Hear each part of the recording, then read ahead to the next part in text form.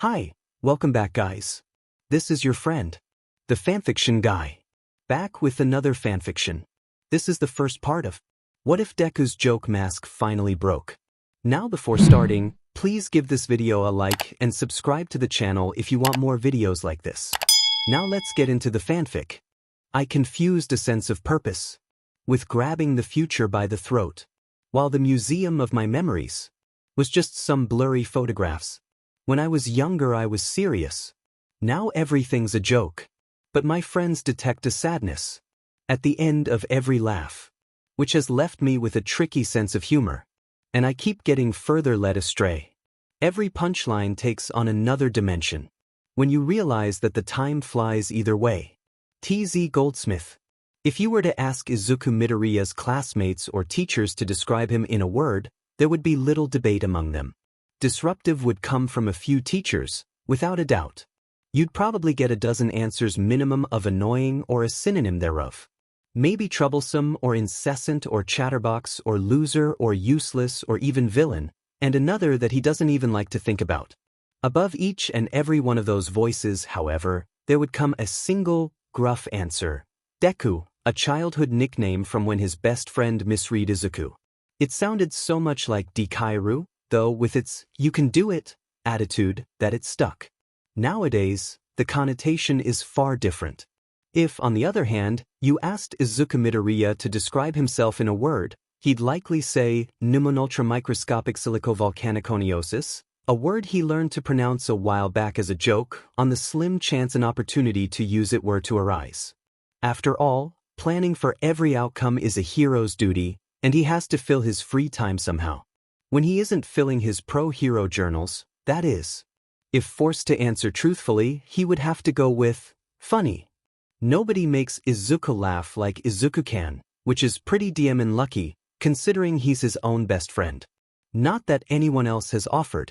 On the bright side, it means less crowd work. Perhaps the greatest lesson he's ever learned from his best friend is that if you already spend your days as everyone's punchline, just think of a different one so you can laugh too. Because if there's one thing in the world Izuku Midoriya knows how to do, it's that. When he laughs, loudly and often, his grin pulls back even more than it does up, flashing almost every tooth, and his eyes squint so tight you might think they're closed, like there's always a joke nobody else seems to get. Even his resting face wears a wry little smile that makes most people question if he's ever really serious, or knows what the word means, for that matter. It's not like he tries to be disruptive or irritating. Well, that second one isn't entirely accurate, but that's under extenuating circumstances and directed toward those who drew first blood, so to speak. When class is in session, he's focused on learning. That's what school is for, right? Even if it wasn't, it's not like he'd ever do anything to damage his academic reputation, not intentionally anyways, because UA only accepts the very best students, and that's where he's headed. He promised himself as much a long time ago. Some of the world's greatest heroes graduate from UA. More importantly, All Might graduated from UA. Izuku has always operated under the belief that learning is meant to be fun, but apparently it's supposed to be unbelievably dull, so says every school he's been in since the 3rd grade. It's maddening. The material itself is interesting. He knows it is because it's been his regular schedule for years to read a few chapters more than he has to always keep well ahead of the syllabus, to do his boring teachers' jobs for them, in case he happens to zone out, which, if he's being honest, is an inevitability. Not that he isn't trying like all hell to stay focused on whatever mundane assignment this lumpy-haired goober is droning on about. At this point the school board should call it quits and replace the faculty with cats, no, kittens. They could wear those adorable little shoes that make them walk all weird too. Yeah, at least then homeroom wouldn't feel like such a waste of time, and they'd probably explain the material better too. Something funny back there, Midoriya? A crap. And things had been going so well. Over a whole month without making so much as a single chuckle during class, the longest he's ever lasted, down the drain. Done in by a tiny snicker. What's he supposed to do? Sprint out of the room every time he makes a peep so no one has to suffer through the horror of hearing him breathe?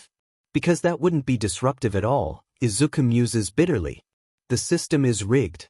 Other students frequently wiggle in their chairs, crack their knuckles, squeak their shoes along the floor, sniff, cough, clear their throats, and make a plethora of other noises, as living human beings tend to do. So what's the big deal? That's different. They aren't doing those things on purpose, Ms. Gizen had once explained to him, to which he'd almost burst a blood vessel. How she'd been able to hear him snort over the sound of a bandsaw whirring is a mystery he's no longer willing to expend his finite mental vitality trying to solve. Sorry, Mr. Taiketsuna, Izuku mumbles as he shrinks in on himself, peering out from under his messy head of curls, their color as light as sea foam. What parts rest in shade abruptly darken into black under their own shadow. The raucous laughter that surrounds him post-scolding only serves to twist the knife as Mr. Taiketsuna does nothing but playfully ask them to settle down. Try as he might to think of something funny in the hopes of getting to participate, or to at least strip his classmates of any possible emotional ammo, the embarrassment overwhelms Izuku. He's usually so much better at this. And he hates the way his brain seizes up when Kaken is around.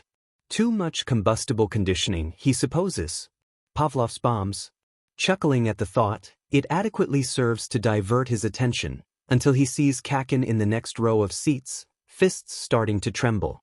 Any hope Izuku had of salvaging the day dies. Well, now that everyone's had their fun, we can get back to work. Oh, and Midoriya, can I trust this won't happen again? Mr. Taiketsuna asks accusingly, looking wholly unimpressed at the so-called troublemaker. He shuffles papers around without much thought, and Izuku nods quickly, his head still tucked firmly between his shoulders. Aha! Mr. Taiketsuna sounds anything but convinced, and Izuku, brow furrowed, has to wonder why a question with no right answer had been asked. Clearing his throat, the teacher continues. Now, class, someday soon, sooner than you think, as you move forward on your academic journey, your time here at Aldra will come to an end. Yes, I know we'll miss you too, says Mr. Taiketsuna. Most of you, he quietly tags on as an afterthought, loud enough for Izuku to hear. I'm supposed to pass out these career aptitude tests to help you better prepare for your future. It's important to give yourself options. You never know what's out there, and he pauses with a smile and a shrug, letting the papers slip through his fingers as he leans his weight against the worn desk. Who am I kidding? You all want to be heroes, don't you? The classroom erupts into cheers, shockingly louder than the previous roaring at Izuku's expense. Each and every student, save Kaken and Izuku, proudly show off their impressive quirks. Fire, stone, spikes, telekinesis, wind, smoke, so many awesome abilities in their dinky, forgettable middle school class alone. Sure, a couple are lackluster on the surface, such as finger lengthening or an eyeball extender, but he genuinely believes they could be used effectively for hero work given enough training and the right strategy. Izuku, meanwhile, can show nothing. Not without incurring the wrath of his classmates, his teacher, and worst of all, Kaken, who it seems he's already on thin ice with today. For what reason, Izuku hasn't the vaguest idea. The guy just acts so explosive to him. Wording 100% intended. Kaken stays quiet for the complete opposite reason to Izuku. Being decisively the top student, he simply has nothing to prove, although Izuku would secretly argue he's only stuck in second place behind Kaken because of how hard he SCKs at PE. Boy, does he SCK at PE. Both try to ignore their class's thunderous yells and cheers, to varying success. It's not as though Izuku is ashamed of his heroic dreams. He's happy to tell anyone who'll listen, but that demographic is very close to zero. No, Izuku is silent because it's crucial he avoid any unnecessary attention in the middle of what has already become a painfully stressful day, but with the help of Midoriya luck, it of course, blows up in his face in a spectacular fashion. Shut your mouths, you buncha extras. Your dumb buttes would end up as sidekicks. Hell, you probably won't make it into any hero schools to begin with. Kaken leans back to rest a leg against his desk, voice stentorian and soaked in well-earned arrogance. So much for keeping quiet. Me? I'm going straight to the top. You shitbag D-listers. I'll rise above All Might himself and be the most powerful hero anybody's ever seen, he clicks his tongue, but at least you fuckers know not to even attempt the UA exam. You'd be a waste of their dim time, An insult to the motherfucking institution. The teacher makes a noise for him to tone it down, but Izuku can tell he barely cares about Kaken's attitude and language, as he instead focuses on studying a student application. Oh please no. Okay, it'll be fine. There's plenty of students in this class. It could be anyone. Midoriya, you're trying for UA too, aren't you? If Kaken was tense before, now he's livid. He bolts up so quickly, his chair makes a horrible scraping sound against the floor as it shoots back into the desk of some poor, uninvolved student sitting behind him.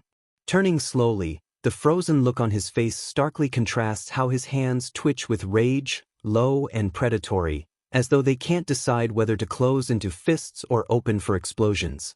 The indecision has his knuckles popping and fingers contorting.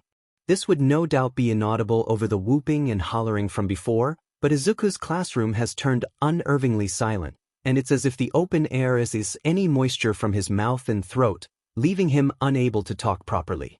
Not to say he'd have the courage to speak up regardless. Not to Kaken, never to Kaken. With other bullies, getting a beating after a good laugh was still worth the trade, since it's bound to happen sooner or later anyhow, but with Kaken, what could very charitably be referred to as fights were especially harsh by comparison, both physically and emotionally.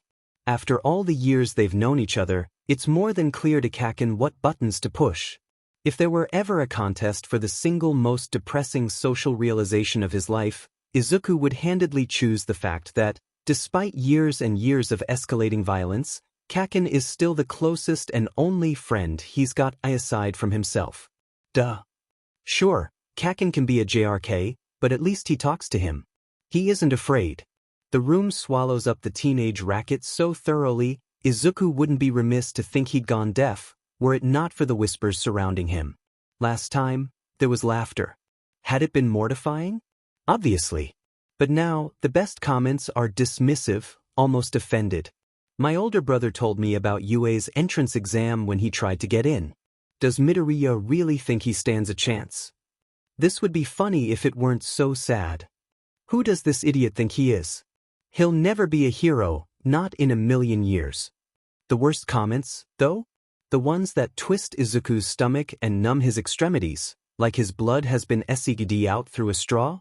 The ones he's spent the better part of a decade trying to convince himself don't hurt? They take a far more frightening, frightened turn.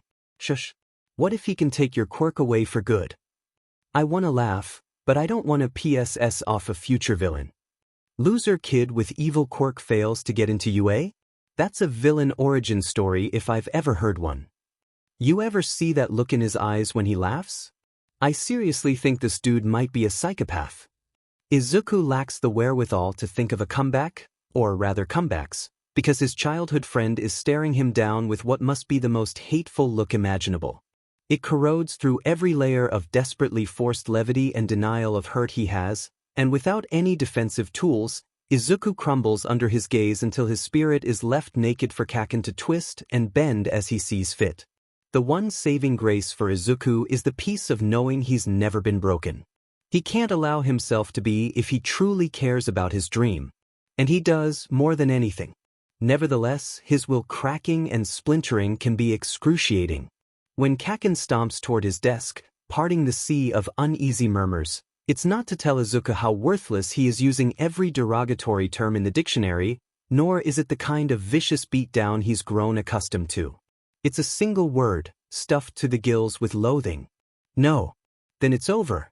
Kaken steps away, class shortly concludes, and Izuku is left stitching his threadbare heart back together with the same frayed string he's used for years. It seems like everyone's already left, or is filtering out, and the worst might be over, until his notebook is snatched away and thrown out the window before he can get a single pleading word in. As much as it digs at Izuku, with Kaken, this sort of behavior is par for the course. Funny as it is, he's startled more by the casual littering than the blatant cruelty. Doesn't his friend want to get into UA? You never know what might end up on your permanent record. Wouldn't want someone like you spying on heroes, now would we? Just doing my part as the future number one, Kaken says with a twisted smile. His hand clamps around Izuku's neck with a few errant, explosive pops, and slams the back of his head against the classroom wall. Kaken's other hand lets off larger sparks as he dangles a finger dangerously close to Izuku's face, tickling his chin. I'm sure you understand. Right, Deku? Izuku wants to nod so badly, wants to breathe normally and be left alone, but there are some fights he can't run from. The only move he has left is to close his eyes and try to tune out what's happening. Right, Deku? Kaken asks again and tightens his grip, managing to lift Izuku a couple inches off the ground before letting him drop, whose stone-walled look naturally reverts back into a nervous, shaky disaster. It's only when Izuku opens his eyes again that Kaken throws a fist right at his face, knocking him back against the wall until all he can see is a nonsensical spread of colors and his own blurry hands trying to keep him steady on a blurry floor. For all the crunchy noises he can hear when he scrunches his face, and throbbing pains surrounding his eye, the swelling knot on the back of his head is easiest to focus on. You know, if you really want to be a hero, how about you go ahead and kill yourself now? It'll save me the hassle of having to arrest your dumb butt later. Izuku could only wait for his eyes to refocus and repeat a personal mantra. I'm not a villain. I'm going to be a hero. I'm not a villain. I'm going to be a hero. I'm not a villain. I'm going to be a hero. Right? 15 years ago. To say Shouta is anxious would be as if to say boiling magma from the Earth's core is a little bit hot. A blunt man by nature, these things should be no trouble, and they aren't, except now, because Emi makes everything so complicated, but so simple. He's a mess. Easy though it might be to tell himself it's completely normal to hide on the roof of his girlfriend's apartment complex and roleplay the same uncomfortable conversation with one of the local cats over and over, and definitely isn't him avoiding the reality of having to have said conversation. That simply isn't the case. He's being a coward. This is not how sidekicks should behave, much less fully fledged pro-heroes. How will he ever be able to call himself one if he can't end a single, stupid relationship? Because it doesn't feel stupid, even if it sounds stupid, he grumbles into his capture weapon. Shouta steps away from the scraggly, patient cat that spent the last 20 minutes as an uncharacteristically quiet misjoke, and hops his way down the fire escape to meet his doom. Steeling himself into keeping a neutral expression, he raps his knuckles 3 times against the cheap wood of her door. There are several silent seconds before he hears a muffled, "Come in," from the far end of the apartment. On any normal night, this would be the part where Emi bursts out and pulls the wiry young man off the ground into a bone-crushing hug with a surprising show of strength. Surprising for people who don't know her, that is. Tonight, he turns the knob and steps past the threshold of her doorway without incident, which might as well be a massive neon sign that says something is wrong coming from Emi Fukukado, but Shouta has more than enough on his plate to note it as anything more than a passing curiosity. "Well, look what the cat dragged in," she says weakly, giving it her best thin-lipped smile.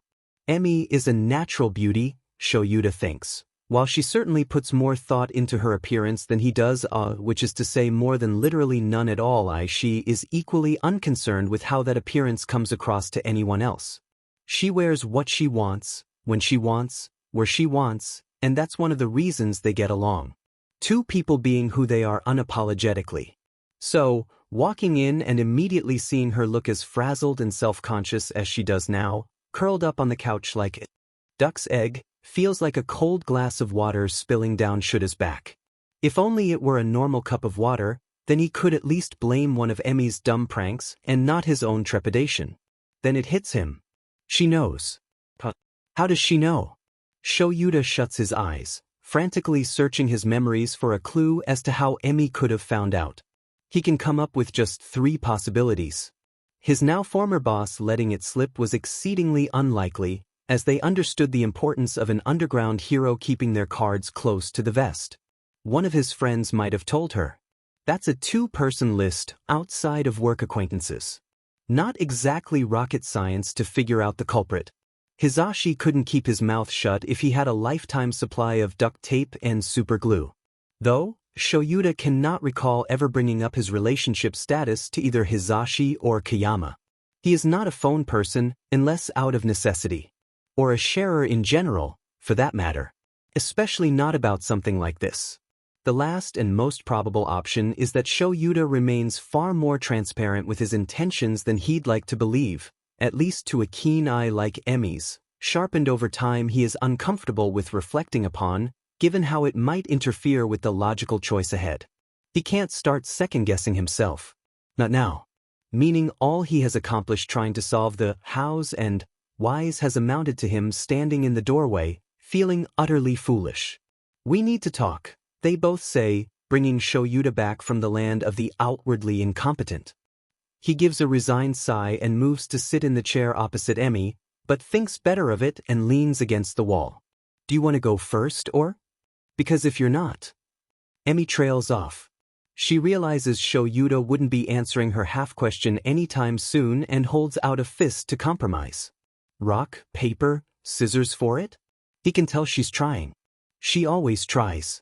He just wishes that she could, how does she put it? Read the room? For once in her life.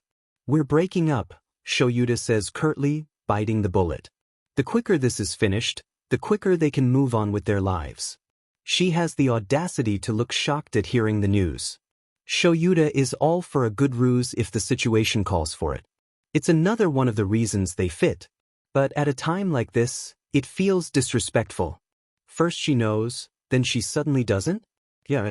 The whole situation becomes an even bigger pill for Shouta to swallow now that she's doing one of those jokes. Emi should know by now when to quit pushing his buttons, lest Shouta's defense system initiate the final protocol in its database. Locking up and disengaging. Rude, Emi says, releasing a held breath and brushing off his comment like it was a joke. Her false shock fades into a groan.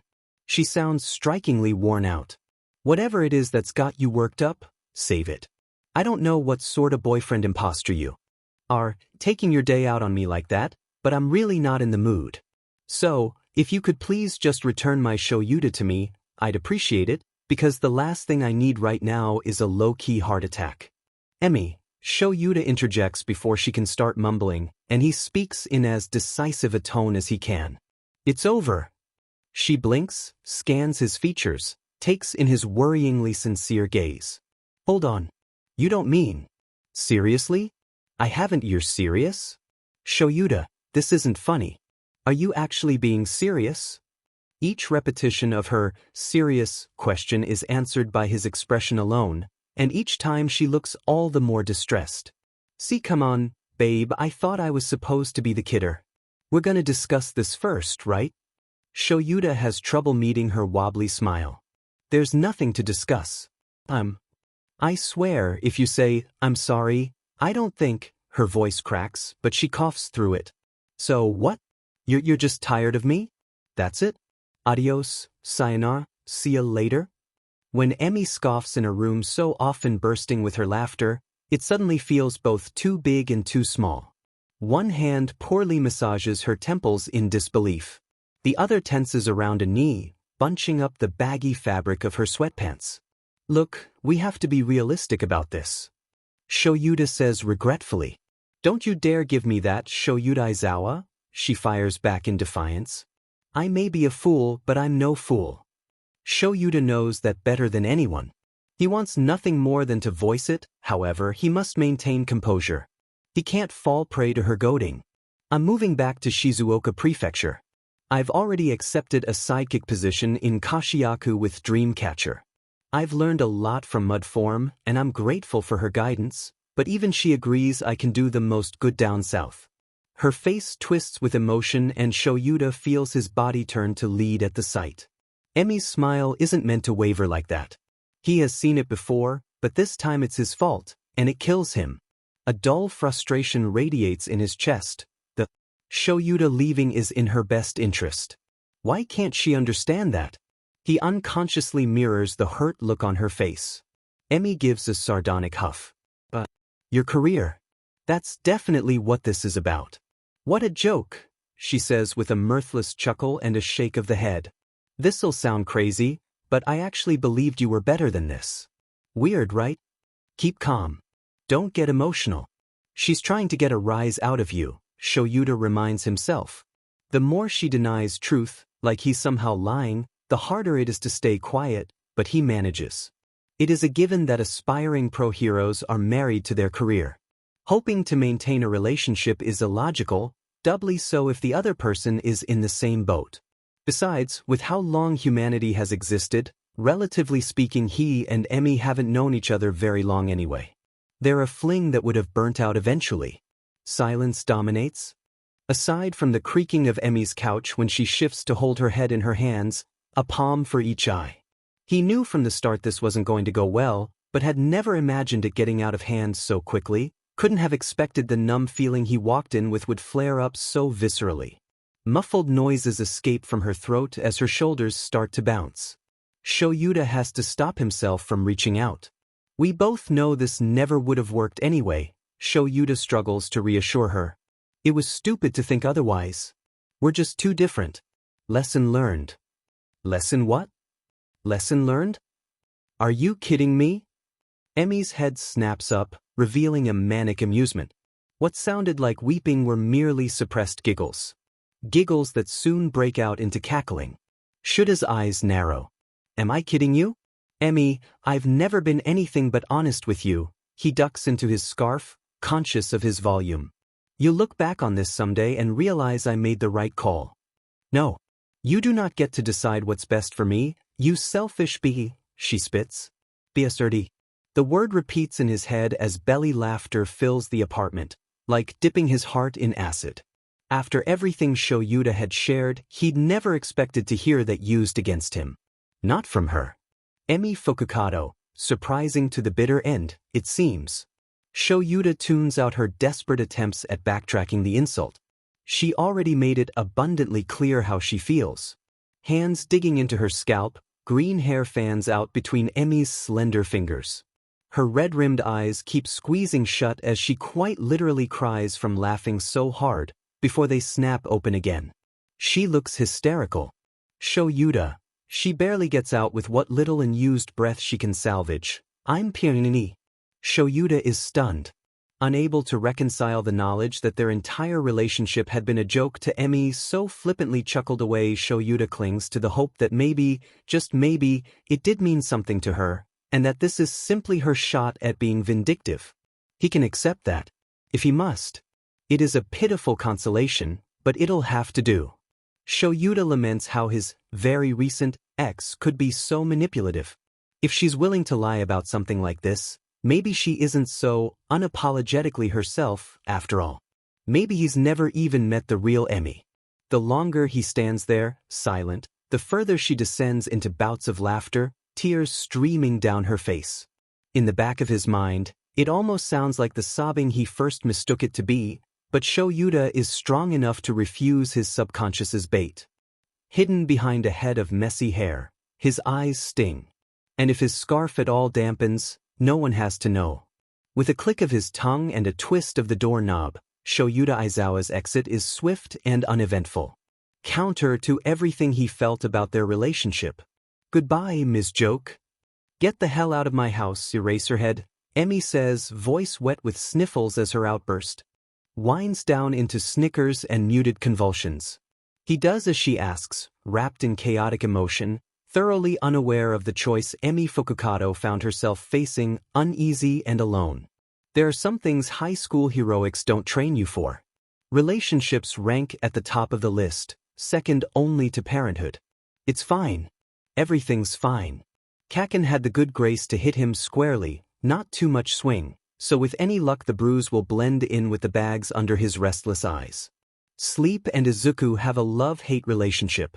That is to say, Izuku tries to bring Sleep flowers and chocolates and sing its sweet serenades, and Sleep tells him to shut up and that it thinks they should take a break and see other people. Sleep got the car in the divorce. The real tragedy is he can't even sleep around as payback. Izuku has lots of time to think of silly analogies when he's stuck staring at the ceiling. The discussions he and Kaken share are a common enough occurrence that Izuku by no means has tears left to shed. Not anymore. Still, that doesn't make them any less exhausting than they've ever been. He found this park bench a little over a week ago, tucked under just the right amount of shade, ideal for times such as these, when he can't muster the energy to go home to mom and pretend everything is a-okay. It's his new fortress of not solitude, seeing as it's at the edge of a moderately popular but peaceful park. Having people nearby makes for a less lonesome time moping around than if he went and barricaded his bedroom door like in the not-so-good old days. Then again, if your problem is not having anyone close, having to see a bunch of people relatively far away only serves to taunt the heart. A cough comes from off to the side. Izuku kicks his knees away from his chest and plants his feet back on the ground, ready to bolt in case Kaken or his cronies came back for more. Frankly, the fact that he's been so zoned out as not to notice someone walk right up to him it doesn't improve his self-image. To his left stands a boy wearing a middle school uniform Izuku doesn't recognize, hair flared back, shoulders drooping like wax, with an unimpressed look on his face. He is notably taller than Izuku, but equally thin, and for all the night troubles Izuku experiences, this stranger looks like he hasn't slept in ever. It is, however, difficult to tell if he'd win the non-existent blue ribbon for Best Insomniac outright, or if the dark rings beneath his striking indigo eyes are only accentuated because he doesn't have a tousled mop of minty curls to shadow them. He's also standing very close. Almost uncomfortably so. "You're in my brooding chair." It takes Izuku a few awkward seconds to realize the boy is talking to him. No one else is around. Left fumbling 5 words into the conversation. "Smooth, Izuku. Real smooth." Oh, sorry," he says quickly, throwing himself from the seat. The other boy holds up a hand for him to stop, with a look on his face as dull as child-proofed rubber despite Izuku's squirming. "I didn't say you have to leave," he cuts in, falling onto the opposite end of the bench with the weight of someone who has just come from running a marathon, hard, before staring vacantly into the distance as he slides off his small backpack. It impacts the ground with a startling amount of mass. "Oh, thanks." Izuku brightens up after momentarily flinching at the drop of the other boy's weirdly dense bag. "I guess there's enough melancholy to go around, huh?" It gets a laugh from himself, but not from the other boy, so he counts it as a half-win. Izuku sets his own perfectly average backpack on the ground and cautiously sits back down, eyes on the other boy, who continues to appear unfazed by all the staring. The silence is soon filled by a question Izuku opens his mouth to ask a number of times before he finds the words. What's in the bag?" The boy does not hesitate. "Toffee mostly." "Why, d'you want some?" Izuku sputters at this for 2 reasons. 1, the boy is still looking at nothing. 2, he is utterly unclear on which half of that answer he should to respond to. In the end, he doesn't get to pick either, as the other boy keeps talking. "So who's keeping you up?" It must pass as close enough for normal tiredness in the shade. Good. The fewer visible injuries, the better. It's a lot easier to hide bruises and burns from mom than it is to think of an excuse. Maybe he can wear sunglasses once it starts to yellow. The boy leans to fiddle around in his pack without bothering to look, and yep, that's toffee. He throws the piece into his mouth as if getting his hands all the way to his face would be more effort than the world's weight in toffee is worth. My friend, Kaken, he's sorry, why do you have a big, heavy bag of toffee?" The boy pauses, slowly swivels his head to look at his backpack, grunts non-committally, and turns to look at Izuku for the first time since sitting down. With half-lidded eyes and a long-suffering sigh, his low voice manages to grate out a sentence. "It's more like a small, heavy bag, but I guess I see your point." It's said so deadpan, Izuku can't help but giggle, clamping a hand over his mouth a second too late. Strangely, the boy doesn't look angry, just confused. Both of them remain quiet, aside from the clinking of the boy's caramel drop against his teeth. There is a limit on how long Izuku can stay silent once something has caught his interest, and it's not an especially generous limit, at that. "I really like your hair," he says unconsciously, wanting to stick his hand in the lavender locks. Izuku imagines they're really, really soft. The boy almost chokes on his toffee at hearing the offhand remark. His eyes widen in a single blink, expression frozen, except for a rising blush that finds its way across his cheeks. In spite of, or perhaps because of the juxtaposition between his overall demeanor and his sudden inability to take such an ingenuous compliment, the boy ends up revealing an underlying thread of disproportionate innocence that Izuku can only describe as, "Thanks." Izuku's sly grin begins to return from its hiatus upon seeing those small hints of bashfulness on the boy's otherwise stoic face. Interesting. He's never gotten quite that kind of reaction from anyone before, and he hadn't even been trying to say something funny. You should get some ice for that, squeaks the boy as he points at Izuku's eye, desperate to change topics. Izuku balks. Evidently Kaken's handiwork isn't as well disguised as he thought. The boy was being polite by ignoring it earlier, he supposes. Oh, don't worry, that's just, it's from a friend of mine. It's fine. Izuku curses himself for how jammed up his mind gets when forced to think about Kaken. Add to that actually having to talk and you've got yourself a recipe for an overwrought Izuku Midoriya. Your friend did that? The boy asks with a quirk of his brow, head tilted to inspect either damage or honesty. It comes across based more in curiosity than comfort when he's rubbing at his own tired eyes and combing his, ostensibly soft, hair back with his offhand. Izuku is quick to answer with another tumbleweed of words. Why, sometimes he's, Kaken can be a bit, much? But it's fine. I mean I start a lot of M2, you know? Fights, 'cause I'll butt in if there's somebody else he's. Izuku seems to have trouble finding another word for bullying, but eventually regains his admittedly tilted footing. Messing around with. Or I know how much he hates when I, talk to myself, but sometimes I can't help it, so, we both have things to work on. It's a two-way street. The way his eyes dart in every direction, surveying for the fastest escape route, just in case, only to settle in his lap the moment he doesn't have to talk about this Kaken anymore, speaks volumes to the other boy. What about you? Izuku asks guilelessly, shifting to sit cross-legged facing this mystery boy, who's caught off guard by the question. What about me? He replies with a grimace, as though the question itself came pre-packaged in a blender with spoiled egg salad and cough syrup. Well, why are you here? Izuku clarifies, undeterred and patting the weathered wood of their shared melancholy bench. I'm not about to tell you that, the boy says, making a face. I told you that, Izuku replies, like fairness alone automatically amounts to a good enough reason for the other boy. To Izuku, fair's fair is a good enough reason, even if that's not how other people play most of the time. But that was very stupid of you. Don't go talking to strangers, the other boy responds flatly with a lethargic wag of the finger. Izuku huffs at this. He gathers his gusto, picking up every piece life tore to shreds earlier in the day. Finally, he takes a deep breath and sticks his hand straight out. Then let's not be strangers. Izuku Midoriya, he announces, voice a smidge too loud. The other boy gives him a hesitant look, unsure of Izuku's sincerity and wary of his spirited attitude. Eventually, for however brief a time, he's able to squelch those anxieties, and moves to shake Izuku's hand. The attempt is intercepted when Izuku meets the stranger's palm not with a mirrored greeting, but a closed fist, thumb extended. Hey look, Izuku says, doing a poor job at keeping himself composed as he points to their impromptu, two-person hand puppet. It's a turkey. He laughs. Really, truly laughs for the first time all day, and at an impossibly childish gesture to boot. Izuku Midoriya is many things. Indolent he is not, but the cherry atop this unexpectedly fulfilling day? He makes someone laugh. Someone that isn't him. Okay, technically the boy gives a minute, nonplussed smile, alongside a shake of his head, but still, that pretty much counts. Booyah.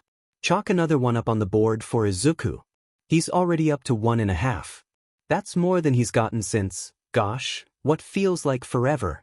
He's still laughing, but goes in for a real handshake this time, feeling oddly dwarfed in the loose grip of the stranger's palm. There is a light in the boy's eyes, and although it's a change imperceptible to most, the weary fog clouding them lifts, if only a little. He knocks Izuku on the shoulder, not unkindly. Hitoshi Shinso. Pleasure. For how smooth the conversation is going, Izuku will take no credit. His cheeks are stuffed so full of toffee he can barely speak, like a greedy chipmunk. Instead, he has to rely on nodding and the occasional short sentence, but he doesn't mind. Shinso is plenty entertaining just to listen to. And, anyway, apparently even caramels go bad eventually, so the nurses throw them out after a few months, Shinso says, unwrapping himself another candy. If they're getting tossed anyhow, my dad figures waste not, want not. I'm pretty sure the only reason they keep them around in the first place is to shut up people getting shots or distract sick kids. I think I'm gonna be sick, mumbles Izuku, the epiphany that eating a pound of toffee was probably excessive hitting him at about the same time said toffee hits his stomach. Holding on for the right moment when Shinso isn't looking, he spits anything left in his mouth out into the bushes. That's cool of your dad if you like toffee so much, he says, wiping his bottom lip. Suddenly even the word toffee makes him queasy, and he makes a mental note not to say it for the rest of his life. Or at least a day. It's okay. I honestly just keep them for the sugar rush, since I'm not allowed to have coffee. Izuku has to wonder if that's legal to do to a guy that already looks so tired, or if it's considered child abuse. He's almost not sure how to respond to that, but luckily, Shinso keeps going. Do you like cat cafes? Whether by how Shinso slings his backpack over his shoulder, or by his raised eyebrow, the question carries with it the implication of an invitation. Yeah, I love them. Izuku answers hastily, immediately cringing at his own reaction. No, I don't, I've never even been to one, I don't know why I said that, he admits, face flushed. It sounds neat. I dunno. Shinso simply nods and starts walking, thereby maintaining his gracious streak and overlooking what a tremendous dummy Izuku feels he's made himself out to be. Then again, maybe Shinso doesn't expect him to follow, or want him to follow. What if he's been misreading this entire situation? Well, he does have about 2,500 yen in his wallet, so it might be best if he cut his loses. Move to China. Create a new identity. Become a hermit. Live off the land. Are you coming? Shinso asks with a pronounced slouch at having to stop his plotting to wait. Oh, thank goodness. Izuku is relieved. Hitoshi is panicking. He's been sitting around talking with this Midoriya guy, and he's done so willingly. As in, not at gunpoint. He's having fun, to the point that he's completely lost track of time, but can't even be bothered by it. It's something Hitoshi desperately needs in his life, and that's concerning on a deeper level than he's willing to admit. Opening up to Midoriya has been weirdly effortless. Nailing down the why is proving to be a surprisingly complicated endeavor. This won't last, Hitoshi reminds himself. It never does. Enjoy this before it's gone, because the outcome is practically predetermined, invariably ending the same exact way. The other students at Naba don't mean to hurt him well. Okay, there's no denying that some do, but certainly not all of them. Nobody beats the daylights out of him after school. It's all so innocuous, and somehow that makes it worse than if they had the guts to be outright cruel, like they are to Midoriya. Maybe then he could fight back. He'd like to think he would, but that's easy to say from the sidelines. The grass is always greener. Midoriya's experiences set an example of what one might consider bad people. At least, that's as much as Hitoshi can divine between his new friends. Don't get your hopes up, not a friend, just somebody he met on a bench, consistent attempts at downplaying or waving off the bullying.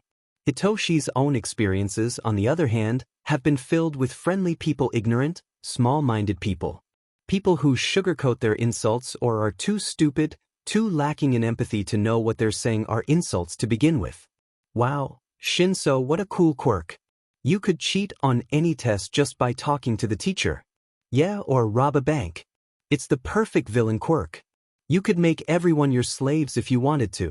How about you help me spy on the girls' locker room? To have some goofball tearing down his walls brick by brick is worrisome to say the least. What will he do once the inevitable comes and Midoriya starts talking the way everyone else does? In the short time they've known each other, neither have brought up their quirks, something for which Hitoshi is infinitely grateful. Why this is the case remains a mystery, but he's not about to ruin a good thing by asking. He already finds it strange, really strange, that Midoriya hasn't mentioned it. It's practically a requirement when you introduce yourself. Hi, how are you? My name is blah blah blah. What's your quirk? That isn't even the weird part. The weird part is how Midoriya can't keep his mouth shut for 2 seconds about everyone else's quirks. He's got notebooks full of heroes and their quirks. He showed off his 13th one. It's possible the guy just never thought to ask about Hitoshi's, but unlikely, and he doesn't like where this train of thought leads. I could try. I could try to help with this Kaken guy if you wanted. I'm bigger than you.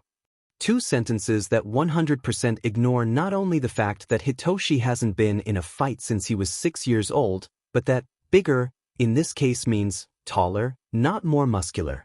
Worth a shot.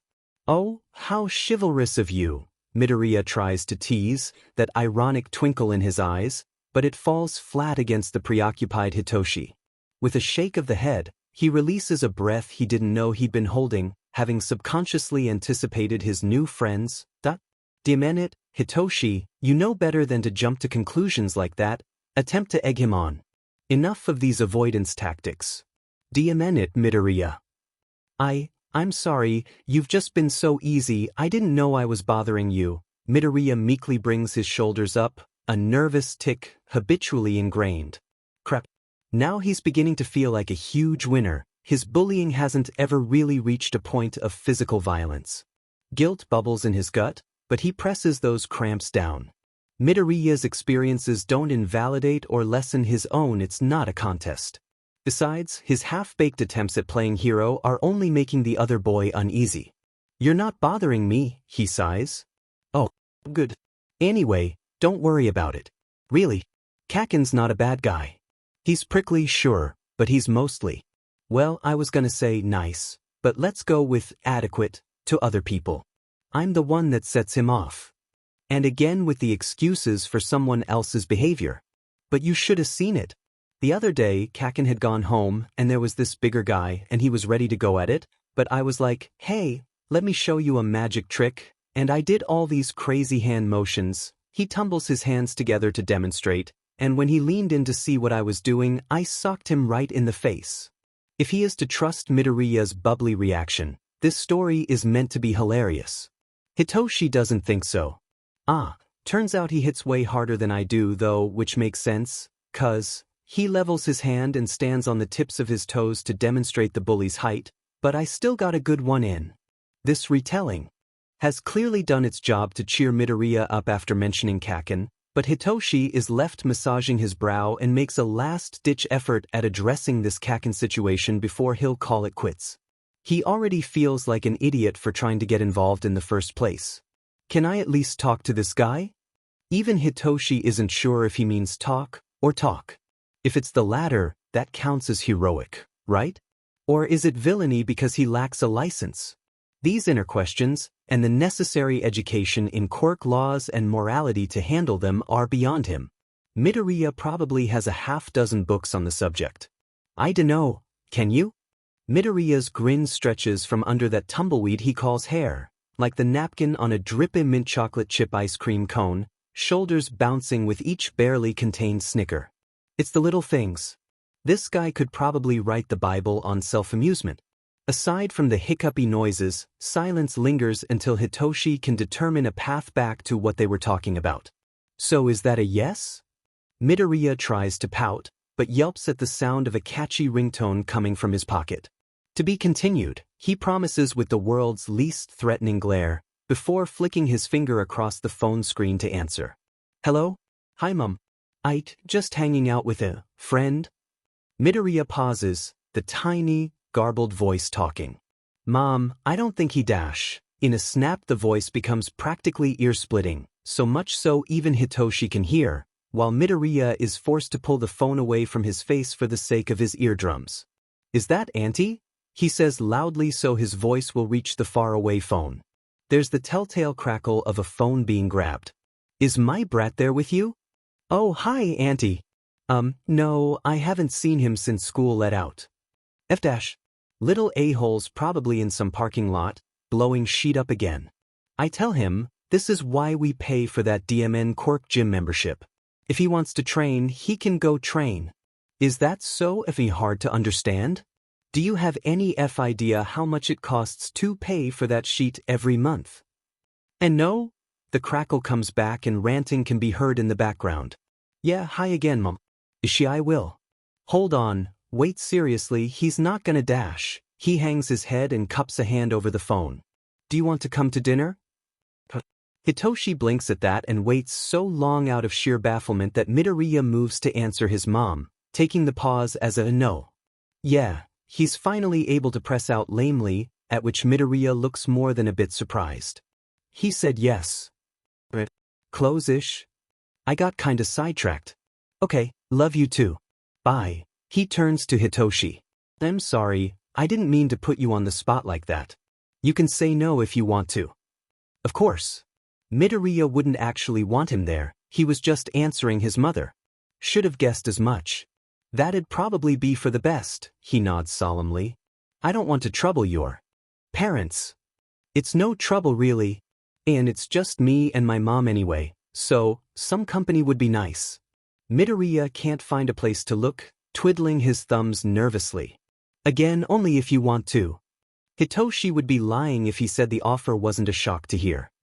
Sure. As long as I'm back before my dad gets home, I should be good, he bashfully rubs at his neck. I may or may not have avoided doing a few chores. I didn't think I'd be out this long. His admission makes Midoriya giggle, and while that's fairly frequent already, being the direct cause of it feels nice. I won't tell if you won't.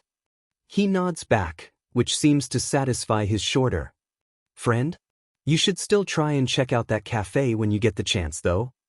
Hitoshi follows his lead, etching the route to their new destination in his memory.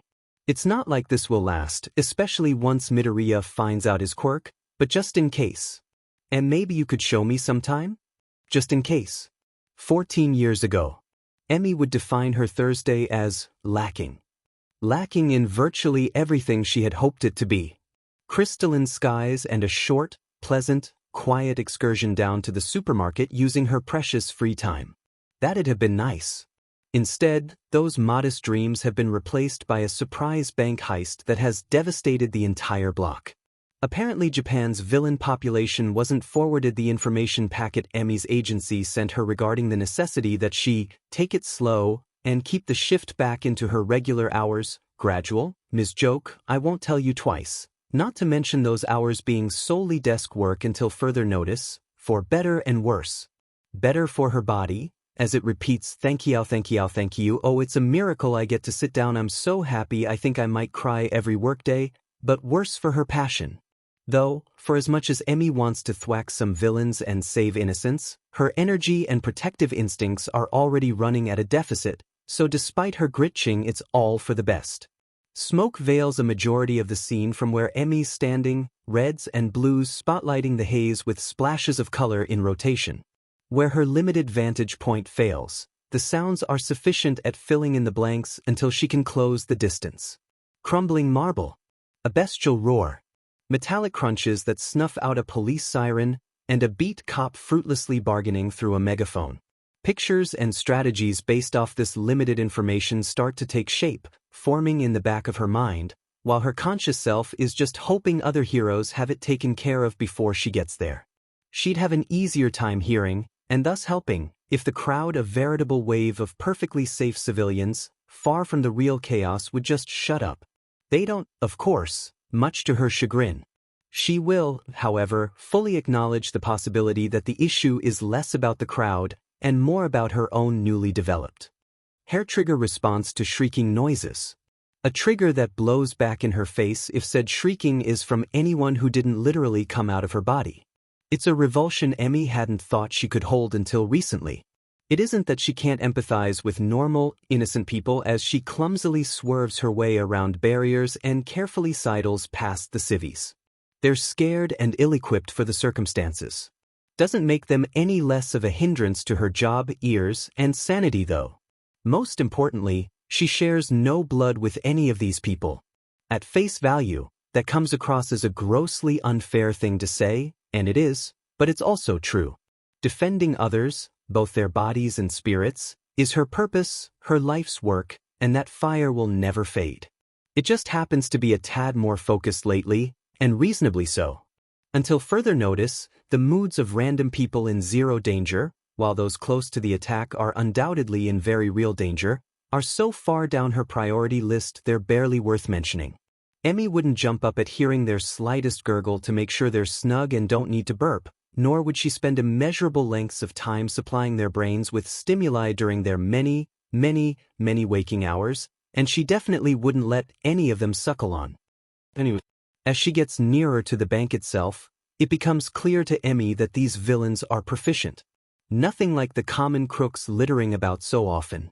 They must have prepared their heist meticulously, as it has thus far been executed with crackerjack timing and remorseless destruction. Scanning the area, Emmy can see the sole line of defense is a handful of police officers, unsuited for the job and desperately hoping to keep back the fervent looters until the pros arrive. The everyday outfit she has on is understandably worse than her sidekick gear in the butt-kicking department, equipped with neither tools or protective padding. Not that her regular costume is a suit of armor or anything, but plainly preferable to fighting in a sundress. Dang it. It's a nice sundress too. She preemptively mourns its loss. Emmy's best solution for comforting herself is to rationalize that she probably wouldn't fit into her Ms. Joke outfit right now, so what difference does it make? It isn't as if she's in combat-ready shape at the moment either way. Emmy has two simultaneous realizations, the first being that her best solution's apparently SEK, and the second is that she should really buy a book on self-love to read until her life feels slightly less like a fever dream. All she can hope for now is that a single sidekick will be enough to stall the villains and that it won't take long. One of these hopes comes true and the city is better for it. Emmy's day is not. A number of hours, 4 villains, 2 stacks of paperwork and 1 breakdown when the on-site medics wouldn't let her leave without a gratuitous checkup later, she's home. The sky is an inky black, and she has to strain her eyes under the dim, fluorescent lights to see if she's fiddling with the right key or if she's been messing with the one to her work locker, or laundry room, or mailbox, or when did she get so many keys? Deep breaths. The door creaks like a witch boiling in oil, but the complex isn't charitable enough to justify replacing it based on sound alone, or for any reason less permanent than problems described in the tenant agreement as life or death, which this is as far as Emmy is concerned. Emmy feels like she's going absolutely insane. What else is new standing outside her own apartment like this, weighing options? Is it better to open it slowly, one click of the hinge at a time, or do it in a single swift motion, like ripping off a bandage? Anything between those extreme ends of the spectrum is sure to result in the most horrific of consequences. Cursing her indecision, she turns the knob before any of her neighbors wonder what's up, or why they have to have a lunatic living next door. It's deathly silent inside, a lack of sound so beautiful she wants to cry, but is far too exhausted to do even that. Sliding down the door's backside, closing it with a click, she huffs a sigh of relief into her hand to keep quiet and ignores the salty taste she gets from her palm. Liquid evidence of a hard day's work. A child cries. Its mother heaves herself up, slapping a smile back on for her little Izuku. Don't worry. Mama's coming. She loves him more than life itself, but this kid just won't go the hell to sleep, which means she doesn't get to either. Honestly, with that man's insomnia and her own, pre-baby, hyperactivity, she feels so naive for not expecting this. But then, as if having descended from the heavens above, her upstairs neighbor and babysitting extraordinaire is already on the case. Any regular person tasked with watching a child tends to bolt the moment a parent comes home, especially if they come home substantially later than expected, a reality that's further exacerbated when said person finds a way to avoid Emmy's payment whenever possible because they're too pure for this world. The fact that on top of all this she has her own demanding job to manage and still finds time to watch Izuku when Emmy's gone makes it a feat bordering on the superhuman. Yet here stands a woman cooing at an infant that isn't even hers with a smile so much softer than Emmy's own toothy grin. Izuku Midoriya is a special woman. Seeing Izuku in such safe hands, literal and metaphorical, lets the smile hero finally relax her face for the first time all day. It's okay, sweet pea. It's okay. Your mama's here now, the older woman whispers tenderly, pointing toward Emmy, and turns to give a sympathetic look over the disheveled state of her everything. Don't worry, it's not your fault, she says, sensing Emmy's worries. I think he's just hungry. Oof, she grunts. Might have to stick with formula tonight, mama got punched. In the melons. Inko makes a vaguely disapproving noise, But Emmy is too tired for interpreting intuition and furrows her brow, not from exasperation, but sincere ignorance. What are you supposed to call them in front of a baby?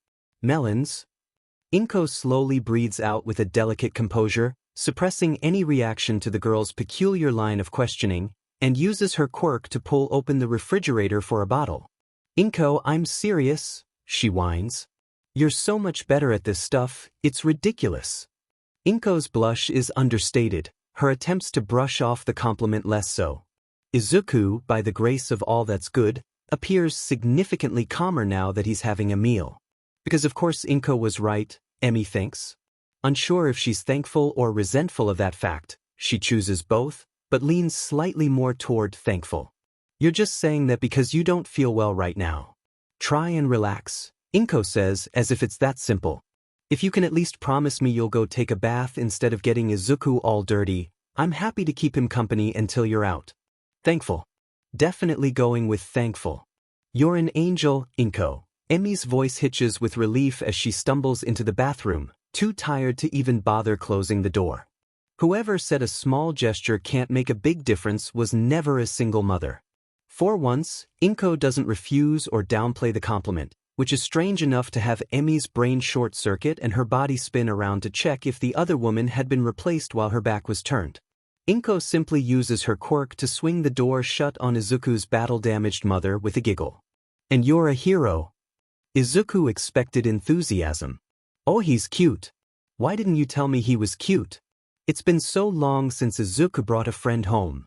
But after his mom is close to tears in the first 10 seconds they're back, he's starting to reconsider this whole dinner plan. She leads Shinso by the hands to give him the grand tour of their small apartment and an overly detailed history of any item that catches her eye along with it. And that's Izuku when he was 4, his mom wells up at one of the photographs on their wall.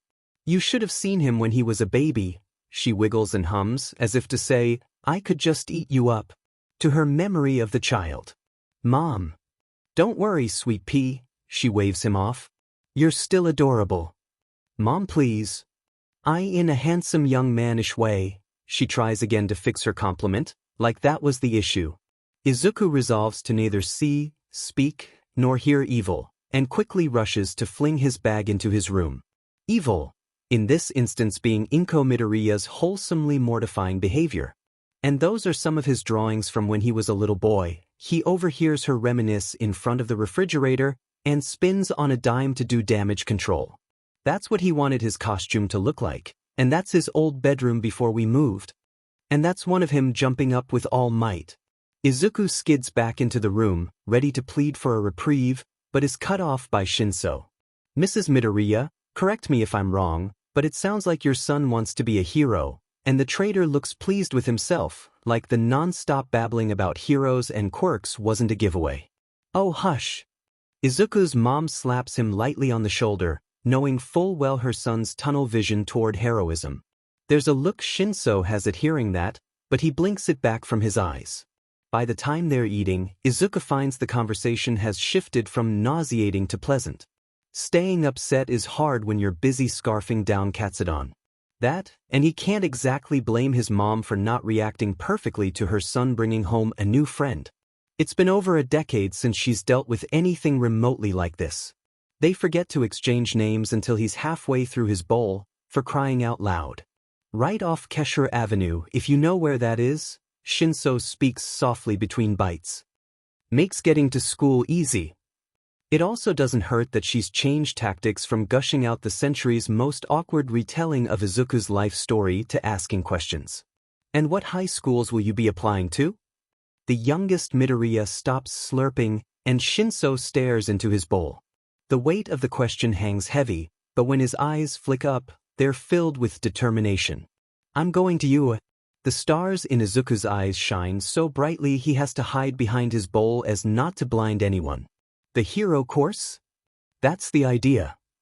He doesn't know whether to laugh or cry at Shinso's flummoxed expression, almost as though the boy had been prepared for any possible reaction to this declaration of his other than a mother's tiny hands clapping.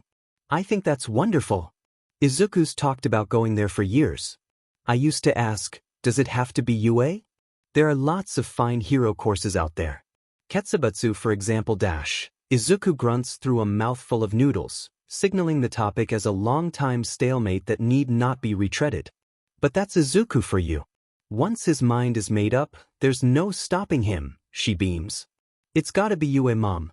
I want to be the kind of hero who doesn't just smile when the going gets tough, but can bring smiles to those in danger as well, and remind them that things won't always look so bleak. Maybe it sounds silly, but that's the hero I'll be. He sits up proudly, the hope-filled speech lessened, if only slightly, by the obnoxious chewing noises of pork in his mouth. I have to. That reminds me, she taps on her chin, tilting her head toward Shinso. You haven't told me your quirk. Both boys choke on their food. Unable to construct an articulate sentence together through all the wheezing, Izuku's every effort at signaling his mother is in vain. If Shinso started talking about his quirk, probably a super cool one, then the ball would be in Izuku's court. Say goodbye to any potential friendship at that point. He knew he'd been surviving on borrowed time. It shouldn't be such a shock. It was fun while it lasted. Thank you for the meal, Mrs. Midoriya. Shinso is well-mannered but abrupt, his bow deep enough to be polite without wasting time, better spent grabbing his bag and speed walking out the door. It was a pleasure meeting you, but I should head home before it gets dark. Oh, come back soon. She stands up quickly, looking dumbfounded with mild concern at her son tumbling over his own feet trying to chase after the strange boy. Stupid. Shinso. Wait. Turning the corner out their door and seeing the lavender-haired boy still standing there, albeit anxiously leaning side to side, white-knuckling his backpack strap, Izuku has never been so glad to live in a complex with such a finicky elevator. Now or never, Izuku. Thank you. For being my friend, even if it was just for one day. It made me feel good for a change. He releases a shaky breath. Okay, I'll leave you alone now. Just wanted to say that. Shinu's hold on the strap loosens with every second the elevator isn't there, time slowing to an uncomfortable crawl, because he still can't look Izuku in the eyes, who's already dragging his feet back toward his apartment. Brainwash. Izuku stops in his tracks and turns. That's the name of my quirk. Anyone who verbally responds to me, I can command to do whatever I ask. Shinso is able to spit out, looking absolutely miserable. I won't hold it against you if you're not comfortable hanging out after this. People tell me it's a villainous quirk. Well, they're wrong. Izuku lashes back with a knee-jerk intensity he scrambles to tone down. Everyone says the quirk I inherited is villainous, too. But that's not true. I'm sure of it. He clears his throat. It's called heckle. When I laugh, I'm able to cancel out the quirk of someone who can hear me. Cancel out? Shinso pps his head to the side. Why? Like the person I'm focusing on can't use their quirk, as long as I keep laughing. That's the gist of it anyway, Izuku mumbles, leaning his terribly jittery body against the concrete railing. Doesn't sound very villainous to me. I wasn't always the best at controlling it, he croaks regretfully. But there are at least a couple heroes with quirks kinda like me. There's Standstill, who can lock people with mutation quirks in place for up to 2 minutes a day, per person. Present Mike is way louder than me, but he has to be heard to use his quirk too. He's also super funny. I listen to his radio show all the time. Who else? There's the sketching hero, Stylo, wait, she isn't like me at all. But Eraserhead, oh man, his quirk is awesome. It's called Erasure. He can erase anybody's quirk just by looking at them. How cool is that? The only video of him online is some choppy security cam footage, but I'd imagine it's mostly used for surprise attacks and single-target combat. That would explain why he's underground. His lips quirk down in thought, fingers linking together beneath his chin. Shinso looks shocked, almost offended. What's wrong with that? Flexible hours, nobody bothering you or calling you a villain, the enemy might not even know your quirk. Nothing's wrong with it. Izuku laughs, realizing he must have tapped on a sore spot of Shinsu's. I didn't mean it like that. Underground heroes are really underrated. I just wish I could see his fighting style, that's all. Oh, says Shinso, his unnecessary, righteous defense deflating in an instant. Shallow embarrassment plucks at his features. Besides, I think you'd make a great underground hero if you wanted to. Imagine shutting down an entire villain stronghold without throwing a punch. Or, think about hostage situations. You could be the first ever hero with a 100% success rate. Thank you, Midoriya. Nobody's ever told me that before. I hope you're right. He lets the moment's breath, staring out toward the dying light. Here, Izuku, after rummaging around in his pocket, slaps his phone into Shinsu's hand, unprompted. If you want to hang out again, put your number on this. I promise not to bug you with too many late-night texts. Maybe we could help each other train for the exam, you know? Only 10 months left. Couldn't hurt. Or, I don't know, maybe you'll get annoyed with me in like a day and a half and we'll never talk again. No one laughs. That last part was a joke. Was it? Shinso raises an eyebrow, rapidly tapping Izuku's cell. 50-50. Hearing Shinso snort at his honesty is the greatest reward of all. Izuku. I'll be right there, Mom. Izuku calls out as he and Shinso share a look. We good. The phone tossed into his hands gives Izuku his answer. A new number on his sparse contacts page labeled Hitoshi. He can't help but grin like a madman. Izuku, would you please hurry in here? There's a strange amount of stress in her voice that makes him glad Shinso seems to have found the stairs by himself. On my way, Mom. Those warm, giddy feelings last no longer than the 10-second jog back into the Midoriya apartment before they shrivel and die. The horror on his mother's face does its share of damage, causing his mind to race in any number of horrible directions. What she's watching is worse. Neither of them can move for the remote, and the TV's volume is so low, there's almost a perverse humor to it, like the news it's showing is inconsequential. Atsuki Bakugo, a third-year student at Aldra Junior High, who struggled against a dangerous slime villain for several harrowing minutes. Despite the brave efforts of close to a dozen pro-heroes, there seemed to be no chance of rescue. That is, until All Might arrived, ending the fight with a single punch. The villain in question is in police custody, and as of this report, there were 0 casualties. Bakugo, however, was rushed to Muzutafu General Hospital, where he was described as arriving in, quote, critical condition, unquote. We have yet to receive a full statement, but our hearts go out to the family and friends of young Katsuki Bakugo. Katsuki has had enough bullshit for one day. As days ago, it started alright, but went downhill fast once Deku pulled some serious bullshit in class. Always looking to PSS somebody off, trying to make enemies out of everyone, talking about going to UA like that isn't the definition of a pipe dream, or a pipe nightmare for the rest of humanity. That was a hassle. But when is it not with that little fucker? Deku is exactly the brand of cruel, spiteful little sheet that would try for you just so he can ruin it for Katsuki. Why else would that villain want to go to a hero school, much less UA specifically? It doesn't matter, because he'll fail no matter what. Things will be better once Katsuki's at UA. Maybe there he can catch his breath. Not to mention I have about 1 billion missed calls from your aunt. You're lucky her heart didn't explode like one of those tiny deer. And do you have any clue how scared we were? Don't you ever pull sheet like that again. Then came this other villain who thought he was tough sheet. Evidently, that turned out to be the case, judging by the heart rate monitor giving his mother a tempo to sync her lecturing with. Go figure. It's difficult to focus on her bullshit with his hospital bed at such an insufferable angle, too low to sit up, too high to lie down, and every time he tries to mess with it, the DMN thing rattles like it's about to fall apart. His hands are bone dry from all the power he's been putting into his explosions, but everything else is so wet, muck forcing itself inside him. He has to think of a plan, because Katsuki's the top of the class, he's going to be the next #1 hero, he's better than some FING lowlife, he should be able to think of a way to beat this guy, but he can't concentrate over the sound of his heart beating and the villain's muffled cackling and sludge pouring through his ears. The force of his blasts is the only reason he's been able to last so long without suffocating, but he's running out of steam and keeps wasting those increasingly brief seconds of fresh air by vomiting instead of gasping. He can't FING breathe. Yeah. Stupid bed. Pull what sheet? Getting attacked by a villain? Damn it, Katsuki, you know what I mean.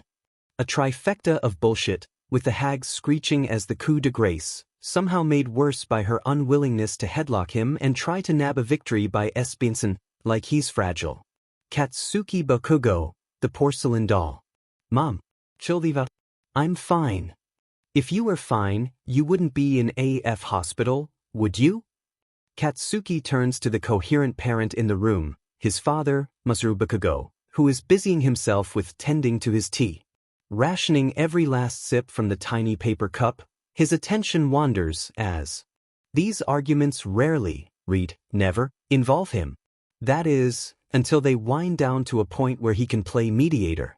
There are times Katsuki feels like the relationship between him and his mother is just a game of telephone through his father. Dad, would you get her to lay off? Tell your son he's being a brat. His dad blinks, looking both surprised and perplexed as to why he's drawn in mid-discussion, but seems to consider his response thoroughly. No force on the planet can consistently make the two feistier Bakugos actually put an argument on hold except a potential endorsement from Masaru, the killing blow to any position the opposing party may have.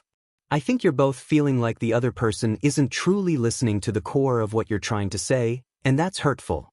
Maybe we could start by having you both ask one another if you're each feeling heard. Don't worry, the whole ward can hear her.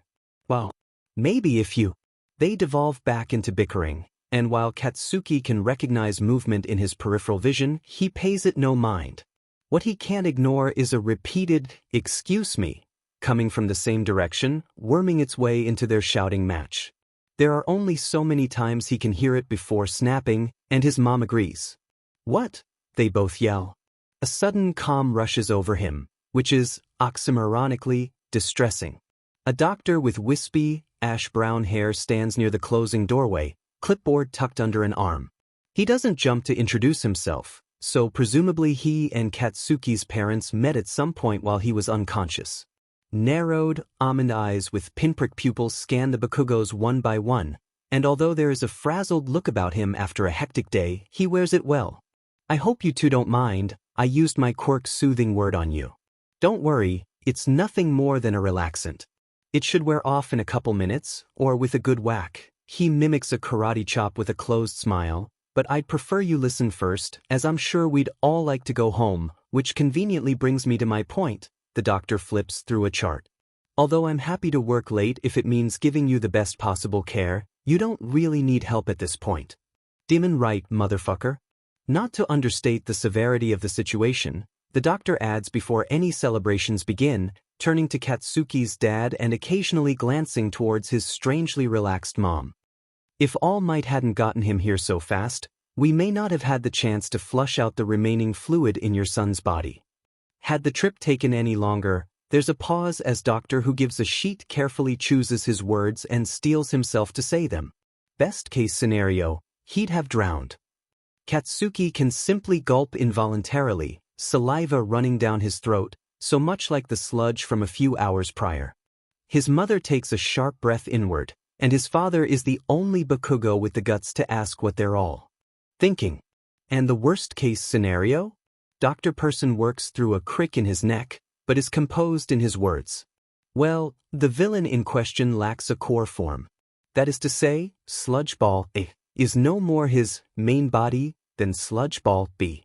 Distance is irrelevant to controlling his limbs, but consciousness, in this case, is dependent on context. To put it simply, given enough time, he could have moved his self, Dr. Guy imitates quotation marks with his fingers, into the only parts that weren't in police custody. Meaning Katsuki would have become that thing. His dad echoes quietly, expression twisting. Dr. Whoever nods, lips thin, face stern, practiced over too many of these situations going sideways. I don't say this to be frightening. I'd rather spare you the mental images, but it would be equally wrong of me to let you walk out without understanding the kind of danger your son was in, both in and out of surgery. Katsuki can't help but scoff at the former. Listen, Doc, I'm not the kind of person who dies in surgery. No doubt about that. Katsuki's death will happen atop a mountain of cash. A mountain of defeated villains would also work. Or maybe he'll figure out a way to live forever. But he sure as F wouldn't die on an operating table.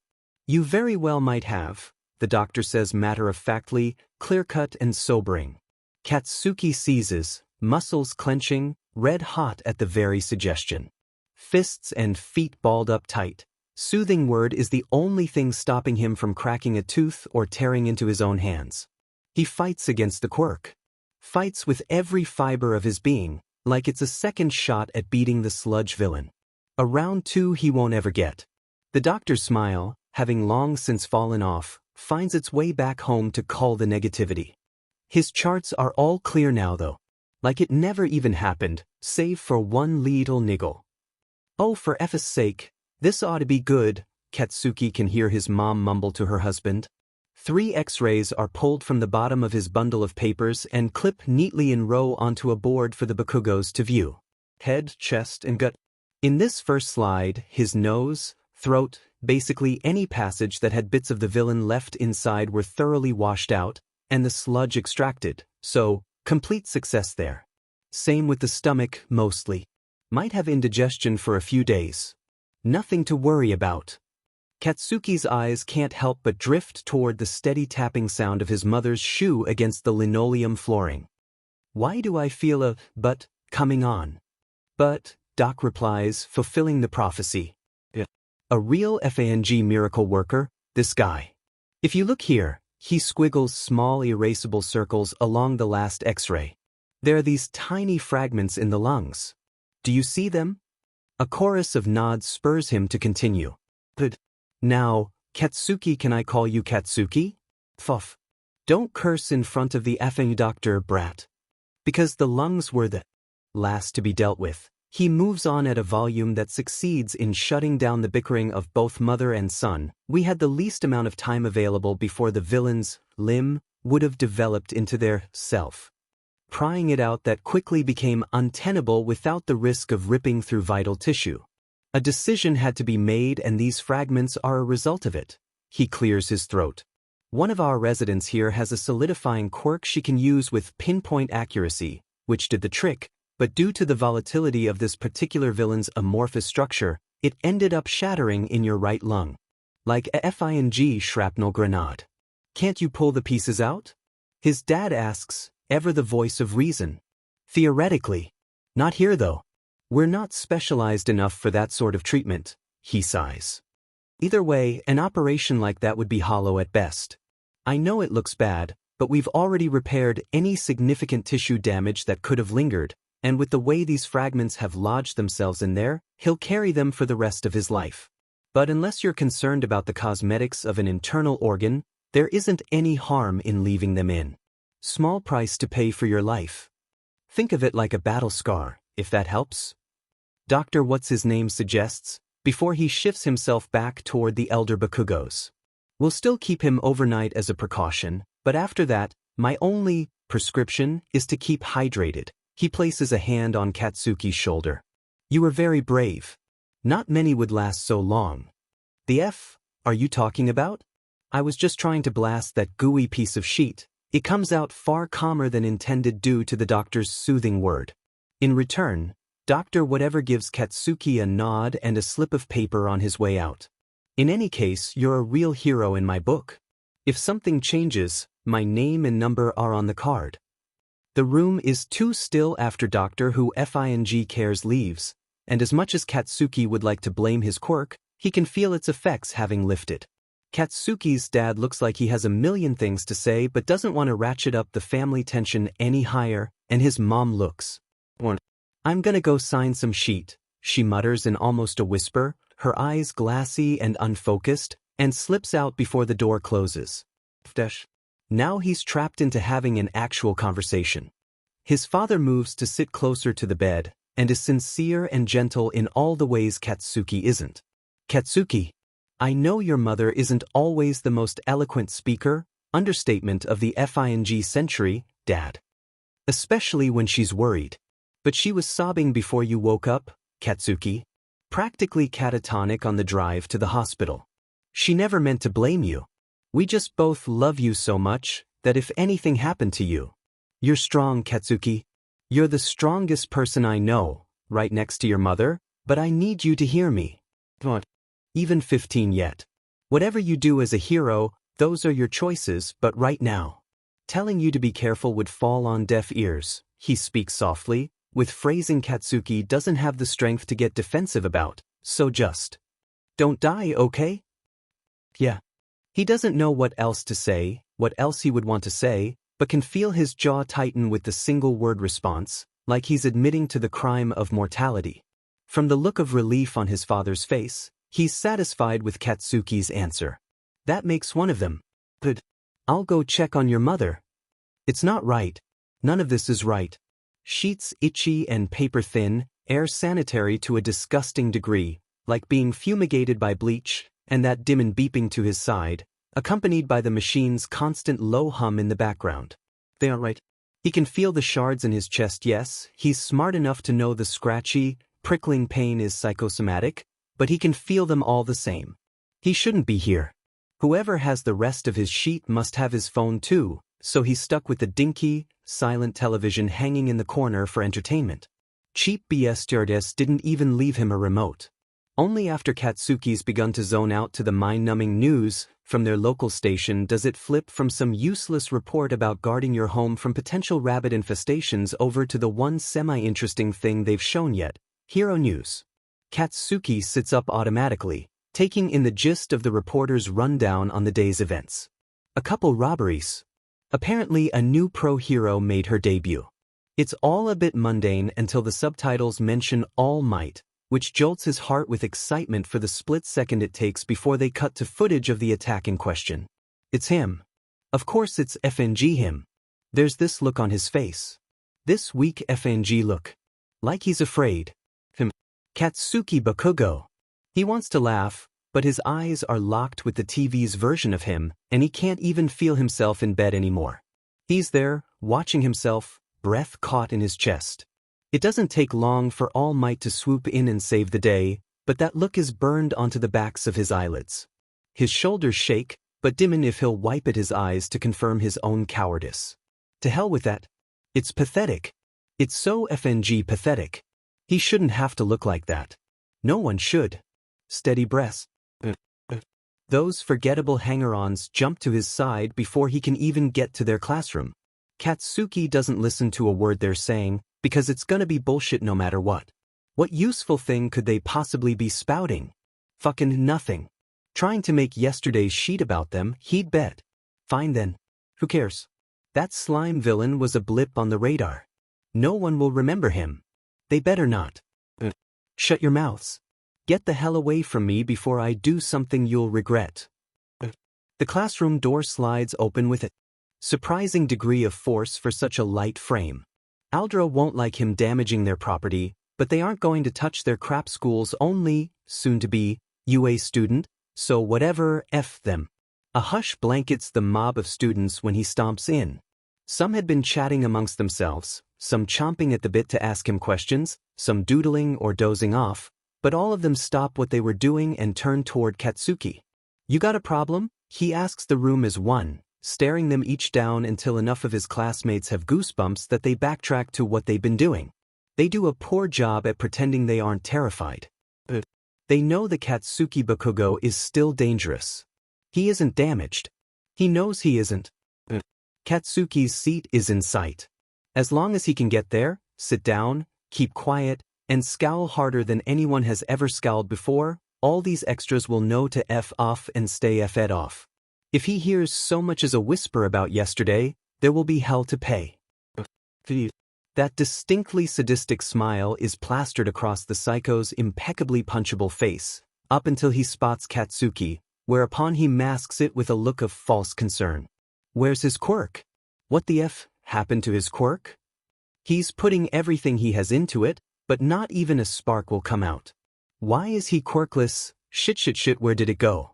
Katsuki's skin is clammy, and his breath won't come out. All of his straining produces a pitiful whimper, covered up by the pop of a few explosions to remind himself that he's still here and now. Out, minute. He said out. Kaken. Oh my gosh, I was so worried. Mom and I kept calling and calling and calling and we were about to take the train, But Auntie called back and said why you were okay and that visiting hours were over anyway. I'm so happy.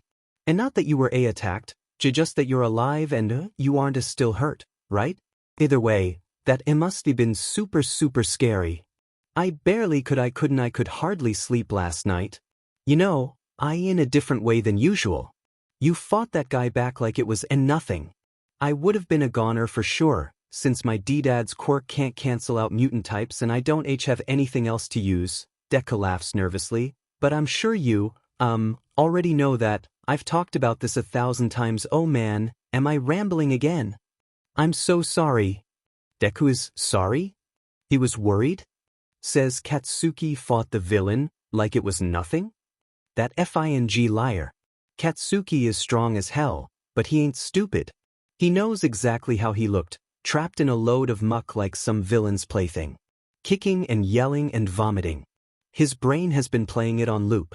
Though he's got this awesome power at his disposal, an ability he trains every single day to master, the ideal quirk for a hero, and it meant nothing. Didn't do a DMN thing but prove he wasn't completely helpless, just. Mostly. So that's how it is, huh? Deku learned to keep out of his business, but now he coincidentally comes back right after Katsuki's villain incident to start throwing insults, to feed him lies, trying to convince him that he's worthless and that it's okay to be worthless? How convenient for the little villain. He must have been waiting for an opportunity like this for years. Probably spent the night jumping for joy, giddy at the thought of making a fool out of Katsuki Bakugo. Laughing at him, always effing laughing at him, wanting to make him look weak, wanting him quirkless, thinking he's so much better that he'll gloat about it and rub it in with that effing laugh, like it's all a big joke. You're dead, Deku, he says softly, but with a strangling heat to his voice, a heaving mass of magma made for melting into the most vulnerable parts of Deku's heart. Not another word, or I won't wait for class to let out. I'll rip out your DMN esophagus right here. He curls his fingers and keeps crackling tiny blasts, letting himself know his quirk is still there. He's still whole. Deku gives that oh-so-innocent expression and raises his palms up, either to pacify or defend. At least he isn't laughing. Deku learned that 1 year ago, but you can never be too sure with villains. Clearly the attack has led to him gaining some amount of boldness back, so for all Katsuki knows, today could be the day he tries it again. Kaken, wait a second, whatever it is I did, I'm really sorry, I was just trying to help. And if you ever want someone to talk to, I know I'm not your first choice, but I'm a good listener. Or, if you want something to, take your mind off of it, I know a bunch of really funny podcasts, and, I really didn't mean to upset you, I was sort of freaking out when Mom got off the phone and said your lungs ha-dash. The pain in his knuckles is well worth shutting Deku up, and the way his own hand shakes is easy to use as fuel for the fire. Watching him crumple like a marionette with its strings cut is more than cathartic. It feels like justice. Kaken, I swear, Deku cackles, I'm not doing it on purpose. The same tired lines over and over. He doesn't mean it, it's an accident, yet it just so happens to be directed at Katsuki, time and again. It's easy to see he enjoys watching Katsuki's chest seize. Katsuki does a terrific job of hiding it, but there's no doubt that piece of sheet can tell, because it's what he relishes. He'd try to suffocate him if he could get away with it, the BSRD. I'm just laughing like normal, he says in between chuckles, his words riding a bumpy road. I'm not trying to, I didn't know, I would never dash, liar. After class. None of those other losers. Just you and me, I'm gonna melt your effing face off. Hope you're looking forward to it. Katsuki certainly is. Once he steadies himself against his desk and Deku scurries back to his own, Katsuki has time to ponder. Specifically about Deku's source. Katsuki, unsurprisingly, has known his mother since he was born, so it's impressive that she's able to surprise him even after 14 years. That hag seriously ran her mouth about his affairs. Not that what is or isn't in his chest is a big deal in the first place, but she should learn to mind her own DMN business. Unbelievable. Blabbing to Deku's mother of all people. Her best friend. Without knowing what a menace that friend's son is. Realizing he has no ground to stand on makes Katsuki even angrier than he already was with his mom. No reason to dwell on it now, though, because what's the alternative?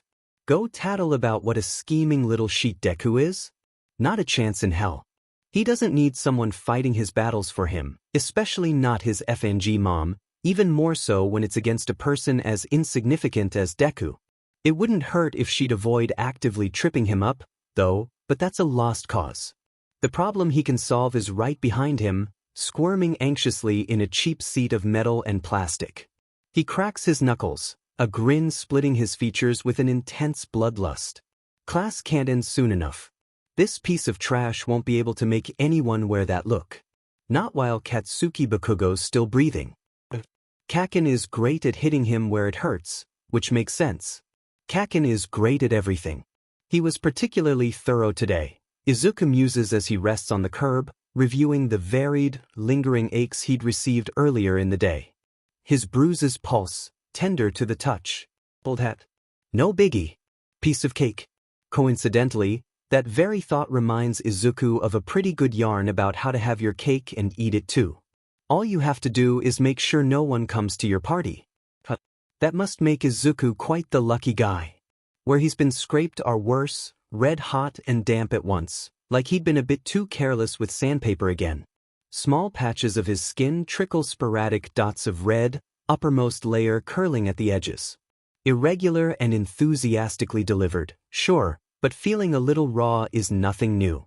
A passé performance. It's a good thing Kaken wasn't on stage, because he bombed. His sprained elbow is easy to justify as a positive. Athletes hyperextend muscles sometimes, right? And since pro heroes are athletic, he should get used to it. The contorted ankle and wicked migraines speak for themselves, as does the off-kilter ache in his knee. There's an errant pinching pain that shoots up Izuku's thigh, like someone has jammed tweezers under his kneecap and clamps them whenever he dares to put weight on his right leg. If his luck keeps up, this year's hottest new look will be pathetic junior high school student. The burns are the worst. Much harder to laugh at too. Not that it's anything so dramatic most of the time. Comparatively speaking, Kaken uses his quirk more for frightening him and blasting him around things that singe, or that sear his clothes a bit than he uses it for direct burns, per se. Kaken is nothing if not aware of his own strength. He wouldn't go around cheering somebody to Kingdom Come when he's trying to get into UA. A student coming to school looking like beef jerky would be hard to ignore, even when their relationships with others tend to hover somewhere between being ignored and being outright loathed. No, the real reason Izuku thinks burns are the worst is hilariously simple. Really, he doesn't like them. That's all. They're easily his least favorite option on the list of the different types of pains, and when sleep is often already a struggle, tossing and turning with a few burns, however small, can be galling. As if his mind isn't already occupied fighting itself, the inability to comfortably lie down tends to nuke the entire battle. Even something as simple as washing up is harder. Showers take longer when you're dealing with sensitive, difficult places to scrub. Not to mention how gross they look. Izuku isn't sure which he likes less, a recent burn or the scar of one. He has had his fair share of both. On an average day, Izuku would choose recent ones without a doubt, but there are some days, despite how plain he looks and broken he has always been, standing in front of the mirror grates him more than it should, makes him feel uglier than he already is, connecting dots of scar tissue like tiny stars on his chest, abdomen, and forearms. He doesn't like to think about his back. Everyone has a thing, though, so it isn't a big deal. Some people are afraid of spiders, some people hate celery. Izuku is allowed to not enjoy parts of himself being taken away by heat and pain. That's not too unreasonable of a phobia, though it's not like he was ever a work of art to begin with. Heck, sometimes he zones out altogether. Silly, right? He sure can be scatterbrained sometimes. If Kaken is boring enough to lose his audience like that, he really needs to write some new material. Kaken would pitch a fit if he knew all the insults he wasted. Izuku knows Kaken's quirk is incredible. Truly it is. He has watched his childhood friend hone it over the years to both his great pleasure and pain. Not many have the opportunity to watch a future hero diligently refine their abilities from such a young age, so, in a way, it's a privilege. During Izuku's weakest times, however, when he is given the chance to stop and think, and he's hoarse from telling himself how great of a hero Kaken will be someday, and how only a villain would want to stop him, Izuku can't help but hold a smidgen of resentment and shame at his own inability to fight back. A charitably brief rage, given not the time to learn how hate truly feels before being gnashed and swallowed into nothingness by its older sister, the encumbering hollowness in his chest, filled with echoes and boarded up with cardboard. Its border is a cliff off which he unwittingly steps, time and again, foolishly expecting to hit the wall he'd come to think of as impenetrable, only to find it shredded. There's a disturbing nugget of relief in rediscovering one's own naivety. A nagging tick at last silenced. See, Izuku is really good at pretending. So good, in fact, sometimes he convinces himself. Those are his favorite times, when the laughter comes at its easiest. However, whether it takes a few days, a week, or even a couple months, something happens to jog his memory and remind him what the world thinks of him. What he is worth, or isn't. That he is worth leaving, or at the very least isn't worth staying for. It is a sequestered, self-destructive piece of himself, made all the more efficient from practice. An inseparable companion to despondency intrinsic, even. One that arrives only when riding depression's coattails, as if to say, just as I suspected, I was never meant to be happy. It is a perverse feeling, one serving no other purpose than as an excuse to pity and self-flagellate, a fact of which Izuku is well aware, further compounding that same guilt on itself. Yet, being right about just that one thing when everything else feels so wrong is a strange comfort. It's all he's got when the kind words and can do attitude wear so thin his bones ache, emotional cartilage ground to dust. That is when he begins to worry that it's not something that goes away, or worse yet, that he just hasn't tried hard enough, too useless and weak and lazy to make a difference within himself, much less for anyone else, and he's readily giving up a chance to end the cycle for the sake of a paltry consolation that only rears its head once he's already restarted the downward spiral. Kaken has been the impetus for his fair share of such clarity-rich moments, but there's no sense in killing the messenger. He was quiet today, so any vitriol he may have spouted must be simulated in Izuku's head. So, like lots of stuff, it is still Izuku's fault. Only when he is halfway home does Izuku find himself cracking up. Over what, he does not know, but inspecting his thoroughly disheveled state brings it out. From the throbbing in his skull, to the weakness of his ankle and twisting sensation behind his knee, what else is he meant to do but laugh his way through it? The stiffness of his elbow, however, accompanied by a popping noise with every bend it makes more than a few inches, is disquieting. Izuku stops limping to fix the unfamiliar issue, best he can, by repeatedly bending his spasming arm to work out the K and kiss. It does nothing but leave him gritting his teeth and feeling like a dummy. Izuku can handle it. He always does. Positive thoughts. He has to think positive thoughts and trick himself into happiness. Shinso said he wanted to be friends, albeit in fewer words. Izuku has a friend now. A friend training to become a hero, just like him. Well, training is jumping the gun a tad. Wants to train is closer to reality. If his legs didn't feel like they were about to turn into dust, the very thought would put a skip in his step. Izuku will be a hero and Shinso will definitely be a hero, and they'll watch each other's backs. Soon he'll be hanging out with Shinso, grinning like a madman, and this will all be a distant memory. It might take a little while, considering he's been walking toward home on autopilot this whole time, not toward the park, but a friend is more than worth a little walking. All he has to do is be happy by the time he gets there. Now where the heck did he put his phone? When Midoriya doesn't show up, Hitoshi can't bring himself to move from his melancholy bench. It feels like such a dumb name now that he's alone again. A part of him wants to think something serious happened, just to spare himself the hurt that comes with abandonment, but he soon chastises himself for having such a selfish thought, and for how willfully ignorant he'd allowed himself to be yesterday. He checks his phone clock again, torturing himself with a hard number that shows how little value Midoriya places on him as a person. When Hitoshi unlocks his phone to get rid of that vile screen and distract himself with cat videos, his texting app comes up, dead blank, save for his mom's and dad's cells, a wrong number, and the depressingly long string of, "Your order is about to arrive," messages from the one pizza place that stays open until 3 a.m. That last one is somehow still easier to justify than walking all the way to the 24/7 crab shack that he continues to be shocked hasn't gone out of business by now. If he plugs his ears, a vegetable pizza counts as healthy. Finding himself still staring at the utter void of conversation, Hitoshi clamps his eyes shut and esikes in a sharp breath, suddenly remembering how he'd set his contact name on Midoriya's phone as Hitoshi instead of Shinso, after knowing him for a day. No wonder he got scared off. Hitoshi groans at the memory, as if hoping to shout it away. He'd actually felt pretty cool at the time for having the guts to do something so bold, giving him further to fall in embarrassment. Having found that shutting his eyes hasn't been able to stop him from seeing the cringe-inducing nightmare, Hitoshi claps his hands over his face for good measure. Awesome. Fantastic. Nice going, Hitoshi. You really nailed it. Grade A friend material. Keep up the good work. Dragging his fingers down his face, pulling on his features lethargically, he submits to what is sure to be another sleepless night. It's a good thing there was no one around to see him babbling.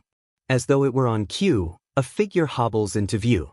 Izuku Midoriya, his right arm using a shirt button as a sling, legs like jelly, and wearing a smile on his face. From what Hitoshi can see of the white shirt beneath his open uniform, a few dots run up his side, an errant cluster of small, black specks showing skin. Running over to meet his friend, and wow, does that word taste. Funny, Hitoshi has half a mind to ask Midoriya if he fell into one of those heavy-duty car washes. Sorry I'm late, Midoriya says guiltily, a little splotch of red in the corner of his mouth from where he bit his lip. What? Don't apologize, Hitoshi admonishes him, grabbing the shorter boy by the shoulders, only to have him flinch away on reflex. What the hell happened to you?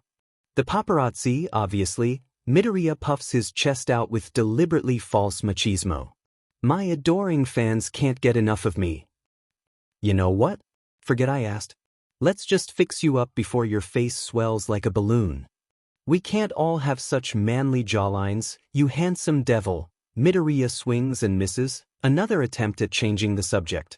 Through a shy smile, as if to accentuate the earlier compliment, he pokes Hitoshi in the cheek, who in turn refuses to react with anything but a grumble at the finger still pressed firmly against his face. He swipes at the finger and starts to drag Midoriya behind him, which finally nets an answer to his earlier question. A terrible one, stuttered out by Midoriya while he's distractedly kicking the grass. Ah, you see, it really isn't that bad. Kaken's week has been awful and I dash, Kaken this, Kaken that, it's okay if he beats me bloody lala. Hitoshi lets the smaller boy babble excuses as he focuses on the task at hand and drags him toward their shady bench where he plops him down assertively. Thrown carelessly at the base of the adjacent tree, Hitoshi rummages through his backpack for the mandatory hunk of weights sitting at the bottom. Eventually, he shakes out the other contents of his bag into a pile to clean up later and pulls out the compact first aid kit, before resting himself next to Midoriya, who seems happy as a clam despite physically looking like he's been given that clams treatment at a seafood restaurant, snapped and tenderized. Putting aside that Midoriya is, by very definition and an absence of competition, his newer-than-new best friend, Hitoshi has seen enough of this bully's handiwork to hate him regardless. If he ever gets a chance to meet Kaken, no lack of athleticism will be able to stop him from decking the guy without hesitation. Illy worried all night, and I didn't want to text you in a bad mood and screw things up, and I swear I was going to write after class, but Kaken needed to vent because I guess I screwed something up, I think, and now I can't find my phone or I would have texted you about getting here so late, I promise. You believe me, right? Aha, Hitoshi replies slowly, hoping he gave the right answer, having lost the thread of their conversation while he busied himself with picking through the kit. Midoriya visibly releases a mountain of worry from hearing his reply. Wow, I didn't know you had a first aid kit. What? It's not mine. Last night, my dad was talking about hospital junk at dinner, as usual, and my mom had her biannual safety freak. Out, so now I have to lug this thing around until further notice, Hitoshi says, flipping through instructions, the serendipity of the matter not lost on him, but not spoken either. You should take your shirt off for this. No thanks, I'm pretty sweaty, Midoriya rushes out through a snicker. Considering how close together on the bench they are, that's not exactly a surprise to Hitoshi or his nose, but it's funny that that's Midoriya's concern. Spending time with someone who seems to take everything in stride feels empowering. Will you at least unbutton it for me? He asks a boy whose grin widens at his choice of words, or take your arms out? After much deliberation and plenty of hemming and hawing, they compromise with an unbuttoned shirt and one sleeve rolled up to the elbow to check its bend. It's the best he was going to get, as there was only so long he could spend checking and rechecking the more pressing sprains like Midoriya's elbow or knee before his patience ran thinner than the stupid, cheap bandages he's been fighting on and off for the last 15 minutes following their unconventional agreement. Ow! Midoriya whines, disinfectant merging with what little blood dribbles down his collarbone from where his skin ran too raw. Listen, do you want to do this? It isn't said as an actual offer, but as a way to shush complaint number 235 about his friend's treatment. Despite how he looked initially, walking around like a zombie wearing a shrub on its head, Midoriya seems mostly okay after having time to cool down. According to Hitoshi, whose medical knowledge starts with, "Don't get hurt," and ends at what the various little packets and the internet are telling him the incorrigible goofball's aches and pains aren't too bad, there just happen to be a lot of them. Besides all the bruises and scratches and cuts and worn skin, Midoriya claims to be peachy keen. By the looks of him, the only injuries he's even noticing are the 5 burns at his ribs from Kaken's vice-like grip, flinching any time Hitoshi gets remotely near one. Kaken did it a number on my shirt, didn't he? Midoriya laughs boisterously, which shakes Hitoshi's hands and work, but now I can go as a ghost with lots of eyes for Halloween. Stop that. Hitoshi grips Midoriya's shoulder, hoping to salvage the last of his already lackluster efforts. Midoriya blinks at him, but nods, curiously watching those steady eyes come off not as tired, but focused. How come you're not using those? Midoriya asks innocently as a bandage is applied to a cut running over his forearm, and points to the small suture case inside the first aid kit. The vacant glare Hitoshi gives off is a hair's breadth from his base-level blank one, but he prays that Midoriya will understand how nonsensical that question is. But he didn't. And he doesn't. Why would he? Nonsensical could describe him to a T. He waits for an explanation, which only deepens Hitoshi's stare, willing his friend to think it through. At this point it may as well be emotional chicken, and Hitoshi won't be the one who caves first. Nope. He won't be. He definitely, really won't be. Hitoshi grumbles. Midoriya wins. Are you seriously suggesting I stab you? It's okay, I trust you. Midoriya. Hitoshi sighs. You do know a medical degree isn't passed down like a quirk, right? If blood violently shot out of Midoriya's eyes from how quickly it all went to his head, Hitoshi wouldn't be the least bit surprised. I know that. Midoriya says, so worked up that he doesn't even notice the oddly cold sensation of burn ointment under his ribs. I just assumed you knew more than the basics. Sorry for believing in you, he pouts, every word of the last sentence dripping with sarcasm. His mouth squirms from the horrible aftertaste, made all the worse by the gutted look Hitoshi can assume he is wearing. By his standards, I'm sorry. I didn't mean it. I really appreciate your help. Midoriya quickly backtracks, giving his own sigh of relief after hearing one from Hitoshi. The pause has the taller boy scratching at his neck and the shorter boy buttoning up his damaged shirt. Hitoshi's preoccupation with repacking the kit gives Midoriya time to formulate a strategy for excusing all the bumps and cuts to his mom when he eventually goes home that night.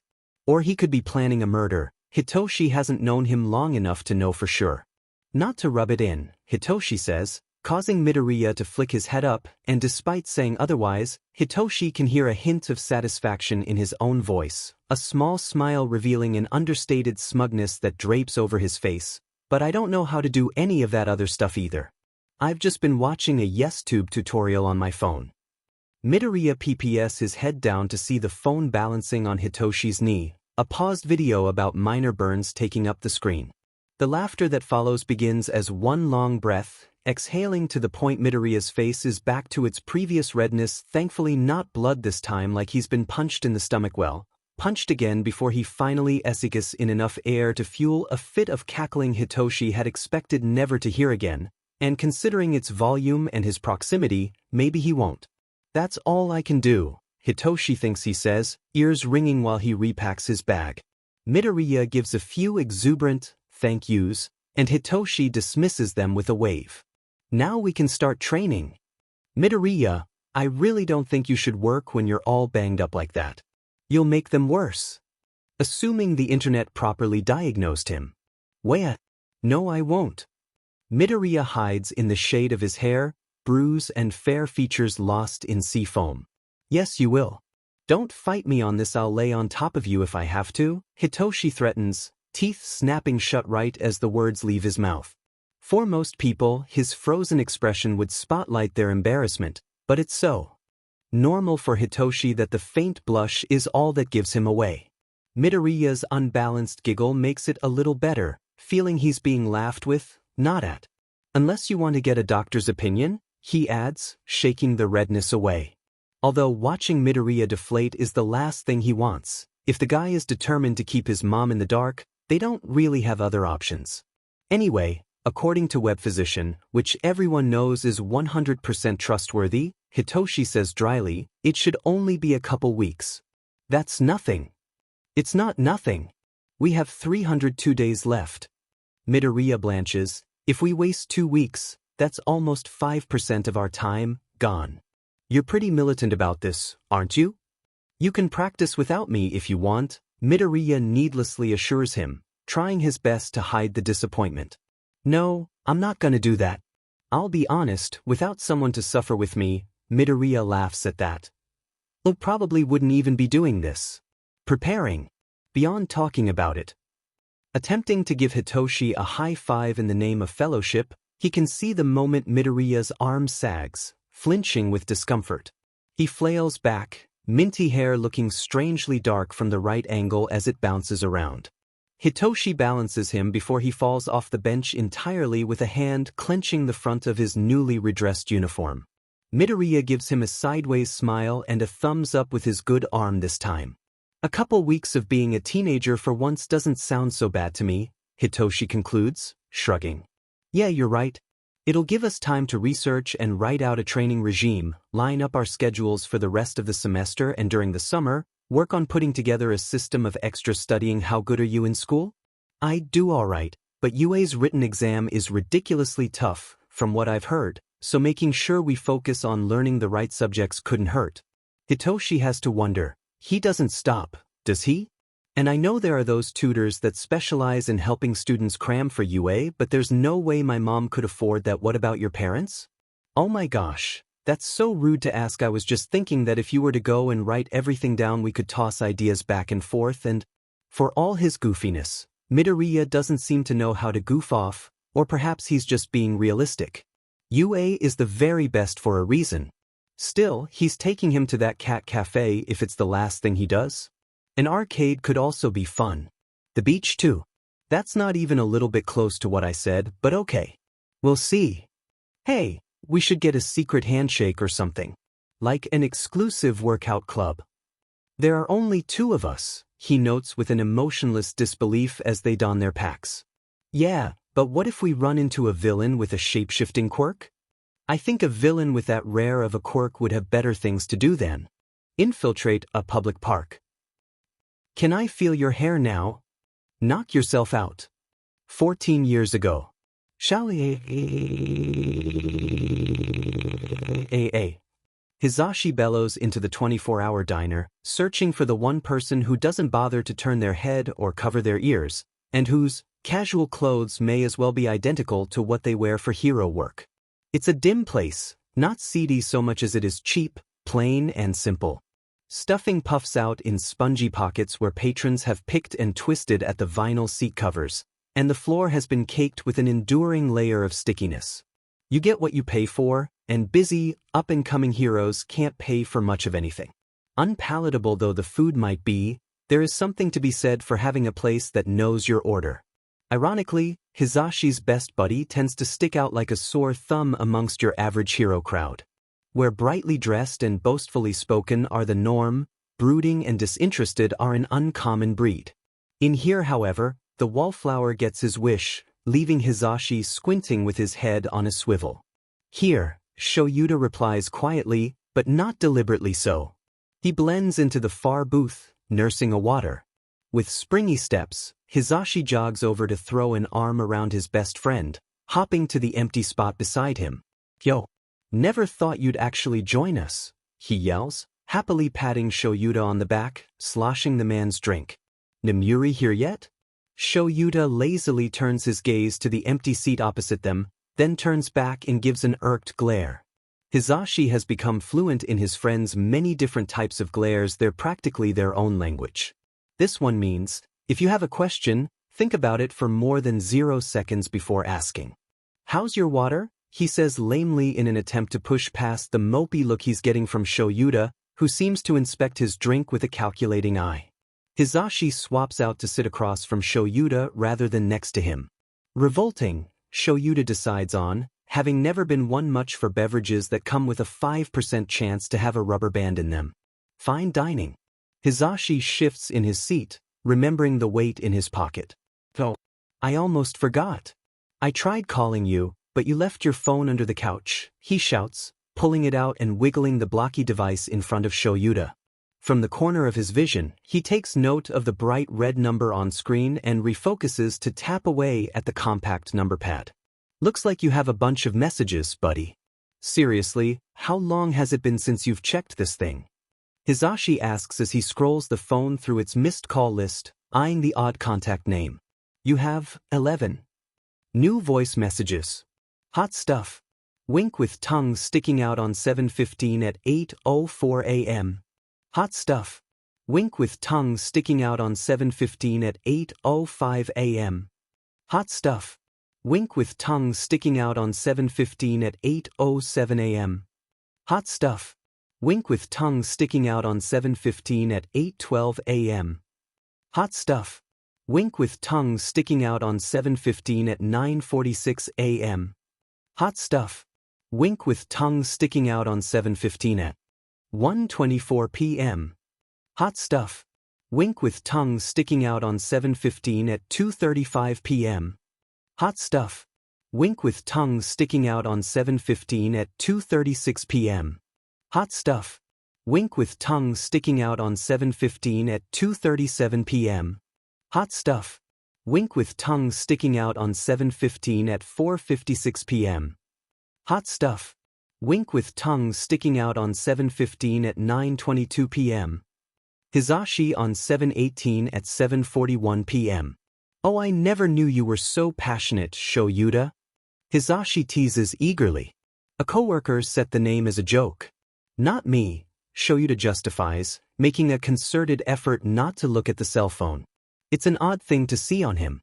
Shy has never been a word Hisashi would associate with his BFF. On one hand, he's so logical and focused that leaving such a ridiculous name on his contacts list is more than likely him simply not bothering to change or acknowledge it. Peculiar though it may be to hear that a coworker had access to his personal cell phone, as opposed to his work phone, Shouta never lets himself stop working, so it might be that he just takes it everywhere for convenience. This theory is further cemented by Shouta still using the same black brick of a phone he's had since they've known each other. Not a similar phone, the exact same phone. Hisashi can tell, because it's still got the same big scratch on its back from freshman year when he fumbled and dropped it during their winter break, and the same itty-bitty black cat charm dangling from its corner that he'd once thought was a spider, thus setting the stage for the earlier mentioned scratch. That's the rational answer, and any further speculation would be nothing but an indulgence on Hisashi's part. As if that's ever stopped him before. So, on the other hand, Shouta has a grand total of 5 contacts, 2 of which are Nomuri and himself, while the other 2 are the agency he works at and emergency services. Hot Stuff is the only mystery caller. Who the heck is able to sneak up on Shouta to take any phone of his, work or private? The guy has the ears of a cat and the eyes of a hawk, even dry as they are. Although stealth is far from Hisashi's expertise, the complete opposite as it happens, He has tried to catch Shouta by surprise since the moment he transferred into their freshman class and has not succeeded a single time. More to the point, what kind of coworker can steal something from Eraserhead himself and live to tell the tale?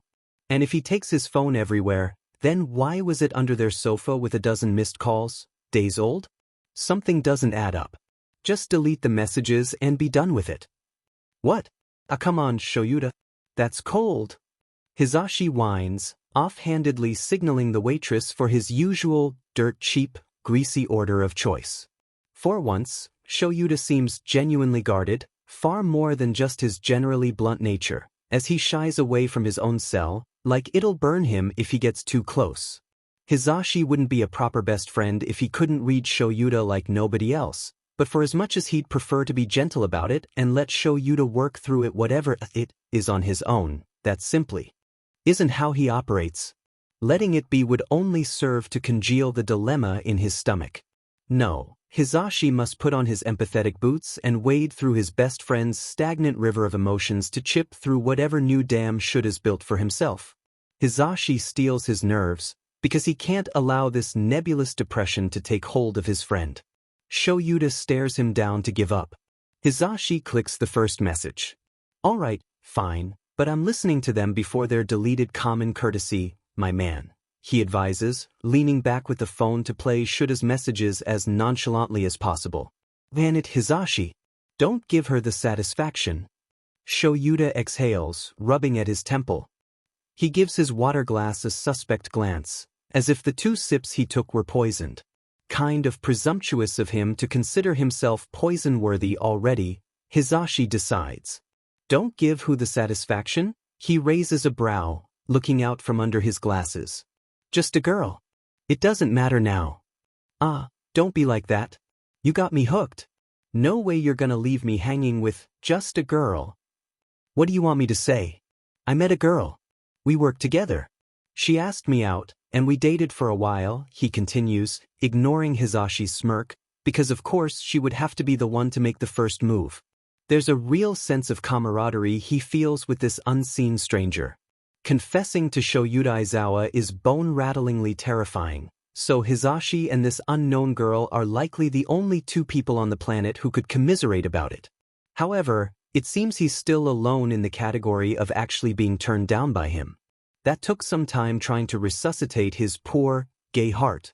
From the outside, it must look like Hisashi is the one that has kept their little group together, but he credits the survival of their friendship to Shouta, who always made a point of including Hisashi, particularly when he was sulking or trying to avoid him, of actively dragging him around for as long as it took him to get over his crush. But broke up the day before I left the prefecture. It's also a strong reason, apart from being his best friend, that Hisashi feels he's earned some amount of carte blanche to butt into Shouta's thought-to-be non-existent relationship status. As Hisashi has long since moved on from thinking of Shouta that way, he can reflect objectively on what had attracted him in the first place. That is to say, if somebody is willing to toss his best buddy aside because they can't appreciate all his great qualities, then they don't deserve him. Geez, I'm really sorry, Hisashi speaks softly, and with a pained look. I guess I got excited and wasn't thinking it through. I didn't know you got dumped. It was mutual.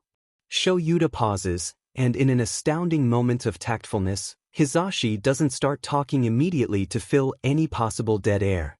Instead, he stews in his surprise, swapping the phone from hand to hand beneath his chin without much thought. There is a fly buzzing that Hisashi has yet to actually spot, but is doing its darndest to break his concentration in the quietest of ways. It's irritating to have her try to I don't know what she's doing. Irritating can mean many things and should speak, but in this context Hisashi knows it's deeply upsetting. Hisashi's having a difficult time wrapping his head around the idea that Shouta finally found someone to be with and stay with, and then mutual dumped them.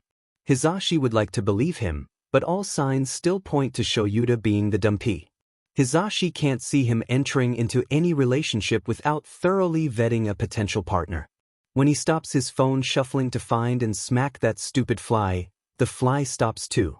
Hisashi feels decently foolish at realizing the buzzing noise is a teeny-tiny voice yelling from the phone on low volume. The voicemail's still running. While he highly doubts Shouta has heard it, as Hisashi himself can barely hear it literally right under his nose, he hits the mute button all the same and smothers it in his lap for good measure. But we haven't talked since October, and now she's calling me again? I'm not falling for that, Shouta grunts, running a hand through his remarkably messy locks. Wait, sorry, back up a second, Hisashi requests, with an exaggerated gesture to match. How long did you say you knew her for? Apparently never, Shouta speaks through a clenched jaw, turning his head as if to spit the words out onto the floor. Shouta, come on. You know what I mean, Hisashi says with a click of his tongue, trying to think of a way to rephrase his question, because it's sounding an awful lot like a fling, but that doesn't compute in Hisashi's brain. Quick, in-and-out relationships and Shouta don't mix. How long before she popped the question and asked you out? Is how he ultimately decides to phrase it. Not long, Hisashi, Shouta replies, massaging his brow to mitigate the bombardment of questions threatening to give him another headache. Could you be a little more specific? Not long. Alright? Do you want me to get you a calendar and a stopwatch? Shouta barks piercingly in a harsh tone filled with more vigor than the rest of their conversation combined. Hisashi jumps up at the surprising volume and slouches despondently. With any luck, the puppy face he's giving Shouta can smooth things over. Hisashi would never have pressed the subject if he thought it would take this turn. His attempt to seem as non-threatening as possible rapidly shifts into befuddlement at hearing Shouta's reply. Sorry, you're not the one I'm mad at, he whispers, while Hisashi readjusts his glasses from the unbelievably crooked position they'd found themselves in. If you want to listen to my messages, fine, but I don't want to hear about them, got it? Hisashi nods and is mirrored by Shouta, who stands up with purpose. I'll be right back. I'm going to grab a snack. From the corner store, Shouta raises a finger before Hisashi can point out the obvious. This place should be condemned. It grows on you. I can see that, Shouta notes as he checks the bottom of his shoe for any fungus or microscopic manifestation of this so-called diner. If you keep coming, one day you'll wake up and see the appeal. Hisashi assures him as an unenthused waitress sets down his meal, somehow undercooked and burnt simultaneously, blocking his view of an equally unenthused Shouta. Then maybe they should rename this place the Hisashi, he hears Shouta murmur the backwards compliment. After you've satisfied your curiosity and deleted my messages, block her number for me, would you? Hisashi gives him a thumbs up as the soft door chime signals his temporary exit. There's a 10-second grace PRD. Hisashi is willing to wait before bringing the phone back to his ear and cranking the sound up, only to hear the unintelligible last 2 seconds of a message. Disappointing, but at least he can restart and go over the ones he missed. End of message 7. Chirps a computerized woman's voice. To save this message, press 4. To erase this message, press 9, or wait for the tone. Hisashi takes a moment to rewind his mind and work through the overly fast instructions. By the time he realizes what's at stake, juggling the phone like car keys in a horror movie, he hears the beep and laments the messages he'll never hear. Who could tolerate such a crappy cellular contract? Shouta Aizawa, evidently. Pragmatic to the end. Hanging his head in shame, Hisashi slowly but surely picks at his food with disinterest as each subsequent voice message plays. 8th message, announces the synthesized voice. Show Eraserhead. A decidedly not computer woman grunts, her voice getting gradually louder and more strained.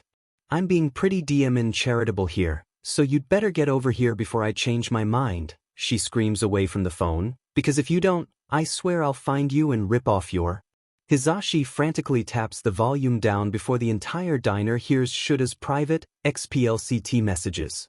The woman, presumably hot stuff, screams intermittently with what he can only surmise to be an unadulterated rage.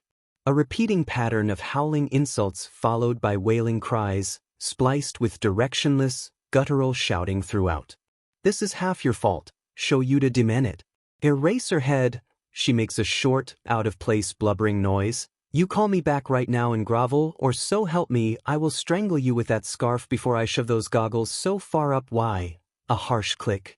End of message 8. To save this, Hisashi hits 9, deleting the message as per his friend's request, frowning at the audacity of an ex that throws psycho temper tantrums at Shouta and leaves them as recorded messages. 11 times. 9th message. The recording starts. Hello? Is this Shouta Aizawa? Your answering machine didn't give me a name. But the contact is listed as, well, it's close to Shouta Aizawa, but it's swear words, so I think I dialed it right. A meeker voice speaks. The echoes of pained grunts and whines linger quietly in the background, and he can hear her cup the phone tighter.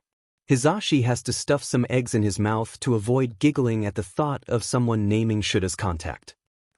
He's a better friend than that, and this is serious business. This is Izuku Midoriya. We've met a number of times, though I'm not sure you remember me. I know I'm a bit plain-looking, probably hard to recall. She releases a light, self-effacing laugh in spite of herself. But I see you in the halls all the time. Saw you, that is. She clears her throat awkwardly. You always seemed like a good young man to me, Midoriya admits, voice sounding so much younger than her demeanor or words themselves. Even Hisashi can tell she's an old soul, that shy tone hiding real strength. Like she had to grow up fast.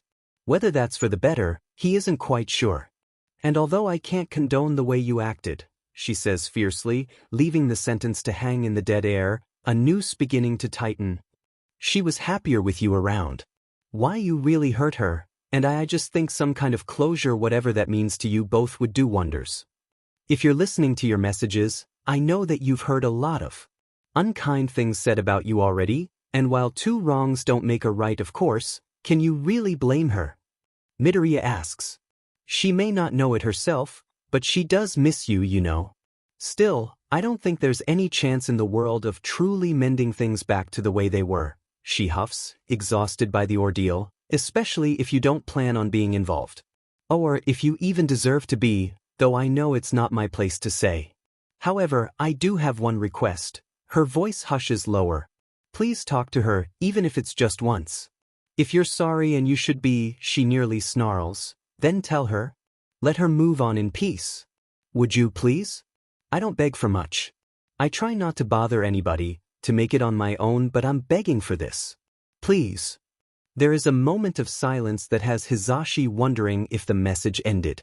Perhaps if it had, the tears he can feel coming on would have spilled, but Midoriya starts up again. Personally, I would also send money, as it's the least you could do, but knowing her, she'd just rip up your checks anyway, she chuckles darkly. Screeching soon drowns out her words, and yells of "Inko" punctuate the message. He almost can't believe a woman who sounded so sweet would end things by trying to extort his friend. Izuku Midoriya is lucky he was never there to give her a piece of his mind, Hisashi thinks. End of message 9.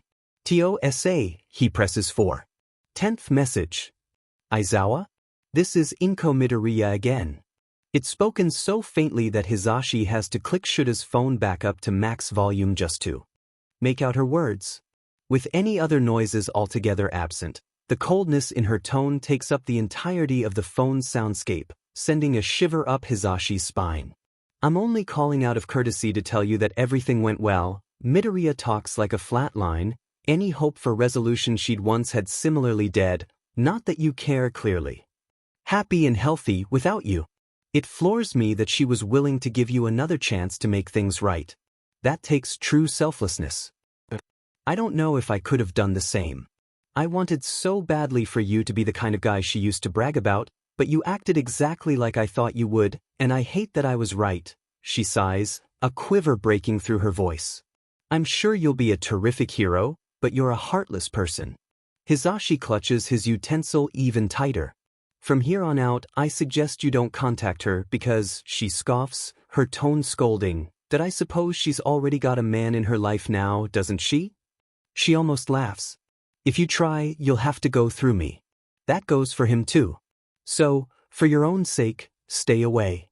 Hisashi nearly vomits at the crudeness and audacity of these women, to call when hot stuff has already got a boyfriend, meaning to cheat on the poor guy with Shouta, then make him the bad guy.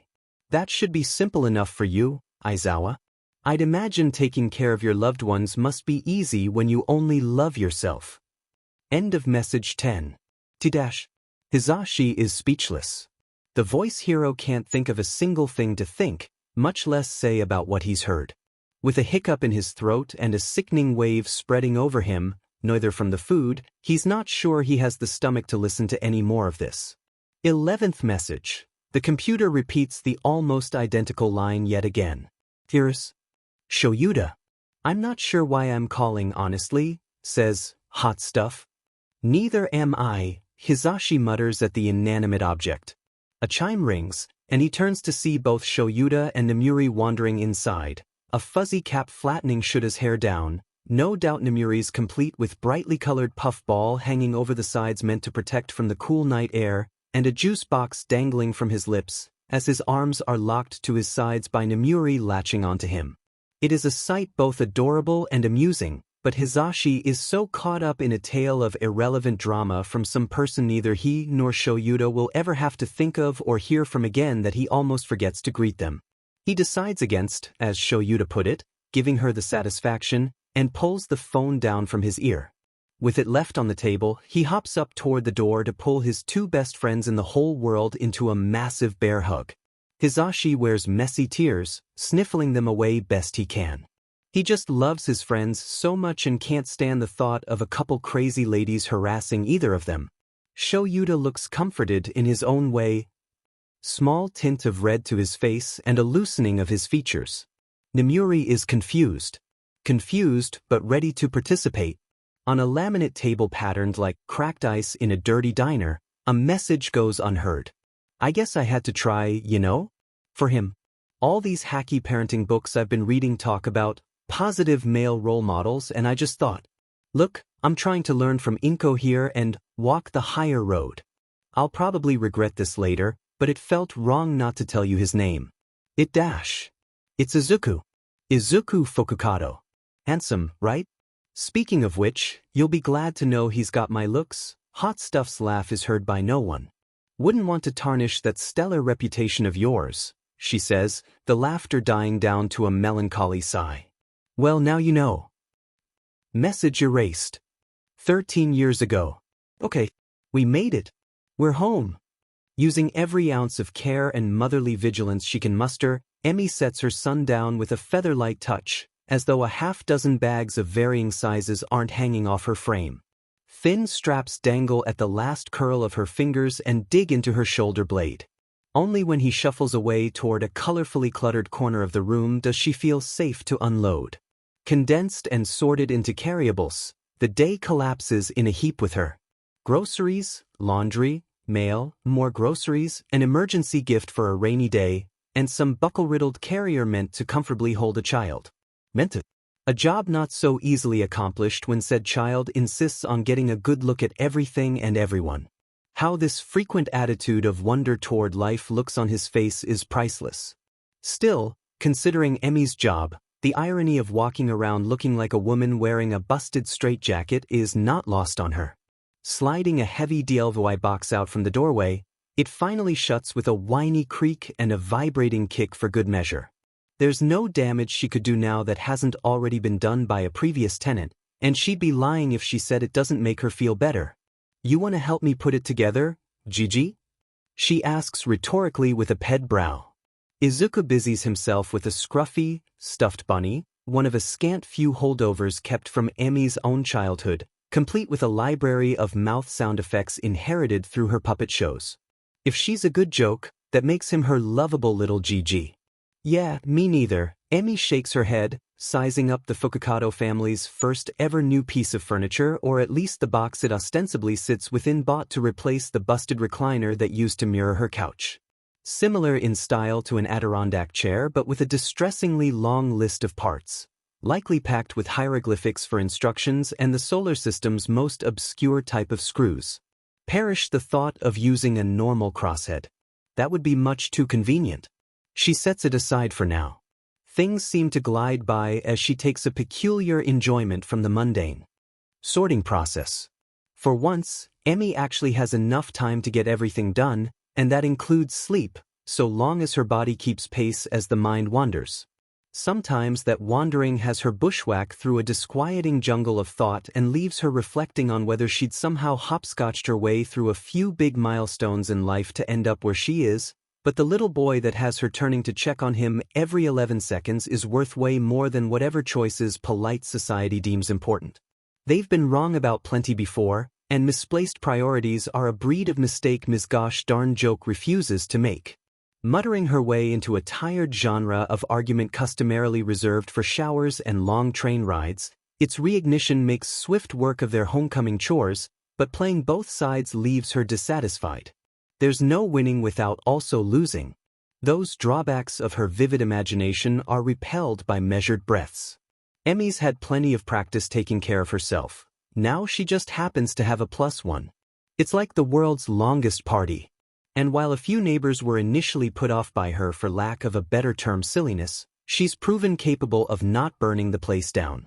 So the Fukukados have already exceeded those insultingly low expectations. Plus, having Inko close by does them all good. Ever since they met, she has been the definition of welcoming and kind, even when Emi's reception to her niceties was briefly, decidedly less so, the associated memories of which require an audible groan for Emi to drown out whenever they come up. The younger woman's been wound up on more than one occasion at how a person as emotionally intelligent as Inko can be oblivious to what Emi would describe as some pretty darn transparent cues. It continues to boggle her mind that Inko could get this far in life and still react with genuine shock when she's told that a person lied. Everyone's blind to something, she supposes. Bookend with Inko's helpful attitude and sage advice. The idea that Emi's major complaint is that she's too trusting feels downright silly. Not the good kind of silly, the I'd die before ever saying this out loud kind. With everything put away through varying levels of effort, fruit and yogurt in neat rows next to a mountain of sugary crud she shouldn't have bought but wouldn't be returning, clothes tossed haphazardly in the vague direction of her closet, Big Fukukado finds a comfortable spot on the floor next to Little Fukukado, who offers up his all-might plush with such unstintingly large eyes that she can't help but accept it and the proposal of play it brings. "Why is that, Izuku?" Emi asks with a hand over her mouth, using the deepest voice she can as All Might flies toward Izuku. "I am here to get your autograph," she gasps, and Izuku giggles. "Do I see a rabbit in need of rescue?" She points the plush's stuffy arm toward a fabric picture book covering another toy. Tragically for the hapless bunny, anyway, that's as far as the story gets before their doorbell rings. Emi. Oh no. Had she gotten the dates wrong? Was that today? "Are you home?" asks a distinctly sweet voice and is met with silence. Emi's head hangs low as she processes the situation. "Do you think we should wait inside?" the kind voice considers quietly with a jingle of keys. "Or would that be creepy? Let's go back to my place." A little stares never hurt anybody, but she gasps. "They probably have though, haven't they? Okay, from now on try and be extra careful on stairs." "For FS sake, she gave you a key, didn't she?" complains a rougher voice, surprisingly without a hint of detectable malice behind her grouching. "It's too DMN hot out for this sheet. Just open the door before we both boil alive or that jackass comes back and gives you rabies." "Jackass? Rabies? Don't be mean. Lily never hurt anybody." That confirms it. The black cat, Lily formerly Lil, formerly Lil, Eraserhead is harmless, but Emi can't begrudge the stranger for her trepidation. Lily has never had the friendliest resting face. "I will punch a cat if I have to, Inko." "I'll do it, no problem. But if you would pretty please turn the FING key, I won't have to." A high-pitched squeak and frantic key-turning has Emi looking up at Inko and an exceedingly attractive blonde. Skin silky smooth, practically glistening, high cheekbones and a killer sense of style. How a parent stays looking like that is confounding. Given the choice, Emi would stick with her scars, but hot DMN. Really, the woman's only visible imperfection is a pair of red irises, but at least they aren't too bright. The smirk on her face contrasts Inko's look of sheer horror at the mortifying possibility that her best friend's foul language had been heard by Izuku's young ears. She can't seem to get her mouth working properly to squeeze an apology out. "Hi." Emi gives a small wave, now singularly tuned into the disorder of her apartment and the poor time management skills that lead to its current state. In all fairness, her plate is fuller than full. It's only natural for some things to spill over the sides. There are worse things to fail at than organization. But she doesn't feel like being fair. Fukukado, I presume? Pulling a face, she gives a weak wave in return. Izuku garbles with interest, slowly tumbling over his mother's leg. That's us, Emi nods, sizing the stranger up from the floor while her son keeps wobbling his way forward, ever curious. Which makes you Bakugo, right? I've heard a lot about you. All good things, I assume. Your ears would burn, Emi snickers. Standing back up, she does her best not to grimace at the sorry state of her home in front of a guest, or, more accurately, this guest in particular. A normal guest can buzz off, but if there's any first meeting worth the extra effort, it's with Inko's best friend. She owes her as much. Trying to keep favors evenly matched with that. Woman is like playing tag with a train. Scanning the room for something to say, Emi realizes she's still holding Izuku's plush All Might, one of many toys and blankets and books and learning tapes that have transformed what had once been mistaken for a small apartment into its true form as a large playroom. So, this is everything. Make yourself at home. The bathroom is that way. Emi jabs a thumb at the only two doors. It's the one that looks like a bathroom. So, if you walk in and see a bed, you've gone the wrong way. Also, there's a slim chance that I maybe, possibly, conceivably don't have enough seats. The unassembled chairs box continues to irk Emi. Oh gosh, bless your heart, Emi, you could have called if you're too busy. We're happy to reschedule. Inko pleads, voice returning at last, her hands wringing like the poor woman's trying to start a fire. Accommodating could be her middle name. As much as Emi wanted to make things flawless, at this point she'd settle for just getting Inko to relax. It's finer than fine, I was just caught a little off guard. Really though? I don. It's no trouble. Bakugo, Emi gives up the direct strategy of putting her friend at ease. From one mom to another, help me explain to her that it would end up looking like this either way, and even as the words leave her lips, she wants to rewind them. Bakugo nods with a noise of definitive agreement and gives her a pat on the shoulder, but winces almost immediately thereafter, having fallen into the same verbal pitfall as Emi had seconds prior. They say it's the thought that counts, but never how much. If Emi's own guilt and Bakugo's tightening expression don't make her feel like enough of a terrible friend, watching Inko unconsciously coil her fidgeting hands over her lower gut does. Their conversation's hero makes himself known by the shivery jolt that shoots through Bakugo's features until she's stiff straight, shoulders snapping up to her ears. Never one to leave a question unanswered, he has locked his mouth around her unblemished calf. Izuku! Inko snatches him up, a giggle sneaking its way past her red cheeks. Wiping the boy's face proves to be a war of attrition when he insists on hugging himself into her collarbone with a slurred, "Inky." His mama, on the other hand, tosses out any pretense of formality or good manners by breaking out into a side-splitting laugh.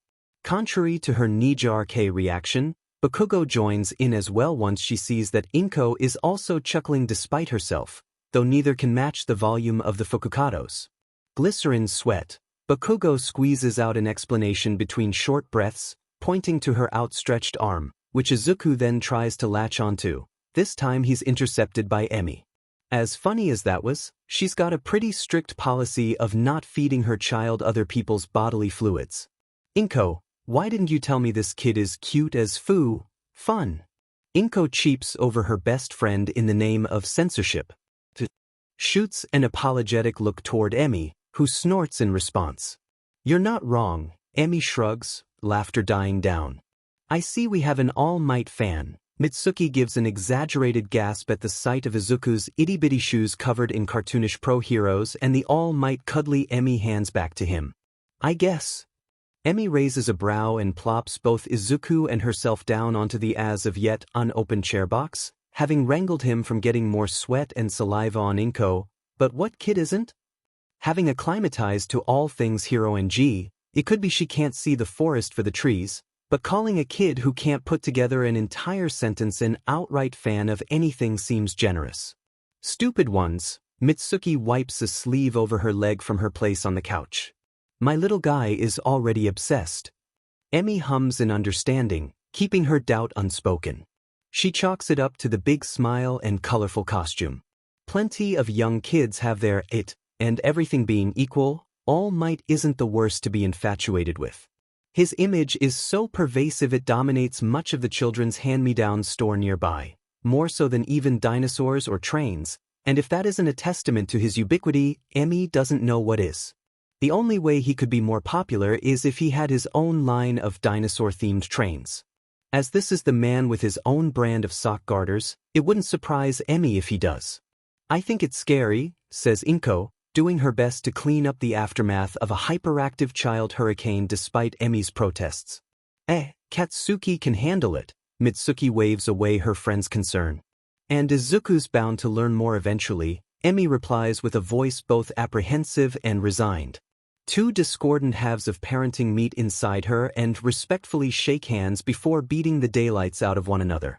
Breaking news: the world is a scary place. Delaying it is one thing, but there's no way to hide that fact forever. Every step forward adds another 1,000 contradictory questions, leaving Emi feeling almost as if she knows less than her boy.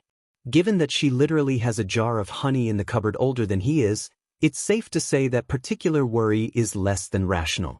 So long as she can walk the tightrope of defining age-appropriate, that would be enough. For now it is just stuffed heroes and music blocks and other colorful, professedly constructive toys. It's not as if she'd go turn on disaster footage for a kid who can barely talk. That's exactly what I think, Mitsuki agrees firmly. If he wants to sit with Masaru while he watches the news, who the hell cares? It's what he likes. And he ain't crying about it, so it's fine. What? A knock at the door takes Emi away from what might have ranked in her top 10 strangest discussions if she'd only had the chance to play it out. Excuse me, a young, heavily accented voice on the other side of her door speaks tentatively. I saw beautiful woman earlier, who she had a face that causes a scare? And I am. Of the wondering if you need help? Please tell this answer to me so that I will do much protection for you from the dangerous woman. Good, this conversation again. After letting Izuku cling to Inko like a koala and dragging her feet toward the muffled voice, Emi has to remind herself, happy face. Or closest as can be. For the 1,000th time, Emi's tone as she cracks the door open is to the point and professional. An on-work spiel that shouldn't need repeating. At her doorstep stands a lanky young foreigner wearing ill-fitting clothes, apprehension, and good intentions. I do not need you to defend me. Please stop. Pretty please. It's getting old. Also, the word you're looking for in Japanese is frightening. Please stop. Are we clear? Alright. Yes, we're clear. Sorry, Emi. He speaks sloppily, giving her an awkward bow. Fukukado. Emi corrects him with a voice like a flat line, irritation slipping further through the cracks. Sorry, Emi Fukukado. That's not. Emi smacks her forehead and presses the cracked door shut with her weight. Goodbye, she says to the door, hoping it's the last interruption. Sorry about that. He's just a foreign student renting a few doors down. The guy means well. I never knew you spoke English so fluently. Inko practically glows. Emi shrugs, because why would she know? Where would that have possibly come up? It's not that big a deal. I grew up around it. Sure, it comes in handy to give tourists directions. She stretches in her seat awkwardly, but other than that, it's only useful when Izuku and I are alone. I just try to pepper it in and hope that big noggin of his is absorbing a word or two. My English might be rusty, but, Mitsuki interjects, did you say you're a hero? You didn't tell her? No, I just said you were in civil services. Inko rocks on the ball of her feet when she has to set the restless Izuku down. I don't know all the ins and outs of your work, so I didn't want to overstep my bounds. I wouldn't have minded, it almost comes out as mound, but as always, you are so sweet it puts pastries to shame. Emi throws her a cheesy wink, giving rise to a prominent blush on Inko's face, half blocked by her hands. But yes, it's true. I'm a hero. Well, technically I'm a sidekick. But mark my words, I'll be a pro faster than you can say, stage presence. That explains the... Mitsuki gestures loosely over Emi's body, much to her confusion, before Emi realizes she was talking about the bruises stippled on her thigh, and the larger one that has blossomed around her bicep. Nothing more than a little mishap at work, fading fast over the prior week. Not even worth bothering a support hero about at the time. Oh, yeah. To her, they don't even register as unusual. Emi is a sidekick. Before long she'll be a full-blown pro hero. She spent her whole life becoming conditioned to ignore pain. So are you going to be the next All Might or what? Will I hear people shouting your name from the rooftops? Bakugo asks, flashing teeth. I'd prefer to hear laughter, actually. Emi shakes her head. I just want to be the best Ms. Joke I can be. All Might is #1 for a reason, it's just that how should I put this? There's a considered pause that the others are respectful enough to wait through. If a hero like All Might is the answer to how you'll get through the bad times, I want to also help be a reminder why, is what she decides on. Wow, a hero and a poet. You picked a good one, Bakugo grins at a prideful Inko. I'll bet he loves to watch you work, huh? She asks Emi, tussling Izuku's hair. Predictably, he giggles. It takes a moment for Emi to realize she isn't kidding. I'm not gonna have my kid come watch me get kicked in the ribs, Emi responds with a furrowed brow, coughing nonchalantly to try and change the subject. But enough about me. What about you? Inko gushes about your fashion work. Yeah, I'm fu-udging amazing at what I do. Bakugo has another close call. The redaction is presumably her equivalent to being humble. That's actually where I met Masaru, my husband. They work together. How sweet. She introduced Hisashi and I to him on a double date. Inko chimes in. The ease with which Inko can tell stories that involve the fabled Hisashi Midoriya is nothing if not commendable. Keeping an ex-husband's last name always sounded a little odd, but Emi knows she herself can't exactly be seen as the paragon of healthy rebounding when a good day means wanting to break Shouta's face and a bad day involves wanting to forgive the BSTRD. She recalls once asking Inko, "How can you not hate his guts?" "Why would I do that?" Inko responded with a sad smile. We both wanted the same thing, so how can I blame him? No matter how many times we tried, it just wasn't working.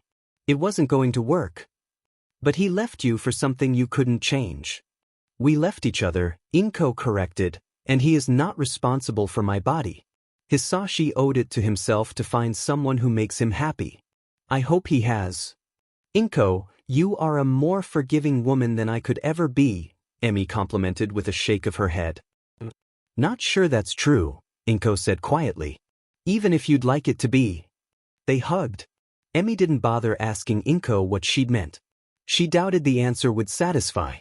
The poor man looked terrified, Inko says. It wasn't until the day after that Mitsuki told me it had been their first date. Sheet, I wasn't gonna keep him if he couldn't get along with my best friend. Anyone could get along with her, Emi notes, lifting Izuku into her lap at his repeated request of, Mama, hole, and occupying him with the ever-popular bouncing leg. Exactly. It made her a good litmus test to see if I was smitten for a psycho. He still had his briefcase. She dragged him straight from work. Inko says from the tiny kitchen, empathetic and teasing at once. Hell, Inko. He was taking too long to ask me out. How long is too long? Emi cuts in. Let's see. Bakugo cracks her knuckles mindlessly. Even when in deep rumination she finds a way to seem threatening. He was eye candy for about a month since he was in a different division. Once we finally got to talking, I gave him another few weeks to make a move before I just got tired of it. Huh? What? Bakugo asks, ready to dissect whatever answer Emi can cobble together. Nothing, I was just, what's she supposed to say?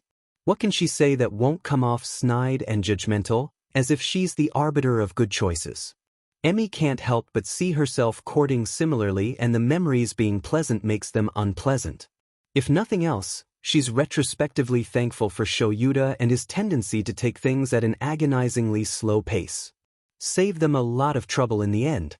Having seen behind the curtain of love at first sight, she hopes it works out differently for Bakugo and her husband. Surprised that worked on the first try. I'm not exactly the best flirter. She forces a laugh. I probably came across like a total stalker. Come across. Emmy corrects herself, not that she's had to do any flirting in years. Either way, your husband sounds like a lucky man.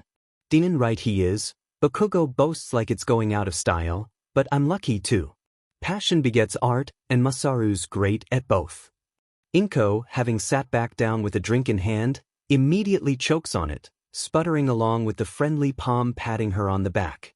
I don't suppose you two could make me a new costume sometime? Mama is in dire need of an upgrade. Emmy flashes a 1,000-watt smile she already knows won't work. It's not urgent, but the budget they're given at her agency is for replacing equipment, not entire redesigns, and hers has begun to feel too kiddie. A weird complaint for Ms. Joke of all people to have, but she needs a suit easier on the eyes, something slightly less garish for her eventual debut. Preferably one that doesn't require she do her hair up and mess with that stupid bow knot, and it seemed like a good idea at the time. Unfortunately, we don't do hero wear, and my boss is AD-. Also, I have a baby and a mortgage, so no freebies. Bakugo lists an unnecessary series of reasons. Emmy had been expecting a no, as she was mostly kidding to begin with, but it's nice of Bakugo to care. Or pretend to. It's difficult to tell. Speaking of which, you and this handsome guy should come over and meet my handsome guys sometime. I know it'd be good for Katsuki. Bakugo leans to boop Izuku on the nose. Rough as her personality showed when they'd first spoken, Emmy saw more tenderness in her than she's given credit for. Little twerp won't sit still. Maybe. We'll have to see who drops first then. Emmy says with the kind of smile she wears while sidekicking, wide, bright, and followed shortly by her distinct laugh. My kids know. Slouch? She says with a vigorous nod. Izuku imitates her motion with an intense, discerning look about him as he tries to put the pieces of his current, unspecified puzzle together. A comical sight on his chubby face. What about you? Think you can make it? Emmy offers to a startled Inko, crossing her fingers in her son's hair. I'm sure Izuku would love to bring Inki along. Wiping her eyes before anyone might see a single tear ready to fall, Inko nods with a wobbly smile. She tries to give a thank you, but has to clear her throat instead. You hear that, Izuku? You're gonna get a new friend. Emmy tickles his sides. Just so you know, he tends to play rough, Inko warns. Ah, he's not that bad, Bakugo counters, but one look at Inko says that yes, he is that bad. Have no fear. Emmy bellows in a low impression of the number one hero and holds up a giggling Izuku. Izuku is tougher than he looks. Aren't Saji? You okay? Don't worry, I'm tougher than I look. Izuku might throw up. But in a good way. But in a bad way. In a good way.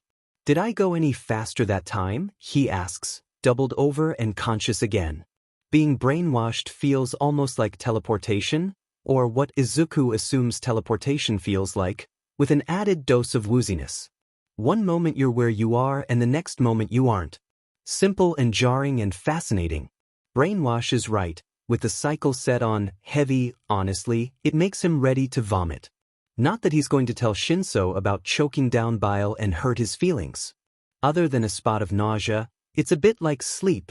If sleep involved ending up on the other side of a trashy clearing with sore fingers from carrying a misshapen hunk of metal on the way there. Quite literally disorienting, to the definition. Shinso clicks the stopwatch function on his phone, running a hand through his hair and fighting his way off of an old couch that has absorbed him between scratchy fabric and sand. No, he concludes bluntly. Coming to the beach hadn't been Izuku's idea, but boy is he glad they came. Their previous destinations often left something to be desired. Specifically something related to preparing for UA. The cafe was nice, but its pricey beverages meant the only thing he drank up was the atmosphere. The arcade had been colorful, but he stunk at every game, and the lighting made it difficult to go over his notes. It's easy to have a good time with a friend around, but each day's end left him increasingly antsy when they came and went with negligible progress. That changed once Shinso asked to read one of his journals. As any totally normal person would, Izuku proceeded to vomit words until he felt lightheaded and insisted they postpone their afternoon plans. swing by the Midoriya apartment and cram every volume he still had into Shinsu's backpack. Shinso bargained his way into only taking number 12, and if he wanted more later, so be it. Things quickly spiraled out from there. Once they got to talking shop, Shinso had some surprisingly insightful observations about a few of his entries.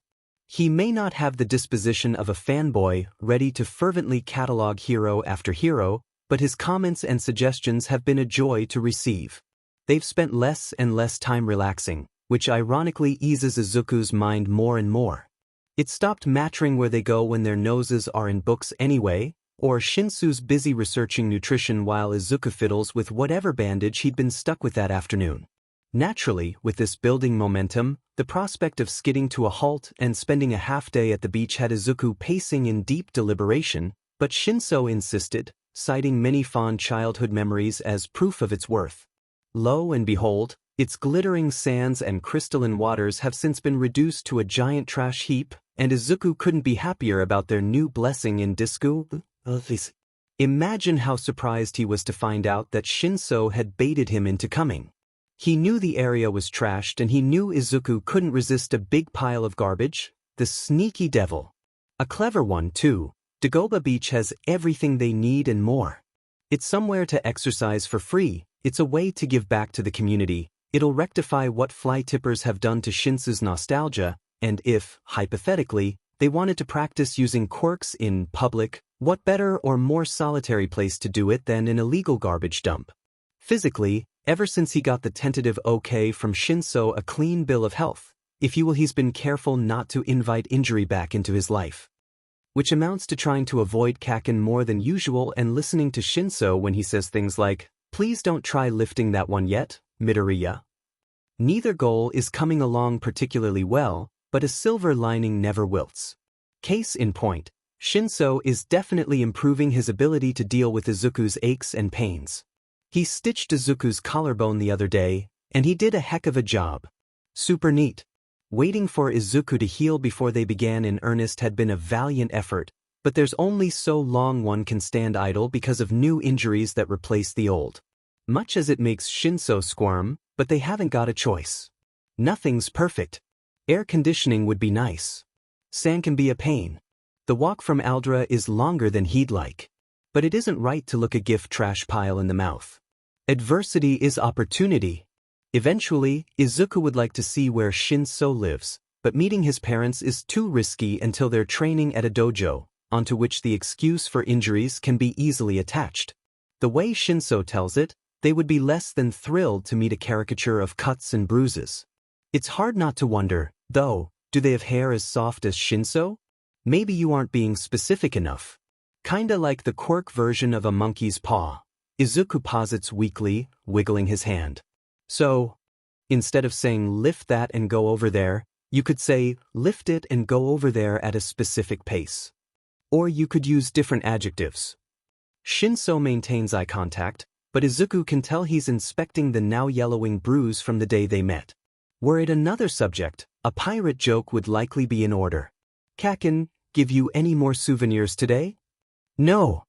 Izuku straightens his stance, deflecting the question as though it is utterly absurd, despite being anything but good, 'cause the kid is out of salve to put on any burns that some abusive JRK gives you with his flame quirk or whatever, and we have our hands full as it is. Although Izuku opens his mouth to defend Kaken, sensing an oppressive air, he keeps his comments to himself. Kaken has never been the best conversation piece between Shinso and himself. Literally the opposite, in fact, as calling them conversations would hang in the balance between charitable and obtuse. Izuku has quickly learned how intense of a reaction Shinso has to the topic. It probably comes from a good place, but it's easy to feel unheard when the guy refuses to listen the millisecond Izuku tries bringing up anything close to positive about Kaken. Generously, Izuku estimates he's gotten maybe 24 words out about Kaken before being promptly shut down. Changing the subject is just easier for everyone, so Izuku lets his mind wander for insight and hand wander for his pen and notebook. Do you feel different levels of resistance in what tasks you give the victim, he almost says, to his shame, recipient? He taps the pen to his bottom lip and waits until Shinso finds a spot to set down the broken microwave weighing him down. Things could be going so much smoother had they the practice physical and quirk-wise. Like I said, I just tell them what to do and they do it, Shinso says through a novice attempt at cracking his back. Why do you ask? Is that how your quirk works? A laugh is a laugh, Izuku shrugged nervously. As long as his father's quirk was active, what more could he do? It's like a tiny rain cloud I put over the person. Once they're soaking wet, they can't exactly get wetter. That analogy is so plain, Shinso can't help but chuckle, wiping sweat from his brow as he prepares to move a large box of cans. A question loads itself to be asked, but it never comes. That's fine. Izuku wouldn't have a proper response anyhow. Izuku almost snips at him for delaying what will be an empty conversation regardless, but that'd make him an even worse friend than he already is. Of course his analogy is plain. It's not as though he's had many chances to practice. It's not like he's got his mom's quirk, where at least she could explain the ins and outs of it. It's not like he's worth sticking around for. Midoriya, can you give me a hand? Not that I don't appreciate your faith in me, but I think my arms would snap trying to lift this alone. Shinsu's hands remain clenched around half the box, ready for a partner. With rapid blinks and a nod, Izuku moves to grab the other end. He slips on a pleasant smile, because he doesn't think he's capable of a bright one at the moment. Don't do that, he says with a grunt, heaving his end up. His taller friend follows suit. Do what? Shinso replies, hoping not to trip and break their toes. With gritted teeth, Izuku has to wait until they set it down to respond. Downplay yourself like that? He whines, pulling a long splinter from his palm.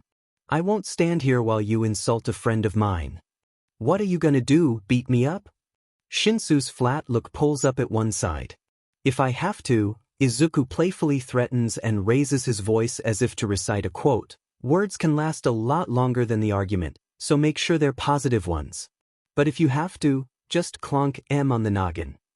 Izuku gives Shinso the lightest clonk imaginable, squishing purple hair down over his face.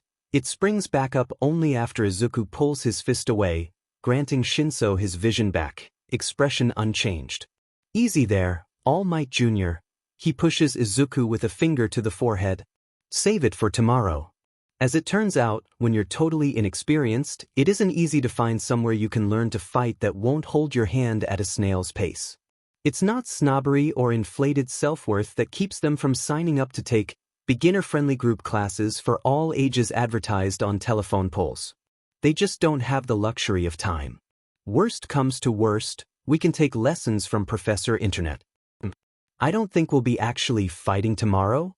Realistically, Izuku doubts they'll get 5 words in before they're laughed out, much less put right into a fight. That seems to be the running trend so far, and they're just about out of options before needing to resort to taking lessons from Professor the Internet. Never know until you try though. It was a joke. Aren't you supposed to be the expert of those? Shinso intercepts a second, clonking. Just don't be late, okay? But don't jinx me. Shinso rolls his eyes and gives the wooden box 3 solid knocks to deter the superstition. Izuku adds one more. For luck. Do it again. Get your butt up and do it again. Katsuki punches at the floor before its thick padding can pool any more of his sweat. He forces himself up onto shaky legs and stumbles back toward a self-appointed starting position. An edge to the blast zone. Something to remind other members and supposed trainers of the danger they're in if they try and F with his regimen. Pouring down his arms onto smoky hands, the sweat turns a dull gray from the dust. An oddly entrancing sight for someone whose hands are everything, but as Katsuki's targets reset in his peripheral, he recognizes the momentary fascination as little more than an excuse to catch a breather. He'll have to go even harder this time. Heroes don't get breathers. Let's go. A hole. His occasional shouting may have once startled a few of the staff, but they have long since become accustomed to the enthusiastic attitude that regularly livens up their workplace. Or they all drop dead. Katsuki neither knows nor cares. They leave him alone. That's what matters. It's always been a big place. With a quirk gym this pricey, size is a given. Big. Getting loud is part of the process, even key to some people's quirks, and that requires plenty of room if you want to keep customers happy and safe. Katsuki takes pride in being an impetus for the gym, having recently retrofitted their equipment and flooring with additional quirk-applied absorbents. He assumes they haven't confronted him about it, nor should they, for what Katsuki's parents shell out monthly, but it makes sense. Nobody wants to go work out and be subjected to the sounds of and shock from constant, powerful explosions if they don't have to. If they want to cry a river, they can build themselves a bridge and get the F over it, because he isn't breaking any rules. The dense foam figure taunts him with its stillness. As the last rubbery chunk puffs back out to complete its statuesque form, Katsuki moves before his aching muscles can bemoan him into stopping. A leap forward and two pointed shots beneath him launch Katsuki high into the air. He shifts. A blast at the side sends him twirling. Another, and his speed increases. The target is in sight. He reaches from the ends of his toes to the tips of his fingers, but the ground is coming faster and faster, and the desperate explosion he sends toward the dummy before impact does little to slow his graceless tumbling. Flopping along padded floors means the only bruise he gets is to his ego. Shaking off the disorienting roll that has led him to the target's feet, Katsuki stares upside down to see it almost entirely intact. His insignificant scorch mark on the faceless dummy fades in seconds. Rubbery foam, unblemished and deep blue, it mocks him. Even with all his power, he couldn't do a DMN thing. His performance was even worse than his earlier attempts, and knowing where he'd gone wrong is a poor consolation. He knows, without intent or conscious dissection, just another reason he's the best. He ain't some FNG meathead. When you're number one, you know shit, you don't have to analyze everything like the FING villain junior. Instinctively, Katsuki understands he'd angled himself poorly from the start. Way too steep. His spiral was uneven and his accelerating shots mistimed, hurtling him closer to the floor. Flailing arms and legs killed whatever momentum was left. He needed to tuck in more next time. Too, he isn't supposed to be a FNG bird trying to flap its wings, so what the hell was he doing up there? If it had any chance of working, Katsuki would have to let his shoulders take the brunt of the wind so his hands can catch the draft, otherwise they'll just dry out. Like how they just did. The innate, unconscious analysis he would sum up as, do it FING right next time, plays like a movie in the background as he laments his failure. What a shitshow. A quavering comes from his left. Far, but loud enough for him to hear over his own breathing and the quiet, inoffensive pop music playing from the high ceiling. It's that stupid kid again. She has been terrorizing Katsuki's gym experience recently, and while tuning out her whining is good practice for keeping focused, watching her crumple to her knees in defeat snaps Katsuki's last thread of patience harder than his teeth do when he stands up. This girl better not be crying. Katsuki seethes, heading right for her back facing him.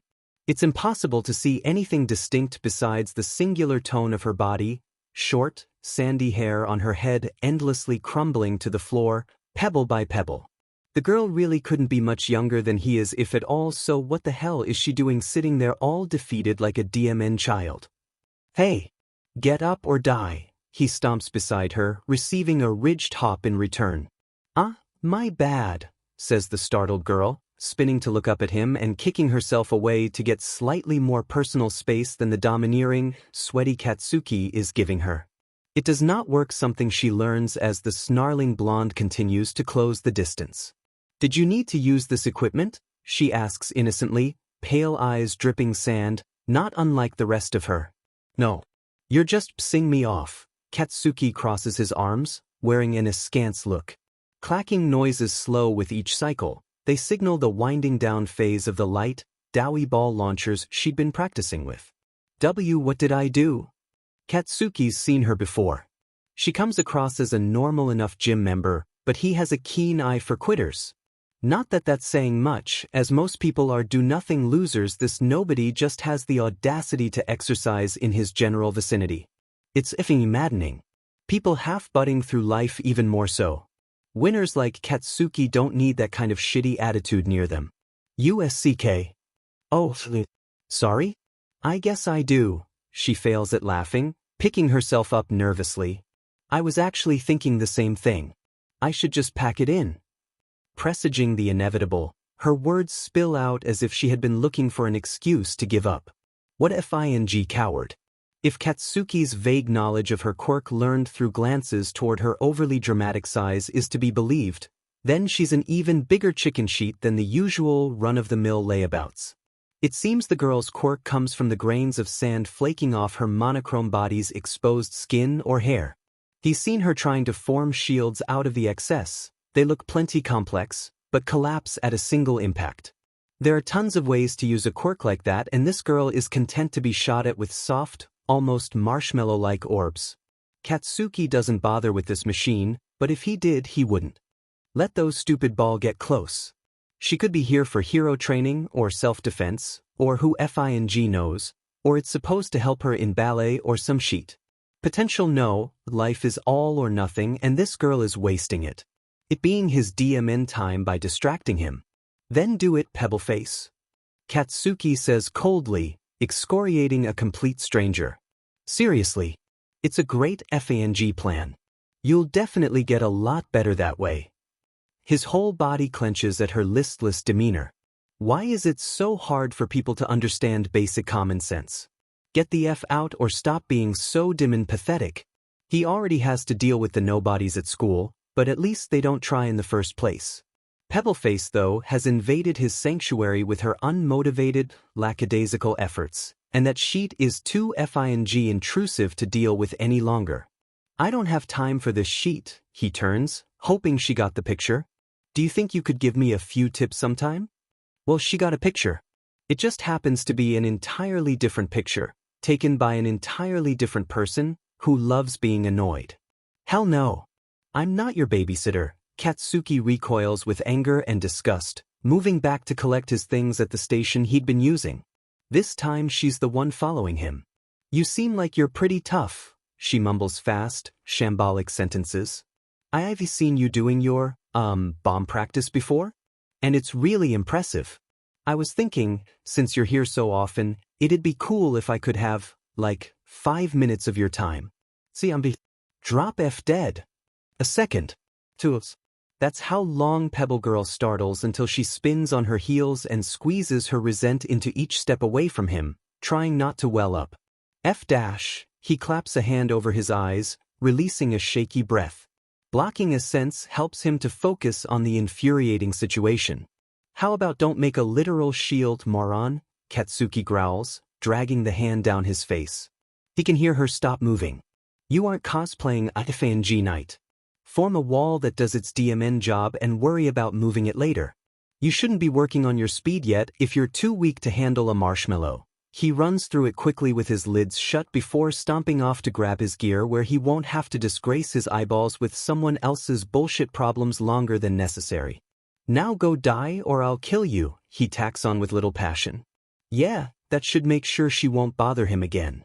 She probably would have come back even more irritating if Katsuki had left it with only threats. Not that he had much behind them today. Training must have wore him out more than he thought. Thankfully, over the following weeks, he would soon notice by the lack of brain-piercing whines that the Sandy girl started working out in a different section of the gym and learned to shut the hell up. He didn't see much more of her after that, outside of occasional trips to grab equipment from that area. More importantly, he didn't have to hear her either, aside from a handful of apologies one time after she ekted a too-wide sand wall ahead of him by mistake. Which means Katsuki's kick-ass solution worked, as expected. No more having to deal with some extra clammy clothes test the limits of his duffel bag zipper, and it's difficult to take any satisfaction from his daily efforts. Having your last attempt of the day SCK so badly puts a damper on the whole affair. If it were up to him, he'd stay all night, but the hag has rules, and those rules say to get the hell home in time for supper. Even that leash has shortened as of late. Katsuki knocks his way outside and into the amber-tinted dusk, a lambent sky strikingly different from indoors, where the lights are bright, white, and the only hour they look like is timeless. Out here, though, is another story, naturalistic and melancholy. One day more. Don't kick the door, Katsuki. You'll bust the glass. his mom casually chides him from her spot against a lamppost, preoccupied with roughly sketching on a notepad she keeps in her purse. He can hear himself retort, but doesn't bother doing so consciously, leaving a smudge on his immediate memory of the conversation.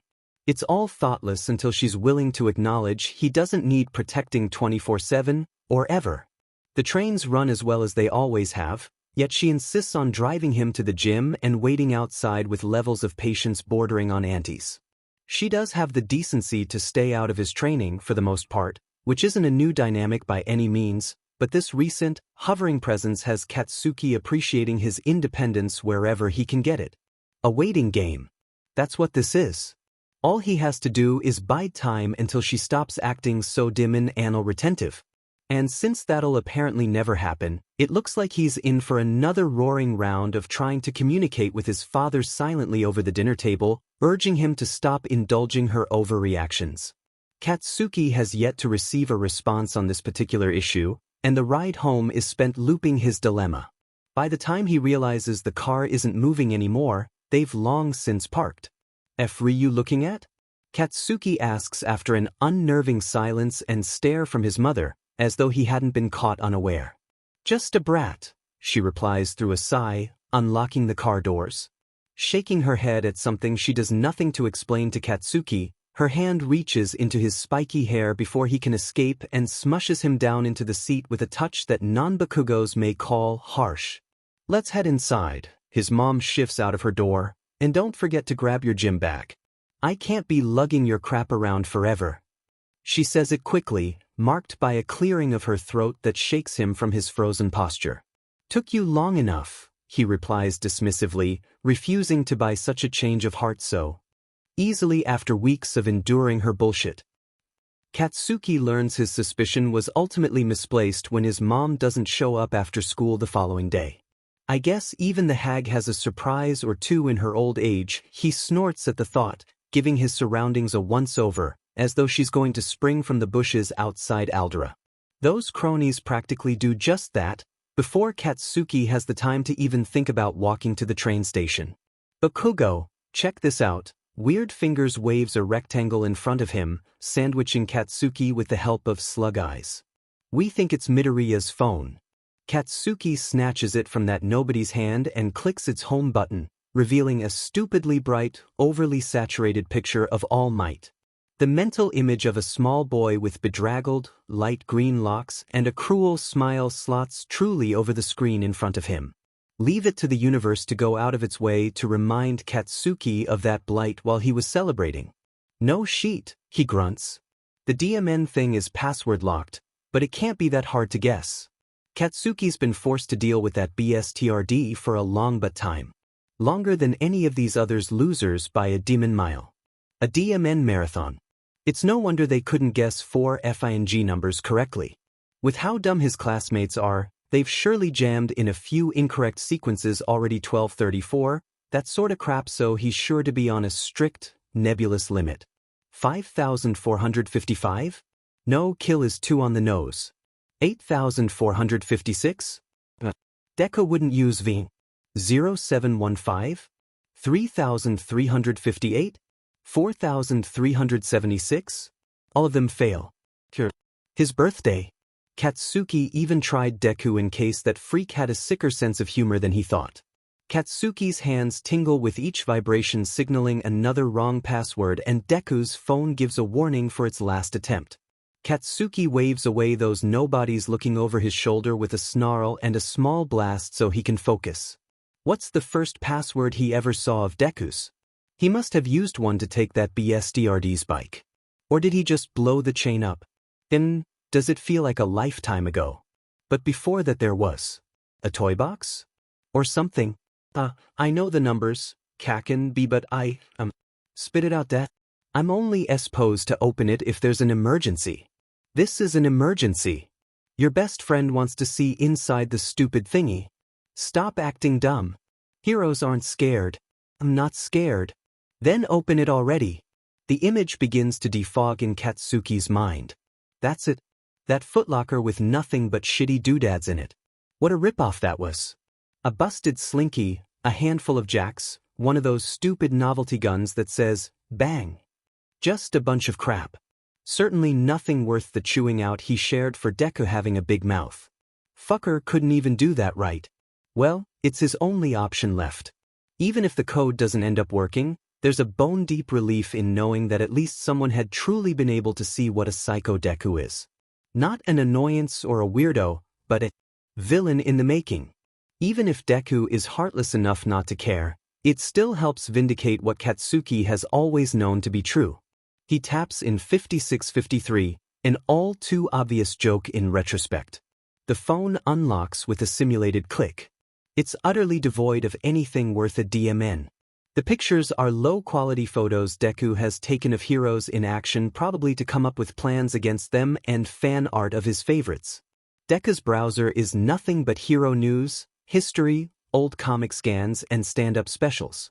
Katsuki is close to calling it quits and scorching the phone to Kingdom Come when he spots the native text messaging app thrown in a folder. Out of sight, out of mind. It makes sense, even a villain doesn't want to be reminded of how alone they are. Unsurprisingly, Deku has unread messages from Auntie. However, another contact sits below hers without a single text between them. The name reads, Hitoshi. It could be that Deku found himself another villain to scheme with. Or he suckered someone into his web. That thought pulls at Katsuki's chest. He forces the sensation down when it demands to come up, until it settles on constricting his worn-out muscles. Katsuki Fang Bakugo is going to put a stop to all this shit. Enough is enough. End of story. No more the next times. It's gone too far. He's going to be a hero, demand it. The best in the world. It's time he started acting like it. It was sprinkling when he got up. A drop here or there, fog sticking to the corners of the window, but the forecast called for sunshine. Sleep came as an even greater struggle than usual, impossible as it sounds. Nerves, he supposed. Today was meant to be another milestone on their road to UA, and what time more sensible to fidget the night away than when your dream is on the chopping block. Difficult to rest and let the mind make up new ones when his room was spinning for most of the night, like he'd just stepped off that carnival ride with the most substantial ratio of fun now, regret later. Once Izuku felt his body agreeable to sleep, his alarm had gone off. The sky darkened, uncaring of the weatherman's assurances. By the time he got out the door and ran to school, the weather had taken a turn for the worse. It was a pattern that continued on for the rest of the day as he watched the sprinkling turn to rain and the rain turn into a storm, trees shaking like they owed the air a heavy debt. Fitting. Whatever his own debt was, though, he'd prefer to pay it swiftly. With any luck the trains were still running on time. With how much closer Nabu was to their destination, Shinso could end up soaking wet from waiting. The thought made Izuku's stomach drop, disappointing his only friend. That wasn't the only reason to rush. Kaken had been strangely intense all day, and although Izuku hadn't seen that kind of look on his face before, he had a solid inkling that it wasn't because they were going to have a heartfelt exchange of their differences.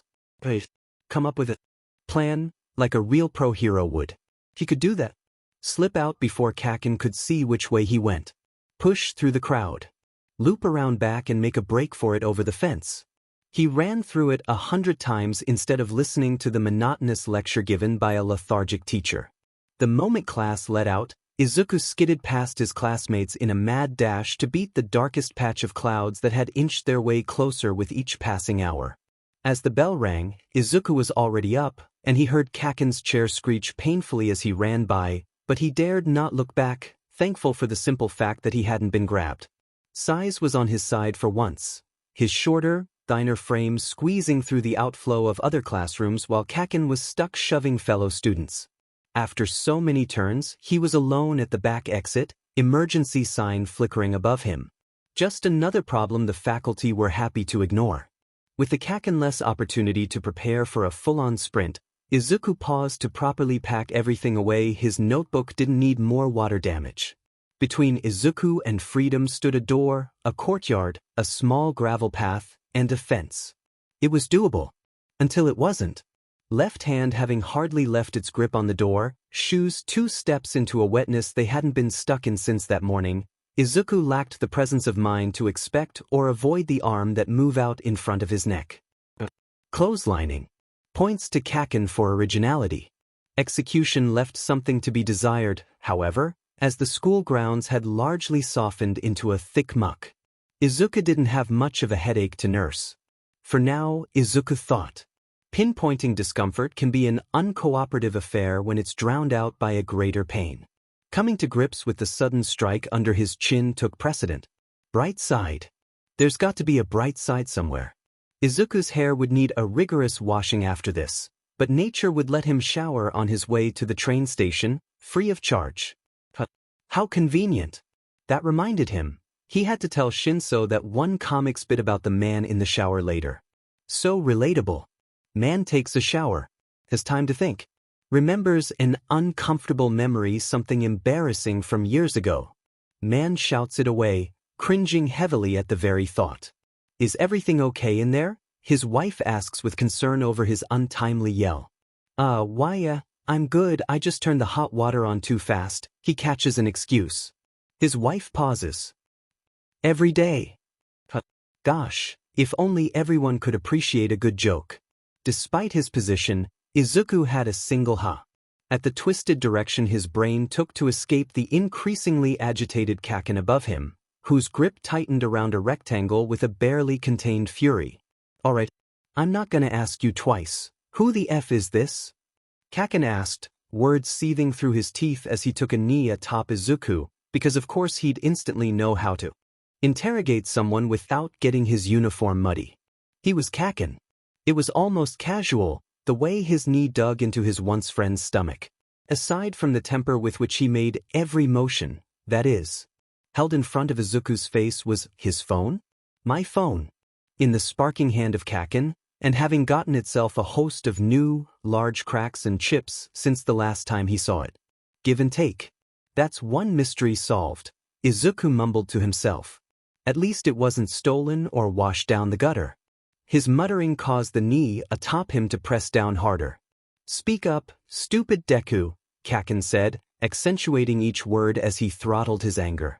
I don't understand the Q question, Kaken, Izuku responded with a squeak. The screen, dumb. Look at the screen. A new name sat between Auntie and Mom that read. Hitoshi, he answered warily, recalling the contact just as it fell from his lips. Who else? He's just a friend of mine, Izuku tucked in on himself, trying to be as small as possible, only to roll farther into the mud. Is that a joke?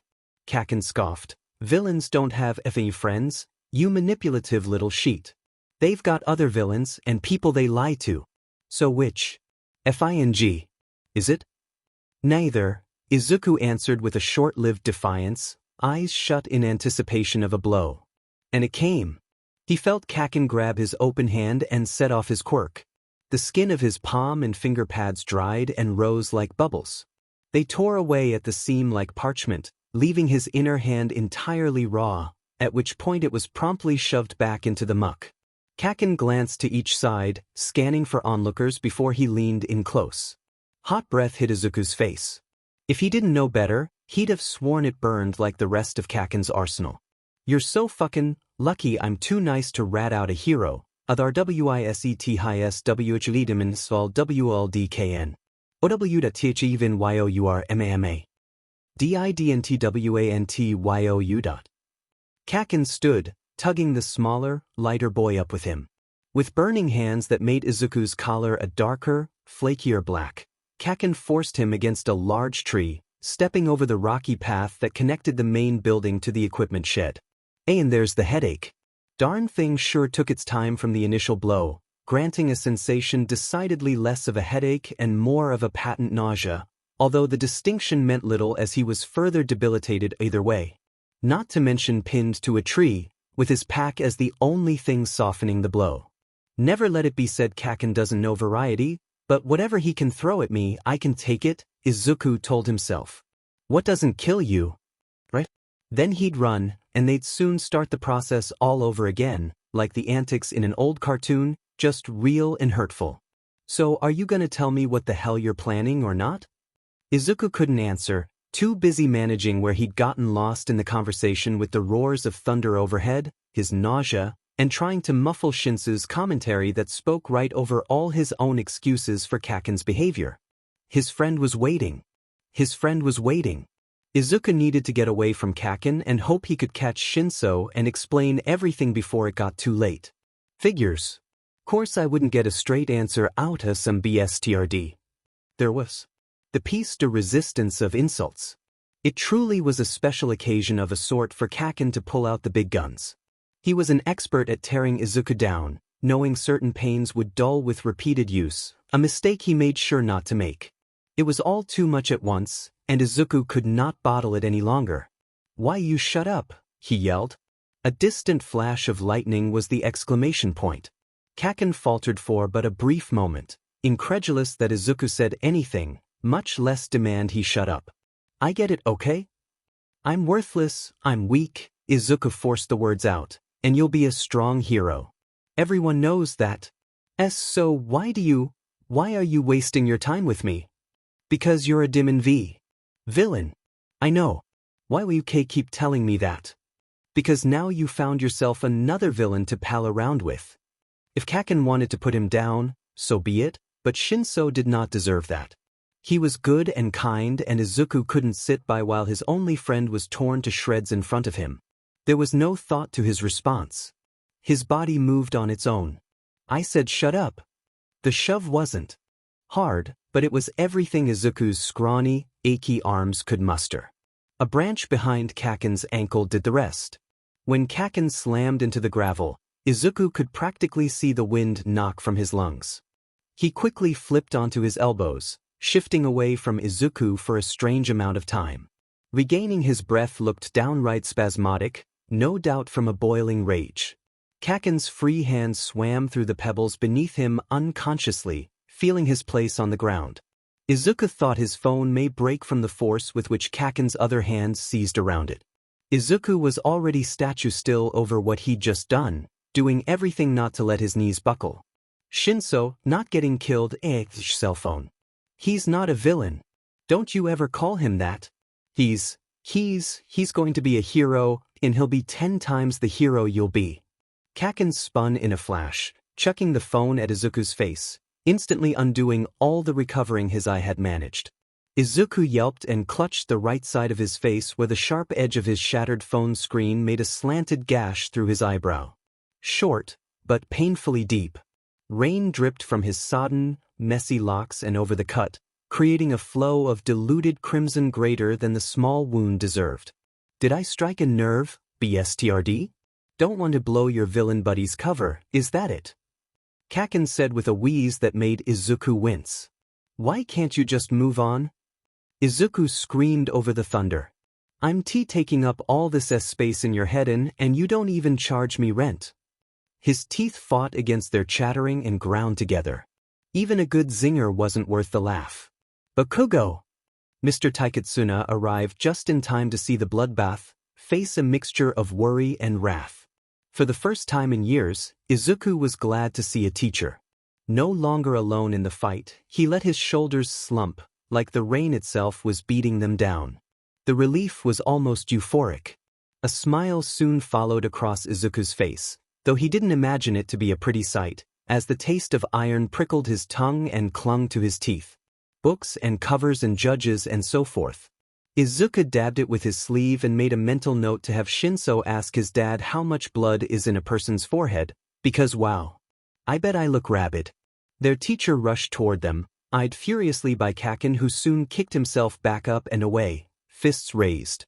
Usually, even when things went right for Izuku, he'd find a way to sour it with feelings of remorse over the smallest morsels of fairness. There's nothing heroic about seeing someone punished and enjoying it. Yet, standing there in the rain, he could not churn up a drop of guilt. Funny the way spite works. Pulling on a disheveled, unsteady, and unwilling Kaken, Mr. Taiketsuna refused to let go of the boy's wrinkled shirt despite petulant protests. He clamped his free hand behind Izuku's neck to keep him still and supported. Nothing about it felt supportive. I am so disappointed in you, Bakugo. Mr. Taiketsuna shook his head, face inches from Kaken's. Aldra has always made its stance on bullying abundantly clear, but looking at you now, I can see we've failed. Kaken's hands started to steam. The few bits of gravel that still stuck to his hand snapped off like popcorn. Both of you, come along now. We're going back inside. Let's hope Principal Nayatsu hasn't left yet, or this is going to be a long night for all of us. That didn't sound so good. Izuku was already late to meet Shinso. Sitting down for some bullying seminar with Kaken wasn't an option, no matter how satisfying it'd be to see him reprimanded. It's fine, sir. I really need to get going. You shut your demon mouth. Mr. Taikitsuna squeezed the back of his neck firmly, dragging Izuku to walk side by side with them back to the main building. Bakugo, I am so fed up with your behavior today. You're our school's brightest star, and yet you've completely ignored how we've taught our students to respond to bullies. Don't go face them head on. You can come to any of your teachers and we'll sort it out for you. Izuku watched Kaken's face rapidly flip through a half-dozen, increasingly explosive emotions.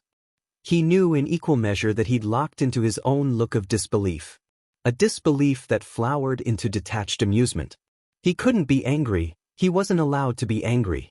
Izuku knew he was a mess. When lightning flashed from just the right angle, spotlighting Izuku's face and letting his hair take the bulk of the shade, he imagined he looked like a veritable horror movie villain. Hair matted and dark, face cut, soaking wet, caked in mud, found standing over another student with a rage he had nowhere to put. He couldn't remember the last time his anger had overtaken his fright.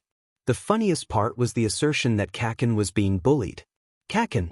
As if he were afraid of anything on earth. They didn't know Kaken well at all. Kaken hadn't been scared in 14 years. That Izuku of all people had been his secret tormentor was the ludicrous cherry on top. The mental gymnastics needed to come to such a baffling conclusion were nothing if not fascinating. Thanks, public school system. Perhaps it was inevitable. The cumulative downpour of their relationship. Everyone has a breaking point, and what better example of inequity than this? What better example to act as the impetus for Izuku to allow himself to acknowledge a glimpse of reality? Or maybe it was the time he'd spent with Shinso. Time that could have very well been the catalyst of such a heated encounter. The end of Izuku's thought-to-be boundless tolerance for Kaken's abuse. A strength after having touched upon genuine friendship. Are you kidding me? Izuku gave a strained chuckle at the sheer absurdity of it all. Are you effing kidding me? Kaken's mirrored outrage was booming, even for Kaken.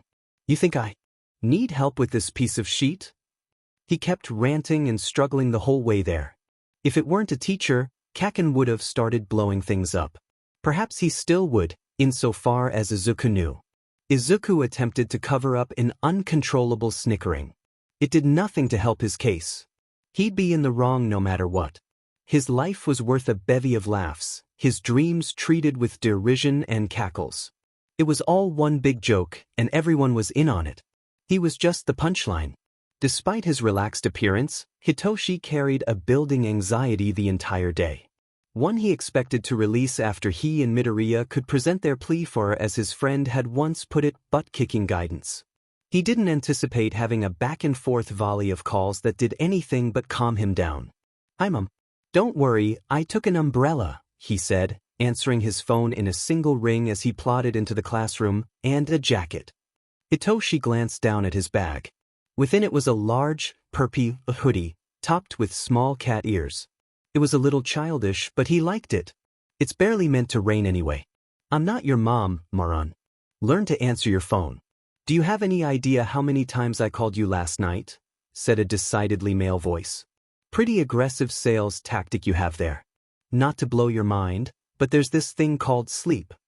Resisting the temptation to lean over and turn his phone on to fiddle with it in bed all night was excruciating, but he had to, if nothing else, try to get as much rest as he could. The day ahead was too important. "Gimme your DMN name." "My name?" Hitoshi's brow furrowed.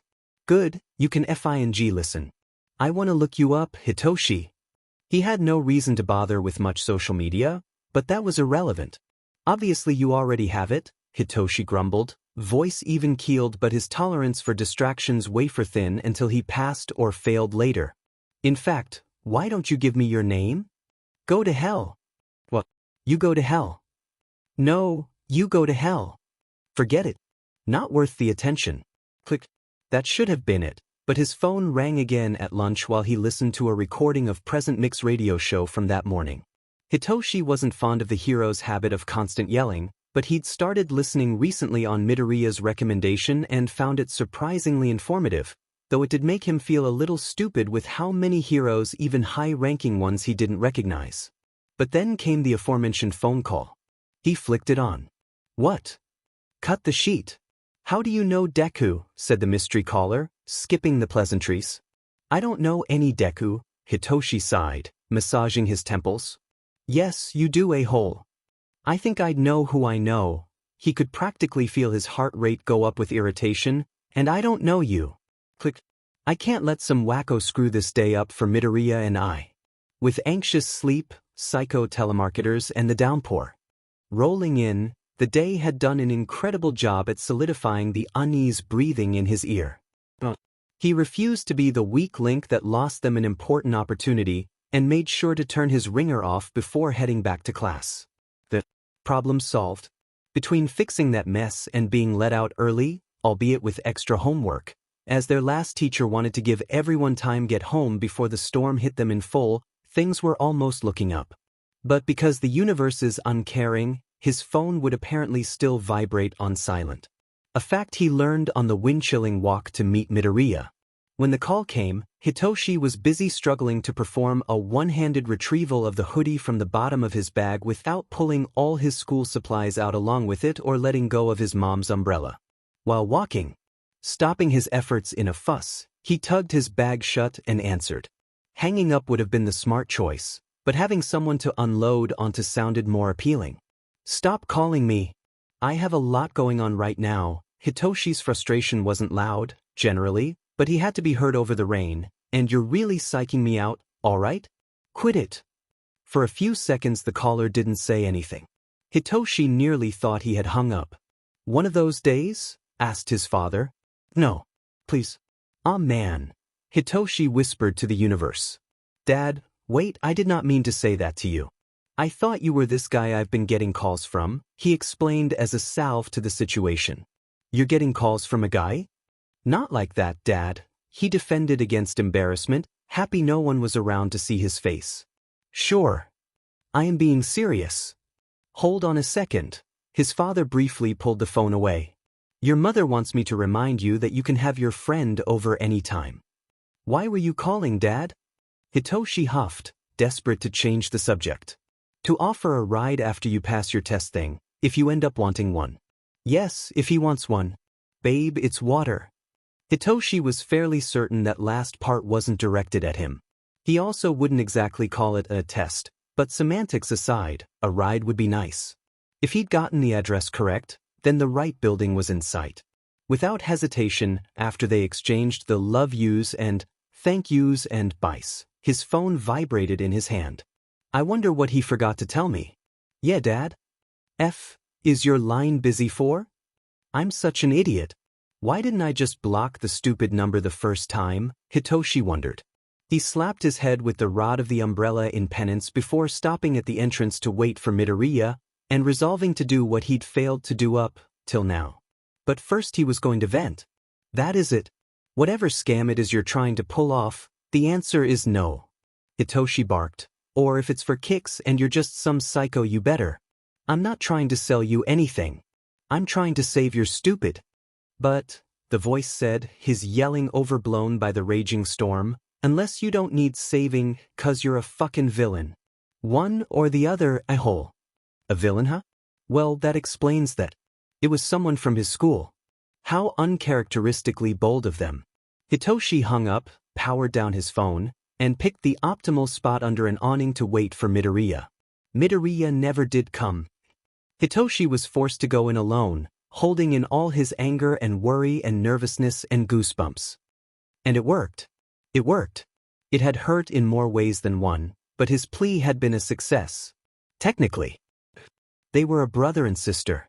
He and Midoriya's potential teachers, that is. Contrary to any of his expectations, they asked him to spar. It didn't take very long for them to pop the question either. All it took was them telling him to leave, that they don't have room for any new students, that they don't take beginners in the first place, that he was getting water on their floor, and him ignoring all of it in favor of pleading profusely. Pick one of us to spar with. the brother told him at last, his frame tall and broad, but lacking distinctive features besides his orange, gently pulsing forearms and eyes. The sister knocked Hitoshi onto his back with a sudden strike before he could answer. Blue mist, the same color as her entire body, drifted from her back before fading with a short delay, almost ghost-like. Her ponytail lifting and swaying as though it were underwater completed the look. "Too slow," she said, but he asked for a rematch. She, again, shoved his chest, pushing him back down as soon as he'd been able to stand. So Hitoshi asked for another rematch. And another. And another. And another. And another. And another. And another. He wanted to block her just one time, despite knowing that prospect became more and more unlikely with each bout. The brother's already stern face became more so each time, but the sister seemed content with repeatedly moving her palm at Hitoshi's sternum despite his horrendous attempts at dodging or deflecting. "That's a good look for you, kid," she taunted, watching him get up onto shaky hands and knees. "How about you clean our floors?" "What?"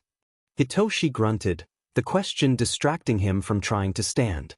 "Floors. Clean." After his mind took its time catching up, he started to lower himself back down. "Aren't there supposed to be mats, anyway?" "Not now," she chided, yanking him up. "In the mornings. Our first students arrive at 5 o'clock, so make sure you're done with the entire place and out of here before then. If you ever miss a day or a spot, do not come back. And don't clean them the wrong way." Hitoshi nodded resolutely, not trusting himself to ask what the wrong way was without it coming out like the gasping of a lifelong smoker. "A shame," the brother frowned. "I could have used a new dummy to throw around." Hitoshi's head jerked up from its place, staring at the scuffed wooden floors to interject as quickly as he could, sounding even more winded than he imagined.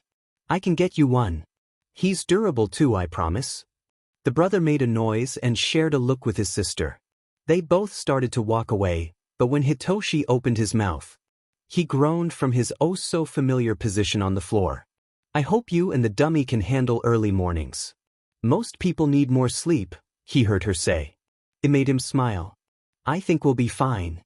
Tick, tick, tick, tick. Thunder roared, muting the clock's voice. It hung silently above the bench outside their principal's office. None of it made a difference. Izuku was having to imagine the noise as a reminder to sedate the heart beating in his ears. No decent school hall clock would clack like a haunted house, not even at their dinky junior high. High on the wall, its steadily spinning face was scarcely visible when Izuku was busy meeting his bully's unwavering glare.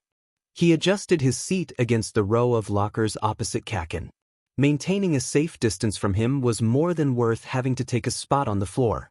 Mr. Taikitsuna had left immediately after dumping the kids into Principal Naotsu's lap, so that was one less adult to worry about. His teacher's negligence had finally paid off. Clammy, even with towels, both boys refused to acknowledge any discomfort. "I feel bad for whoever has to clean this mud up, though. Probably me." Shallow thoughts of clocks and eyes and mud kept his head from drifting to the clouds he was so often accused of living in. Clouds that had since turned black. Anything to keep from checking the time. As long as Izuku didn't acknowledge the eternity for which he felt like they'd been stuck sitting there, it meant he technically wasn't late to meet Shinso yet. Schrodinger's terrible friend. It sure would be nice if his phone weren't stuck in the muck outside, probably ruined if not buried. The cut through his brow had stopped bleeding so much, thank goodness. An earlier trip to the restroom gave Izuku a good look at his new, angled gash. Paired with the smaller slice underneath, they almost looked like an opening quotation mark. He frowned, leaning away from the lockers. It didn't feel very funny. It didn't feel that way a lot of the time. Thunder seemingly roared once more, until it continued on longer than could possibly be natural. It's just Auntie raising her voice again. Izuku was used to her cursing, but she'd officially hit a new peak of profanity, both in volume and in quantity, greater than he'd heard in living memory. As much as he wanted to know what was happening, his eardrums were thankful to have a storm and thick walls to drown the yelling out. "Been through enough, ucking disgrace. Wouldn't, no, you listen, how often? What? Motherfucker, ink to contact us. Lying son of, complete sheet at your job." Izuku tried to piece it all together, but it proved to be in vain. Anything but Auntie's loudest swears was already blurred by the other two quieter voices. The mess was too difficult to pick through from the outside. Lightning brightened the hall, causing Kaken to squint. Flicking his eyes up, Izuku seized the chance to catch the time. Later than late. I guessed correctly. Even a broken clock is right twice a day. He wasn't laughing. Kaken grew bored of their insignificant battle for dominance and leaned back to nab himself some shut-eye. Izuku, on the other hand, sat and thought. And when thinking turned dreary, it wasn't foreign or disturbing, it was safe.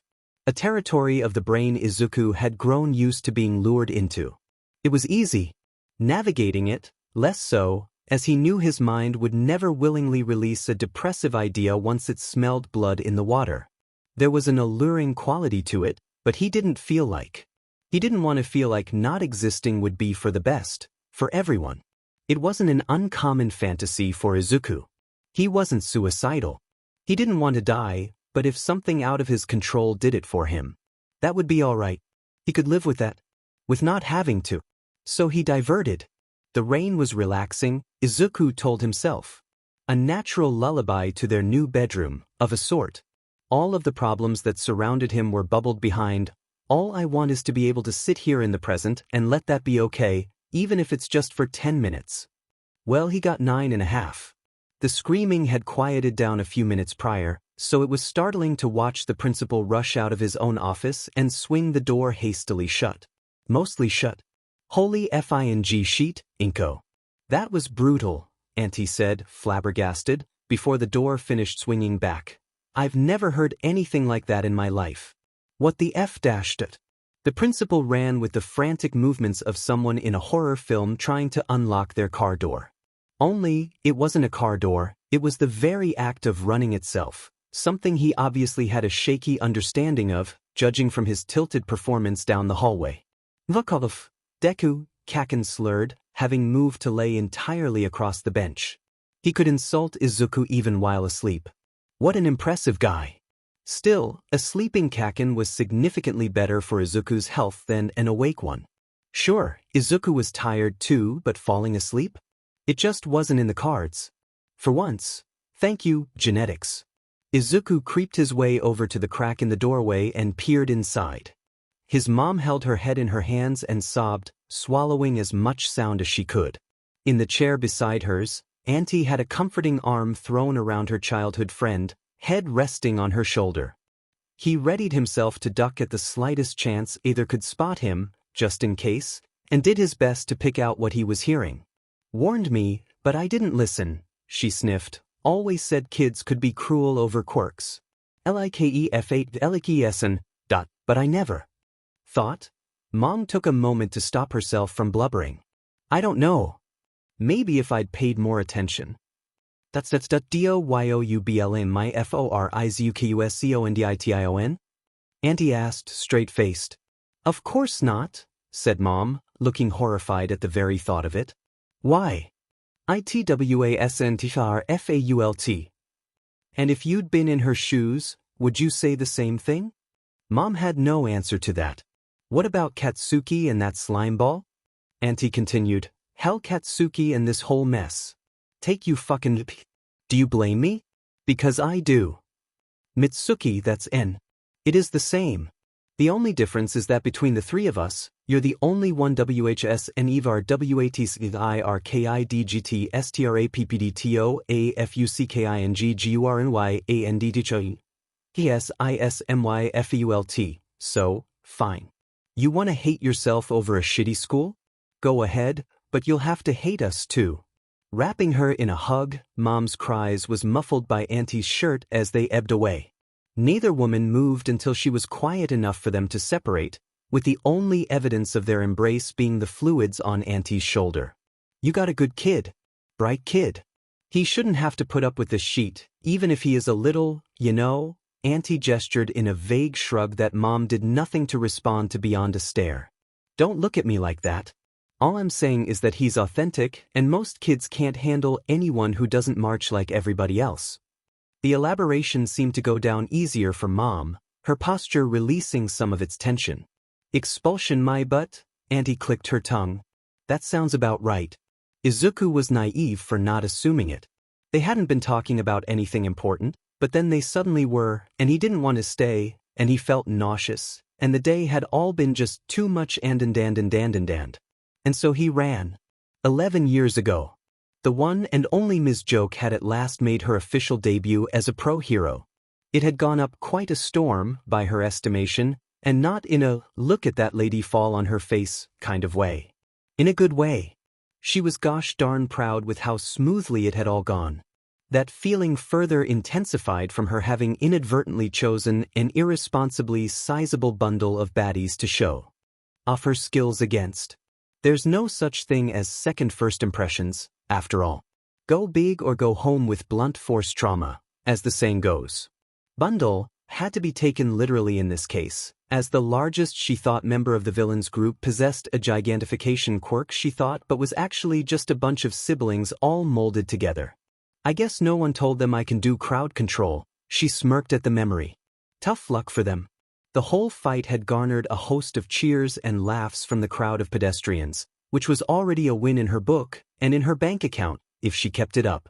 They paled in comparison, however, to hearing Izuku gush non-stop over Inko's speakerphone in that breathless, winding way only little kids can. So cool, and you were all bam and pow and you got the metal lady so fast, mama. It was yeah. And when it's all those lil guys were in the big guy and they went bush. That was awesome. Kaken thinks so, too. He said so. But then he said All Might would win if you fought, but I didn't think so, and you wouldn't fight each other. Mom, what as if can I what did you? Does it? Please, he'd asked earnestly and nigh incomprehensibly the night of her debut, tongue bunching up around every other word like it was either too big for his mouth or never meant to be there in the first place. Adults, as a rule, have not the patience nor the purpose to stop and listen to a boy repeat the same sentence 8 times before he makes any sense. In Emi's experience, their parent or guardian, as the case may be, tended to be the only native interpreters of their child's slurring accent.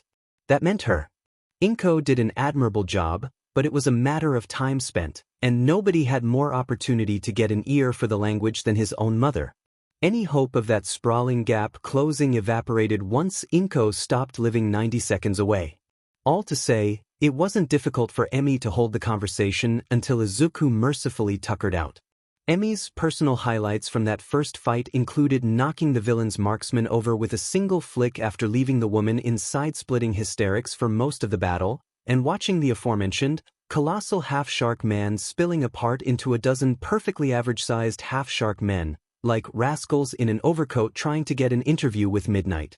I wonder what she's up to lately, Emi ruminated, flexing her fingers. Besides being 2 strips of cloth away from flashing the whole nation. Now that's how you make a splash. Speaking of fingers, hers needed an ice bath and some downtime after the long weekend that kicked off with her debut. Alas, her true dream of becoming a hand model would tragically never come to pass. Inko, expectedly, didn't accept any payment but thanks, happy to have another visit. The area that the Fukukados called home was not great, so it gave Emi added peace of mind to know that Izuku would be playing in the nicer, albeit stuffy neighborhood where the Bakugos lived, nearby the complex his aunt by choice had moved to. And goodness gracious did Izuku cry buckets when Inki moved. He and Inko were like 2 fountains. Big emotions, she supposed. Were Emi's list of prior partners not as short as is physically possible for a person who has a biological child, she'd have half a mind to think she had a sleepwalking GSM with water hose.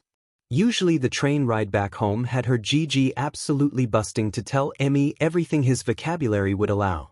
From the pensive vibe he was giving off, Izuku was plainly not in the mood for the usual.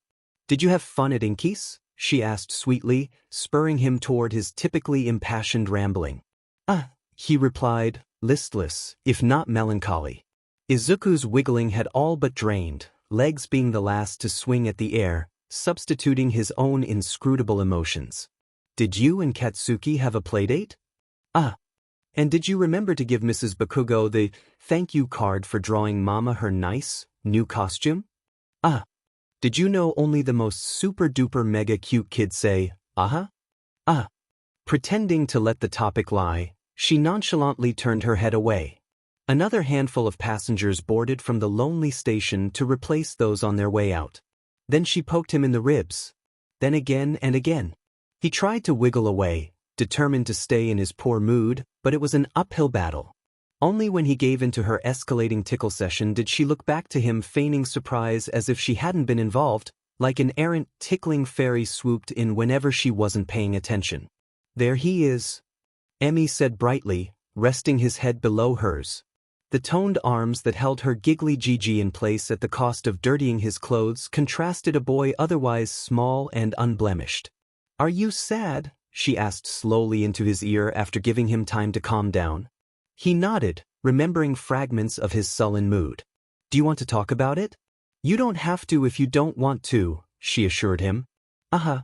He nodded again, tugging the hem of his shirt. Izuku stumbled, searching for a whole sentence and slowing down to take a breath. He called Inky your mom.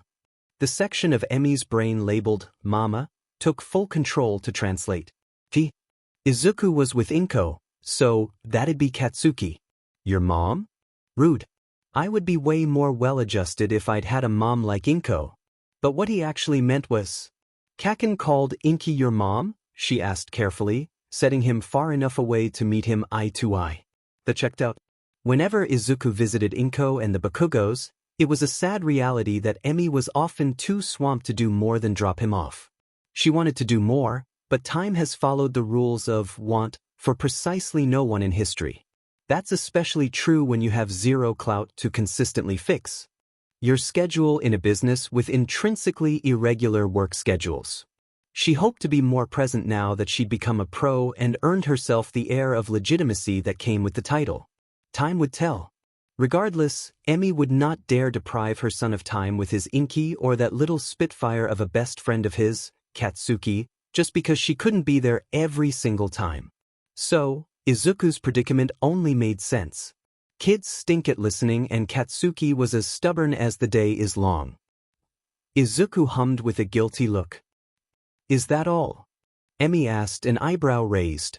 It puzzled her, because it didn't sound like a comment worth getting upset over. Although, Emmy did reach the same initial conclusion when Izuku learned his Lelo shirt was yellow, so she was used to not getting problems right off the bat.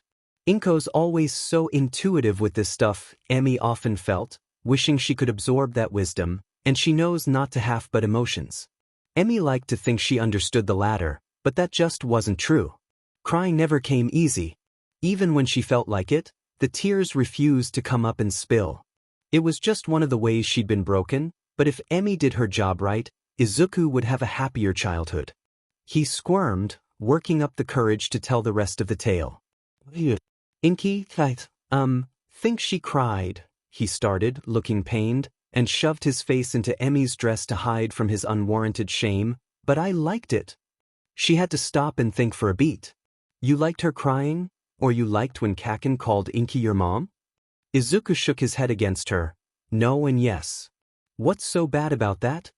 Emmy asked, trying to tilt his face up. "Your mama," he insisted, burying himself farther. Oh, Izuku. The anguish he felt over wanting everyone to be happy at all times was heartbreaking, but she gave an encouraging smile anyway, even if he couldn't see it. "You're allowed to have two moms if you want." "Sakai?"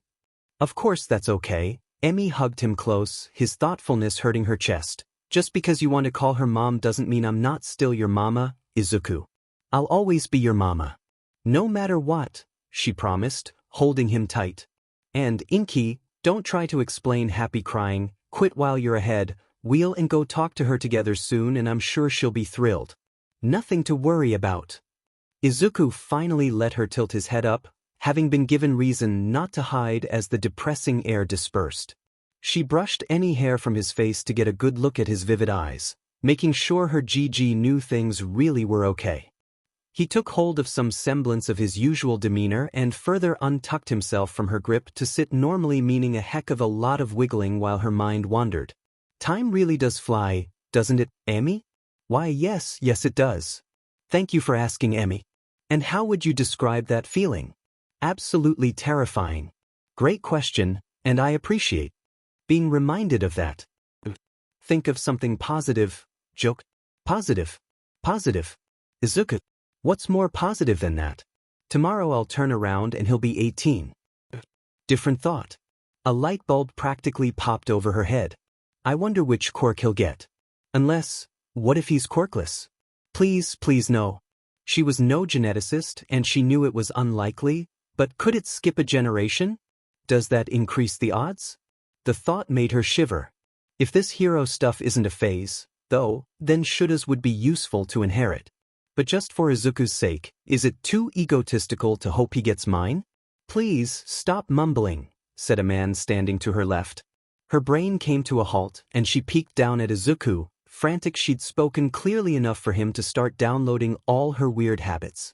Fortunately, he was preoccupied with mumbling to himself. She blew a sigh of relief, made a zipper motion across her lips and threw away the key. The man didn't smile, but the older woman across from them did. Professionally dressed and with book in hand, her thin reading glasses slid down her nose at the slightest movement. Lost your ring? Emmy squinted in confusion, like the answer was on the woman's book in really, really small print. Your ring, the woman repeated, pointing to her finger. This is my stop, but if you lost it, I'll help you look. It took an embarrassing amount of time for Emmy to put two and two together, with how she'd been mumbling and unconsciously massaging her hand. Oh, that's sweet, but no, it's just sore from fighting, she explained like it was a normal answer. Why you had to fight him? The woman whispered, horrified. Him. Wait, does she think Dash? That dumbass. I wish. Emmy swore in English at the thought and howled with laughter. The hand she threw over her mouth did a poor job at silencing it. By the time she was done, and it took a while, the train was moving again and the woman had gone. What'd the lady want? Izuku asked, evidently having paid a cursory degree of attention. She was being nice and I'm weird. Emmy summed the conversation up simply. Nah. Izuku piped up defensively with the patented Fukukado enthusiasm. Yeah. But I'm okay with being weird. Wouldn't change it for the world. She tousled her Gigi's hair, unrulier by the day. Normal isn't all it's cracked up to be. Trust me on that. Emmy finished up the last of her laugh, shortly clearing her throat as not to further neglect the train car's quiet atmosphere. Content, Emmy leaned back with a sigh, tired fingers running through Izuku's messy locks in search of knots as the city passed by. Her attention occasionally flicked at a whispering young couple, deciphering why they were trying and failing to stealthily glance in her direction. Told you it was her. Once he started to rummage through his bag and dragged his more reluctant boyfriend toward the Fukukados, Emmy sat up straight and discreetly shielded Izuku, instincts kicking in. Two strangers staring at a completely random young woman and her kid on a quiet train car at dusk while they pull something from their bag? Emmy's villain radar blared without even having to take into account her mother bear-like protectiveness or the exhaustion that came from working her butt off the past few days. Until he pulled out a pen and a school notebook. Sorry to bother you, the boy spoke softly, while his boyfriend nervously looked any direction that wasn't toward the pro-hero, but could we get your autograph? Well, that didn't make sense. Why would someone want a sidekick's IH? Right? Pro-hero. We watched your fight against that chick made of mouths this morning. So, cool, he pushed the pen and paper into her hands. While Emmy had yet to entirely shake off her dumbfounded expression, the boy's smile was wide. I couldn't pass up a golden opportunity to get your signature before you make it big. Always happy to help out a forger, Emmy said with a grin, scribbling, stay true to yourself. Ms. Joke, into his notebook and handing it back, just don't expect to find much in my bank account. See? Told you she was funny. The boy laughed and slapped his boyfriend's arm, jabbing a thumb at Emmy. They both gave a quick bow and jittered their way to the next train car. Weird. Awesome but weird. Thought it'd take longer to be recognized. Especially out of costume. I like your bandana. The taller boy turned around to give a timid compliment before power walking away. Bandana? Emmy patted at her head, tugging off the forgotten piece of cloth. In its stead she wore a blush. Guess I wasn't totally out of costume after all. Making the official transition had been such an overload, there wasn't time to do more than throw on normal clothes and cover up in a copious amount of deodorant before she left to pick Izuku up. She felt a small hand pull on her dress. "Mama, what's it dums?" In a very short-sighted way, it was impressive how quickly Emi was able to boomerang a mistake back at herself. "Have you ever heard Mrs. Bakugo use it?" Emi asked guiltily, hoping to pawn off her diet swearing, but, correctly, assuming the answer was no, a verdict confirmed when Izuku shook his head. That made sense. Mitsuki kept her expletives in Japanese by virtue of her fluency in both it and profanity. It's sort of like those off-limits words she uses. Does that make sense? Izuku nodded slowly, staring up at the rueful pro-hero with big eyes and chubby cheeks. "And what do we do with those?" "Don't use them," they both said in sync. "That's right. I made a mistake by saying it at all," Emi admitted. Chewing the matter over, she reflexively smoothed the creases of her dress. "How about you get a freebie? You get to say one off-limits word to make us even. Fair's fair. Either lead by example or die by it." Izuku thought long and hard about the devilishly difficult choice. Although his mama's vocabulary was, with very few exceptions, squeaky clean, Mrs. Bakugo had so many options to choose from. He mindlessly knocked together the pair of sneakers Emi had let him pick out for himself. That trip only took about infinity years. Bright red, shockingly devoid of All Might's face, and decidedly not pre-owned for once. They were, however, only his second choice. Emi had to nix his first choice of shoes so big he could sit in them. Whoever invented Velcro, she'd kiss them, were they not 6 feet under. Feet.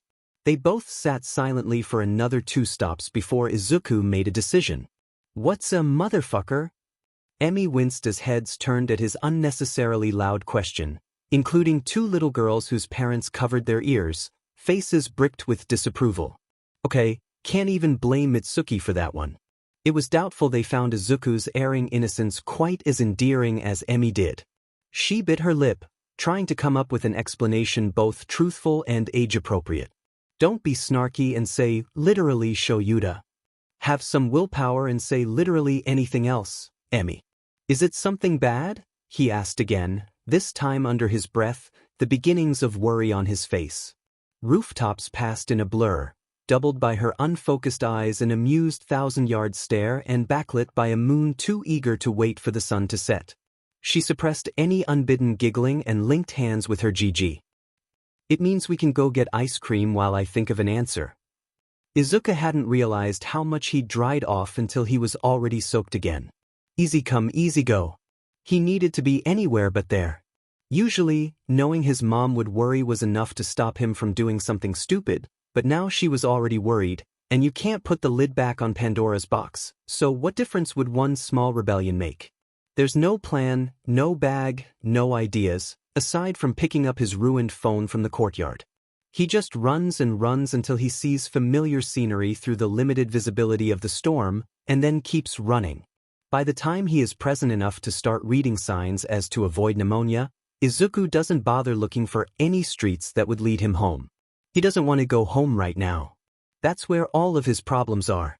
Instead, he follows half-remembered directions. Kesher Avenue, Kesher Avenue, Kesher Avenue, Kesher Avenue, Kesher Avenue bingo. Well, that is a lot longer than I expected. Izuku considered a joke, but thought better of it, finding it hackneyed. It was beneath him. Not unlike the street. Well, there was definitely no shortage of streets that shot off of Kesher Avenue. It'd be like looking for a very apathetic needle in a rain stack. Time to start knocking. Inko dabbed at her eyes with a tissue, diligently listening to her friend. Expulsion my butt, Mitsuki clicked her tongue. Voluntary withdrawal, Inko reminded her, to which Mitsuki grumbled an affirmative.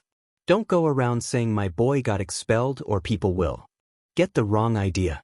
He doesn't need that for you. A precarious distinction under the circumstances. As though she weren't already livid, what maddened Inko further was how pathetically he'd clung to the threat of Izuku's expulsion once they started poking holes in his shoddy bed of lies, upon which he had stupidly sat his full weight.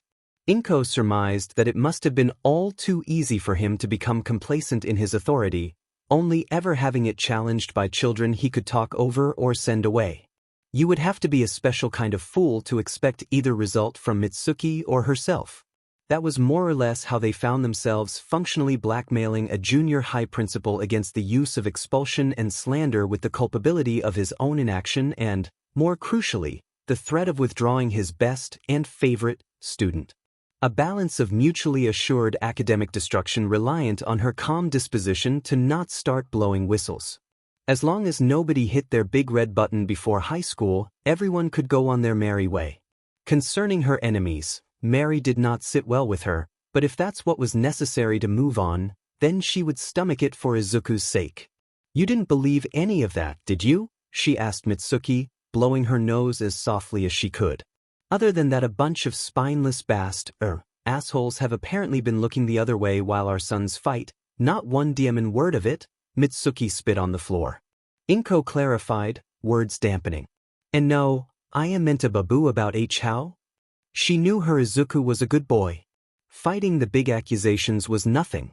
It was the small ones, the not so unreasonable ones that made Inko's chest feel empty, feeding her self-doubt. He's a known troublemaker. Might as well be the poster boy for the negative effects of growing up in a broken home. I'd heard how often he used that quirk of his in elementary school. It's not uncommon for boys around your son's age to act out if they lack a paternal figure who can set an appropriate example of certain behaviors. When her eyes started to water all over again, Mitsuki shook Inko by her shoulders. Hey, I know that look. Quit it. But Mitsuki, Inko stammered, palming at tears that refused to obey. Does it seem like junior high has been pretty shit for him? Yeah. But life's more than bad teachers and immature classmates. This doesn't invalidate everything you've done or your happy memories, so don't start rethinking every decision you've made. You're amazing. Besides, most of junior high is pretty shit anyway, Mitsuki tagged on at the end, earning a playful slap to the arm. Sorry, that was me channeling my inner Fukukado. Inko gave a weak smile and started to riffle through her purse while Mitsuki spoke. When Izuku stopped coming over, I figured he and Katsuki were just going through a rough patch. Growing pains and all that shit. Takes a while for kids to mature.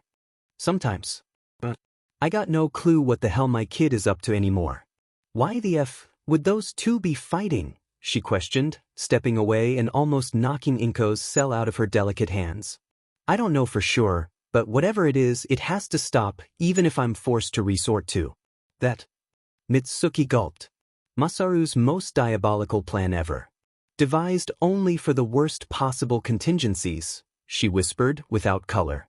Inko gave her a look of concern, her other ear occupied by a dial tone.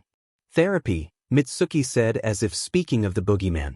Whether that's for the brat or for me, she could only shrug. Masaru probably knows, she grumbled, kicking the hall door open. The way it slammed against the wall timed perfectly to the sound of the voicemail. So, I'll be in the States for the next week or so on business unless you're listening to this midway through the week, in which case, do the math. If you're a student with a question about the material, check the syllabus or ask your sub.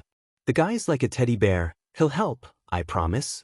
For anyone else, text me or leave a message and I'll get back to you when I can. Beep. Just messing with you. But seriously, do leave a message after the beep this time. Beep. It's Inko. I hope your trip is going well and she swallowed, saliva thick. I really screwed up and I thought you should know, and I'm so sorry, and I could really use your advice. Mitsuki says hi. Okay, that's all. Lots of love. Talk to you later, Emmy. F-. Mitsuki cursed from the hallway, followed by a startled, lower-pitched sheet. And a thud, like a body rolling onto the floor. Mom, what the hell? A very groggy Katsuki. Inko flicked the phone shut, dried her eyes and straightened her shoulders. She stood, moving toward the commotion, only to have her friend lean back through the doorframe wearing a haggard expression. Guess which one is missing? Hitoshi had to sprint for the door at the first audible knock. They weren't expecting visitors. Not to his knowledge, anyhow. It wasn't as though his homework was so important as to be uninterruptible, but his parents had just passed out on top of each other on the couch, and he wasn't in the mood to disrupt that delicate balance. His feet were silent along the carpeting and the well-oiled door opened without a sound, despite how hard he yanked it back to avoid even one more knock. In front of him stood a drenched, shaking Midoriya, eyes downcast as he wrung out his sleeves.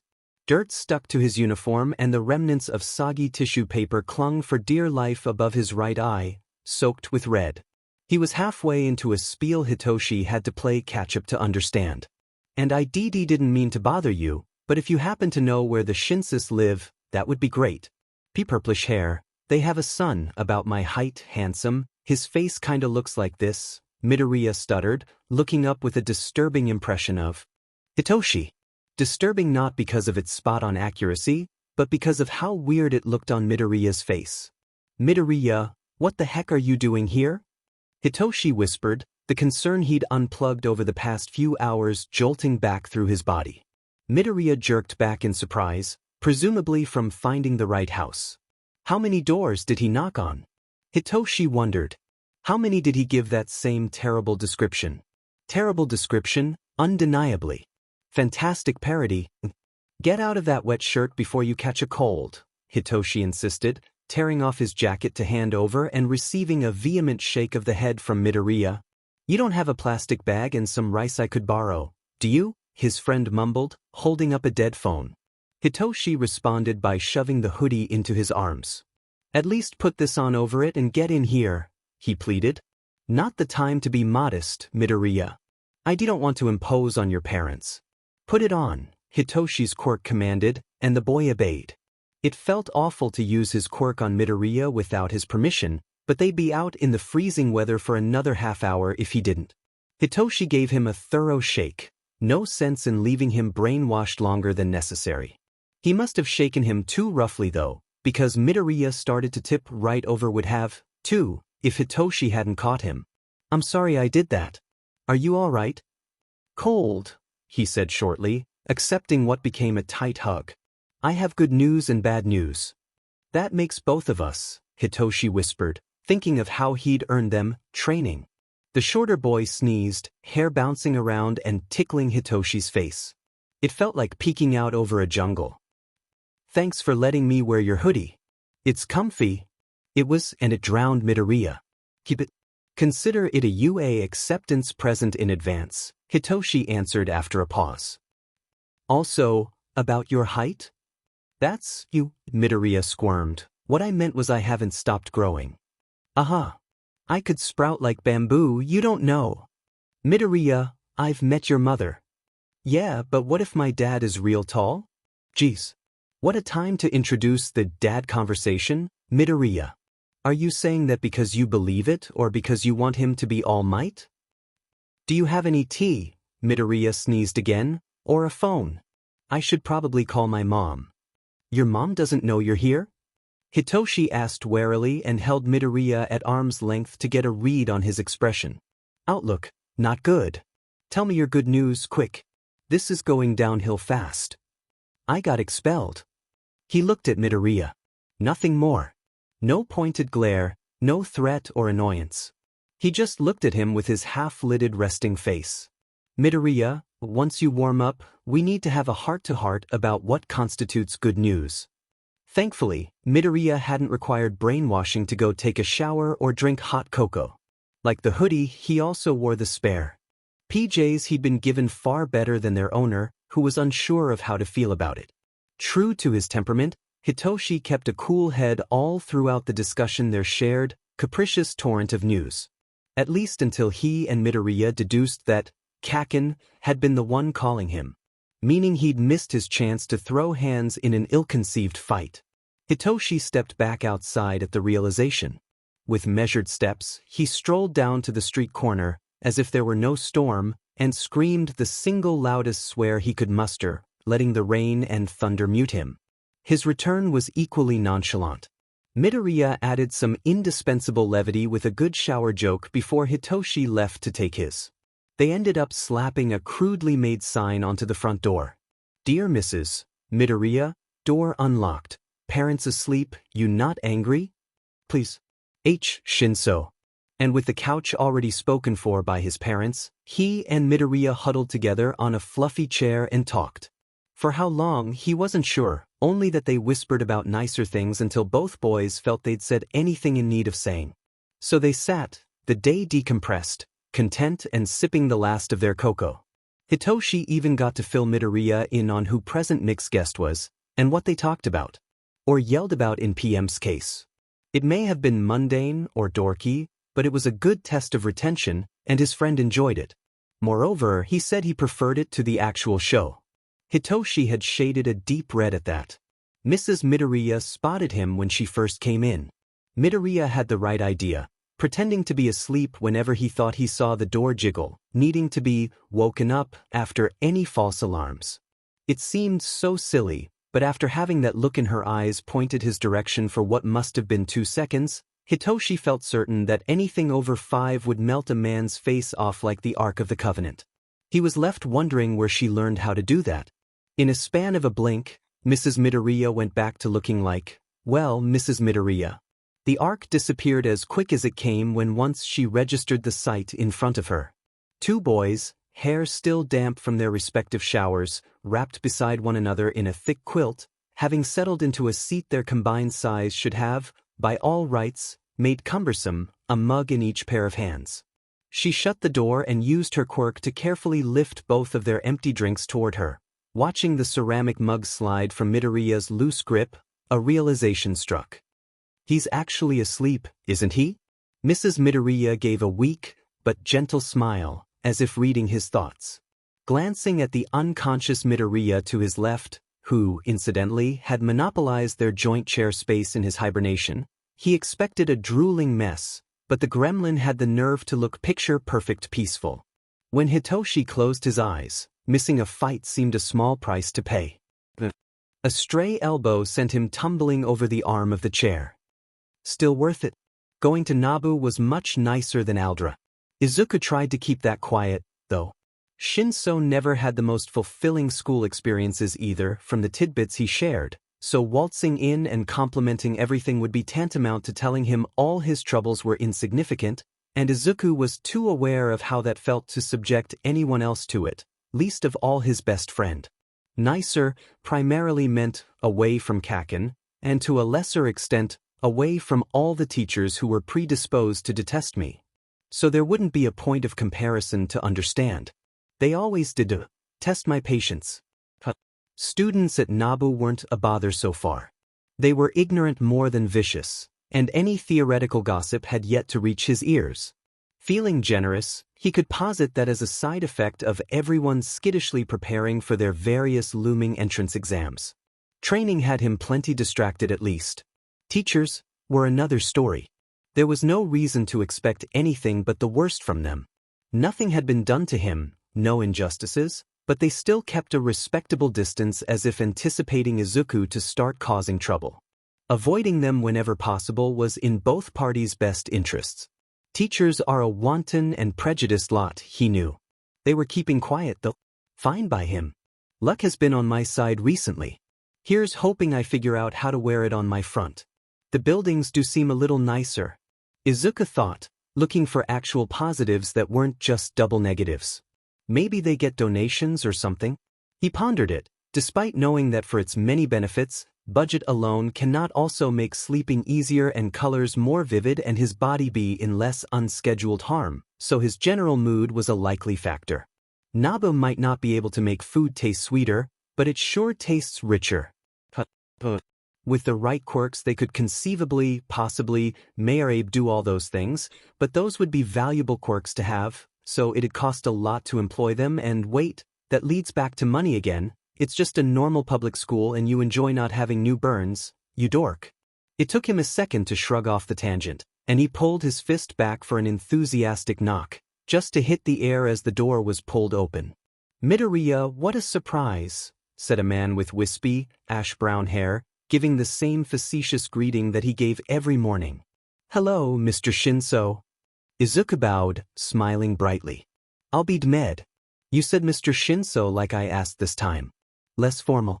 Let's keep it that way unless you decide to show up on my doorstep looking like that guy who got off with landscaping equipment. Above anyone else he knew, Mr. Shinso had the ultimate parental get-out-of-jail-free card, as no matter what it was, he'd met someone who hurt themselves doing it. I'd offer you some fresh coffee as a reward, but frankly I think someone would go insane. Not quite sure who. He looked into his cup as if to say, and I'd rather not find out. Is? My son still lives here, yes, the man said with a long slurp his coffee, opening the door to reveal Shinso tying his shoes and watching his father, more specifically his father's beverage, with a furrowed brow. Hypocrite. Mr. Shinso downed the rest of his cup in slow gulps in response to Shinsu's sass. Izuku had a hearty laugh at the exchange but stopped himself suddenly with a guilty look. I'm so sorry, do you think I? No, you did not wake her up. Izuku's must have kept the same worried look on his face, because he watched Mr. Shinso sigh heavily, his whole body slouching at hearing Izuku express the same, exact concern again. With a slow breath, he yelled back into the house. Honey, are you up? They waited wordlessly for a reply as Shinso passed through the door. 1, 2, 3. See? Unless you plan on renting a jackhammer, don't bother wondering. I will pay you literal real-world money in literal real life to not ask me that tomorrow. Okay then. Yes, I will tell her hi when she gets up in. Mr. Shinso looked at his bare wrist where a watch would be. 5 hours? 5 hours? He gasped on instinct, Shinso tugging on his long sleeve to get going. Gosh, I knew Shinso's mom was on a different schedule, but getting up so insanely late seems insane. Well, it is 4 in the morning, said Mr. Shinso in response to Izuku's unintentional mumbling, eyes peering up at a black sky. Oh, right? Izuku blushed, following his friend's retreat. Have a nice day, Mr. Shinso. And Shinso added his own, love you, Dad. A coffee cup was raised in a likewise gesture as the two boys started to jog away. Love you too, Hitoshi. Cleaning?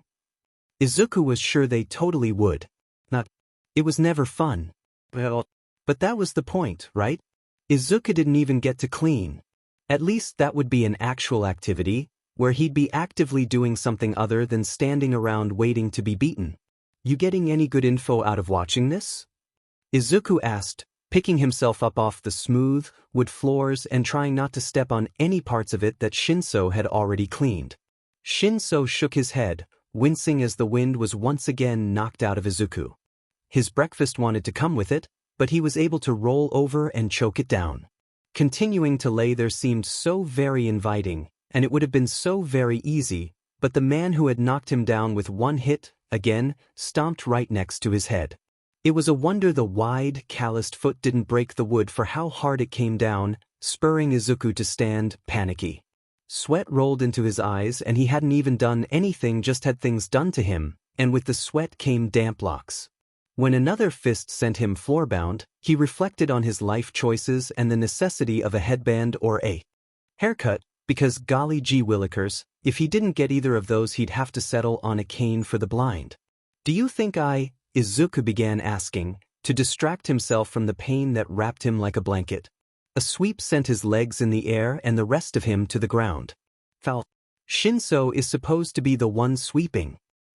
Need a haircut? He finished saying from his new, seemingly permanent residence on the floor. It was a booming region and a valued part of the pain-afflicted Izuku Nation. Otherwise known as just pain. What does it take to get your own zip code? I'd settle for a subdivision. You probably have to own land though, right? A lot, I'll bet. As his eyes closed, the Congress of Pain passed a unanimous vote on swapping nation for napping. Then a foot shocks him up again and he looks up to see a stern face directly overhead before it walks away entirely. The why couldn't matter less to Izuku when he was still having difficulty standing up. A trim couldn't hurt, Shinso answered offhandedly, looking over all the space still in need of cleaning that he was already familiar enough with to be annoyed by it. I don't know what this is. They haven't given me any instructions or told me if I'm doing anything wrong. Maybe it's some kinda wax on, wax off, subliminal teaching style where you train without knowing it?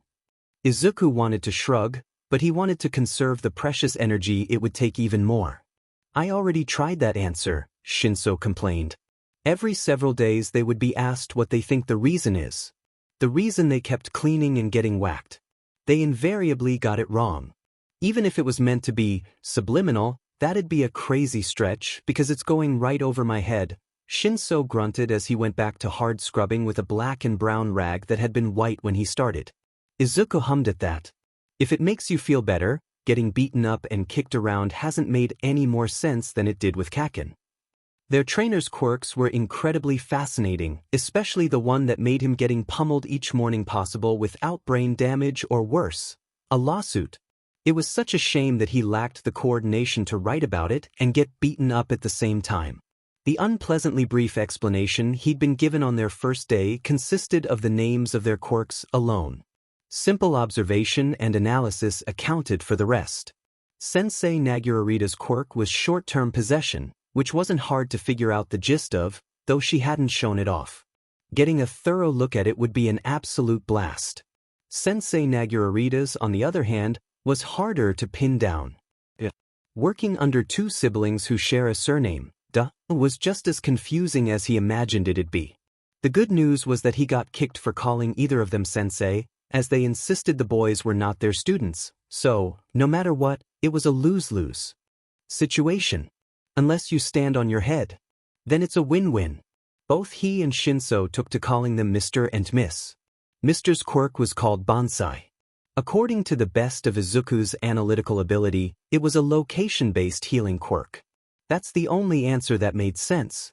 The man took more supplements than either boy had ever seen any single person take in their lives, so that was another possible factor, but Izuku wasn't allowed to ask. He always felt a slight tingling whenever they passed a threshold a few hundred meters from where they trained. Like getting very light goosebumps or that prickly feeling when a limb falls asleep, but for barely a full second. Insignificant unless you care to seek it out. The old-fashioned, single-story building stood in the cramped space between two high-rises on a busy street, and Izuku questioned how many office workers noticed the effect. It was technically being used within the siblings' property, so if anyone somehow did notice or care, they'd have to take it up with Mr. and Mississippi. Izuku did not see that going well. He was also no stranger to being abused, so it was easy to tell when a hit stopped hurting too soon. No pain inflicted after they passed into the tingly zone survived when they passed it again on their way out. To prove his theory, Izuku slammed his hand in a cupboard when Mr. and Miss weren't in the room, much to Shinsu's agitation. Just as Izuku Midoriya, master of the scientific method, had suspected, it healed completely when they left. When he accidentally dropped a rusty ironing board on his toe during beach cleanup, however, passing into Bonsai's area of effect didn't help at all. Realizing it must only work on damage taken within its radius was a depressing moment for Izuku. A relieving one for Shinso, however, who cited not wanting to give him free rein to break his neck. A beacon that gave off advanced healing but only for injuries taken inside its range? What an interesting trade-off. Quirks are so neat. It makes me feel worse, but thanks, Shinso grumbled after polishing up another spot. Did you hear her calling me Mop now? I've officially been downgraded from kid. You're preaching to the choir. I started with dummy. Izuku gave him his brightest smile, ready to fall on his humor sword. Buck up, Shinso. Don't throw in the towel yet. A towel hit him in the face. You two old geezer. Mitsuki screamed from her place in the waiting room before a door slammed in her face. Come on, Katsuki, let's get out of here. The sounds of muffled sparks went off and she could see thin lines of smoke coming from his pockets as her son tried not to explode in an office with so many glass surfaces. Didn't they see? He really could be considerate if he tried hard enough. Or maybe her standards weren't high enough. He didn't bother speaking until they were about to step into the car. Mom, this is dumb. Mitsuki stopped herself, not even looking his way. There was too much anger to process moving and responding at the same time. Listen, brat. I can't get a DMN word out of you. Izuku won't spill the beans to your aunt. What the hell else am I supposed to do? She asked earnestly, flopping her arms at her side. Either you talk to me or you talk to your father, or you at least act like you give a shit about your problems. I don't have any FING problems, he roared, stiffening. Then congratulations, Katsuki. You're the only person in the whole world who doesn't. I knew you were talented, but to think you solved the meaning of life in just 15 years, you've exceeded all expectations. Maybe you should become a sage and go sit on a mountain. How's that sound? Stupid? Stupider than therapy? Huh. He didn't make a sound, glaring off in the distance. Then get in the FING car. This son of a bitch doesn't listen to a word I'm saying. Mitsuki sighed to herself over the sound of the engine starting. The irony of that did not slip by her. That was its the last name on Inko's suggestion list. Which meant they were, what F'd now? Unfortunately, or fortunately, Katsuki's problems, whatever they may be, were a different matter entirely from what she knew of poor Izuku's. Otherwise, they could have had a list long enough to roll out like the red carpet. That gives me an idea. You still have that card the doc gave you? The one that didn't kick us out, Mitsuki clarified as she stepped on the gas, thinking back on all the doors that had been metaphorically and literally shut in their face recently. I don't know. Probably not. Her son looked out the window, arms crossed. Then you'd better wish upon a FNG star, because the alternative is sitting down with your parents after school every single day until you break. The alternative was actually that she'd just have to drive down to the hospital and ask the guy herself, but fear was a good motivator. Katsuki's following outburst proved that point to be sound. Fine. It's in your purse, he yelled at the roof of the car and slouched low enough to start slipping from his seatbelt. It's in my purse? Since effing when? Since I was hospitalized, hag. Her purse was a disaster, she could admit that. Thus, it should not have shocked the woman as much as it did that a small paper rectangle had been able to hide for that long. Since you were, why the hell did you put it in there? Mitsuki screeched, sifting through all her junk.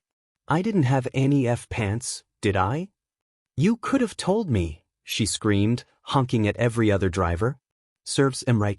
Those assholes need to get off the street so I can go faster. It's your own dimmin' purse. I ain't my fault you can't find sheet and that foo'em. The road. Mitsuki grunted to acknowledge her son's concerns, but they didn't stop her from rummaging forcefully for her phone and that stupid card. Eventually, when some moron stopped at an empty red light that he could have easily rolled through, she struck gold and nearly tore the paper in half from how far it bent in her grip. Fucking Nihole's handwriting is sheet, she thought, dialing what she could only guess was the right number. Bring. Hello, answered a voice, low in pitch, but far too young to be the man who'd given Katsuki the card. Yeah, hi, this is Mitsuki Bakugo. I'm looking for, Mitsuki failed to read what was presumably a name written in the doctor's stereotypically awful handwriting. Dr. Shinso? The voice asked in a bored tone. Yeah, Mitsuki said, breathlessly thankful. You're gonna have to be more specific. Huh, she barked at her phone. Pretty average build, early 40s, beady eyes, brown. Dad. Lady named Bakugo. Bakugo. The handwritten number already gave her the clue that it wasn't handed out willy-nilly, but hearing some kid answer the phone almost made her feel a little guilty. She didn't know it was a home number. Almost. Dr. Rise Shinso, to whom am I speaking? Answered a deeper, masculine voice. Mitsuki Bakugo, said Mitsuki, a little annoyed at having to repeat herself again. Bakugo? Yes, Mrs. Bakugo. I hope Katsuki is well, he said, subtly stretching the name to give her a chance to correct him in case he got it wrong. Not to dismiss your call, but I must say, hearing from you so long after your son was discharged is a surprise. He really shouldn't be having any complications this long after the procedure. Unless that isn't what this is about? I'll make this quick, Mitsuki spoke curtly. Do you know any therapists or psychiatrists or psychologists or some shit? I asked a friend, but most of the ones she suggested were way up north, or were too busy, or kicked us out. You didn't seem like a moron, so I figured I'd ask you before I resorted to the phone book. Thank you, his voice raised at the bizarre compliment. He softly hemmed and hawed, thinking over her question. There are a few I'd recommend, but I'll try for the very best first.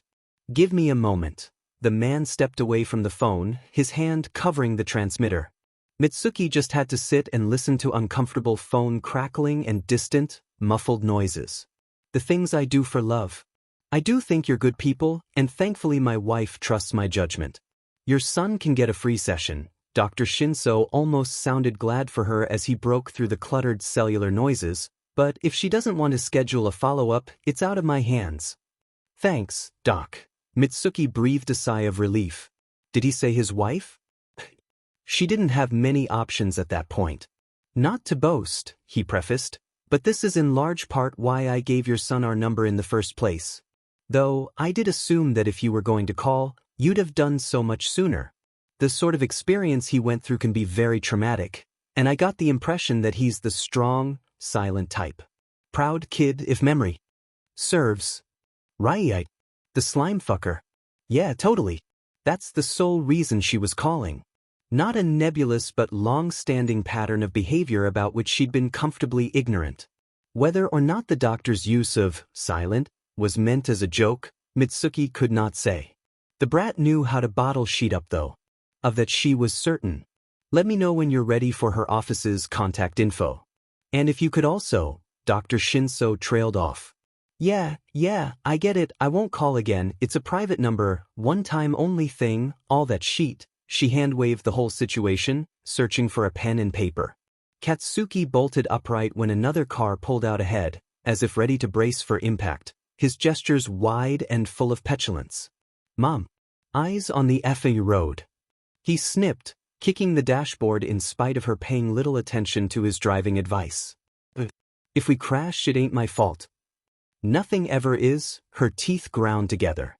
Nothing ever is. 10 years ago. It was meant to be a happy day. Her son's quirk had come in. What should have been a relieving day was anything but. It came in so late, Emmy had started to fret that he wouldn't get one at all. Yet, knowing he was better off having a quirk wouldn't make it any easier to have the one he did. Every inner attempt at comfort was worthless. It could be worse, was no consolation, nor was, don't worry about it, or, once he grows up no one will care. Guess what? She asked her imaginary, inconsiderate opponent. I'm worried. I am pretty DMN worried. Is this all I've got? Just wait a decade and some change? Am I that useless to my beautiful boy when the going gets rough? Is that the kind of mother I am? The kind of hero? Worse still, Izuku tried to protect her. No, that is not happening. He does not get to do that. So help me, we are not going to have that family. When she picked him up after work, none of his little friends were there to wave bye-bye, and the teacher wore a suppressed frown. He sounded fine. Rambled up a storm on what he'd learned. Walked energetically. Normal Izuku. No, it wasn't. Emmy's instincts said something was off, and her largest hint was how he hadn't mentioned heroes even once the whole way home. The closer they got, the more worried she became, the more even minor things grated her. The wind started to itch Emmy's neck, each strand of hair becoming bothersome. Her mouth felt dry but her body cold and wet. Her eyes, however, couldn't help but focus on Izuku's smile. On how close it was to being convincing for a kid his age, anyway. With practice, he'd only improve. Someone else might have been fooled. Emmy knew better, that he had a lot to learn about the subject, and that she'd stop him from doing so at whatever cost until he can understand when not to do it and why. The second their door clicked shut, she sat down on the floor, hoping to level with the boy. He was resolute in walking away. Izuku, she called for him so. Softly, it was barely above a whisper, what's wrong? His head hung, but he didn't turn around. You can talk to me if you want. No pressure, okay? I'll be sitting right here, and I love you so much, and whatever it is, Emmy had Iggy in her emotions, increasingly certain of what it was, I will always be there for you no matter what. Not in a creepy way though, she gave a pitiful chuckle. How he turned to her broke Emmy's heart.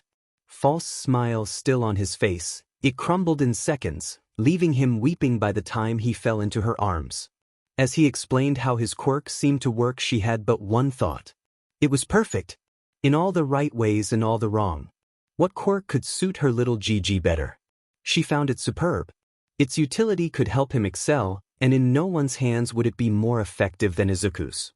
His entire wonderful personality complemented it perfectly. What quirk could give his peers more reason to distrust him?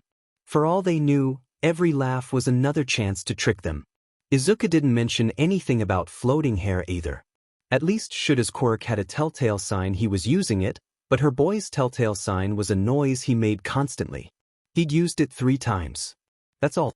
Twice by accident and once on purpose to make sure it was what everyone suspected by that point.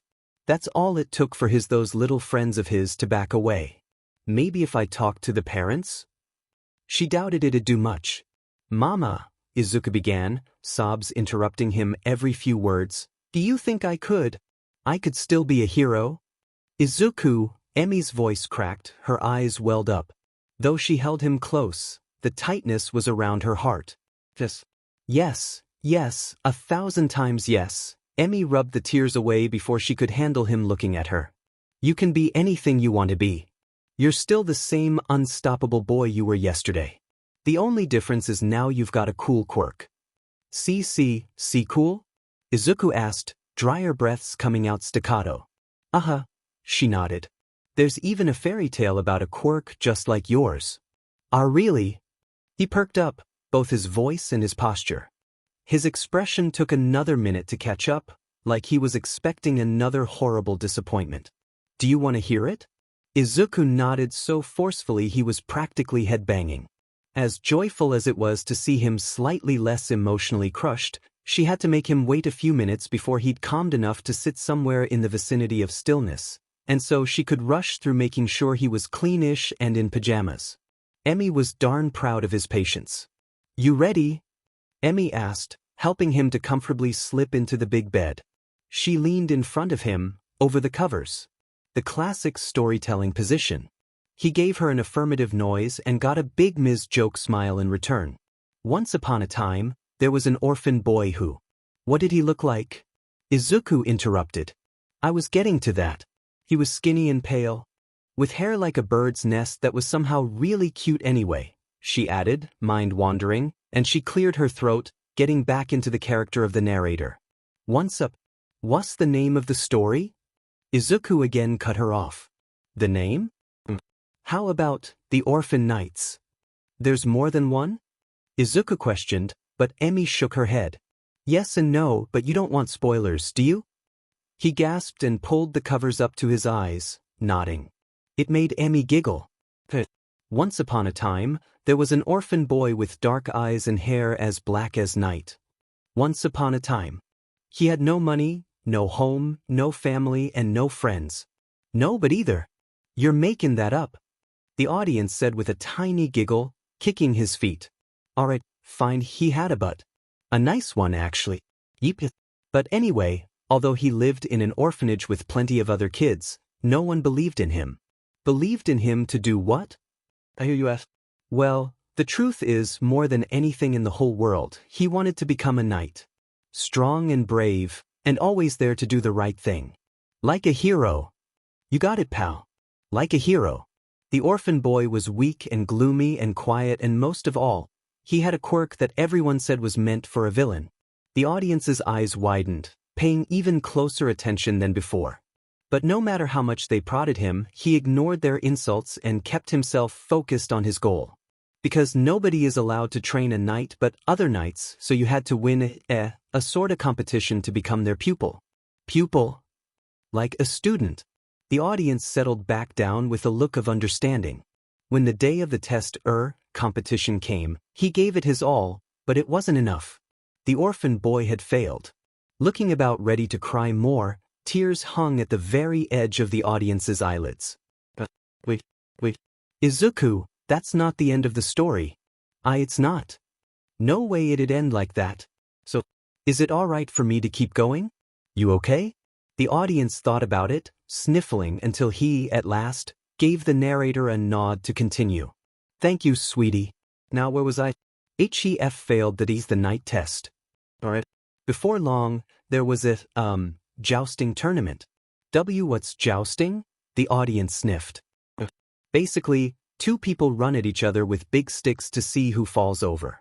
Oh. Okay. Izuku, please don't try to joust with Katsuki. I wasn't gonna. Yeah, right, course not. But still don't, 'kay? You need to be on horses to do it right. The audience made a whiny noise of resignation and the narrator sighed with relief.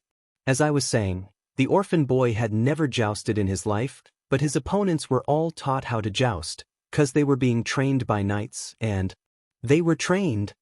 Yeah, they'd already won the competition before that. Why? Do you mean, why did they win the competition? Or, why were they in the jousting tournament? The audience unhelpfully nodded, and the narrator chuckled. Well, my little GG, they won because their quirks were better for what that specific competition needed, and they were jousting for glory. Glory is a word for trying to look cool. That's not fair. No, it's not, but everyone has a different struggle, so we shouldn't judge them. Maybe they just love to joust, and have you ever said a word so much it stopped sounding like a word? It's happening to me. Joust, joust, just joust, joust. Jousted, jousty, joust, joust. Jewist. The audience had himself a long laugh, and the narrator cleared her throat to get herself back on track. Not only were they better jousters, but their quirks were as impressive as can be. Strength enhancers, spikes, magnetism. There was even one that could lengthen stuff to make their lance twice as long. I think that's the big stick.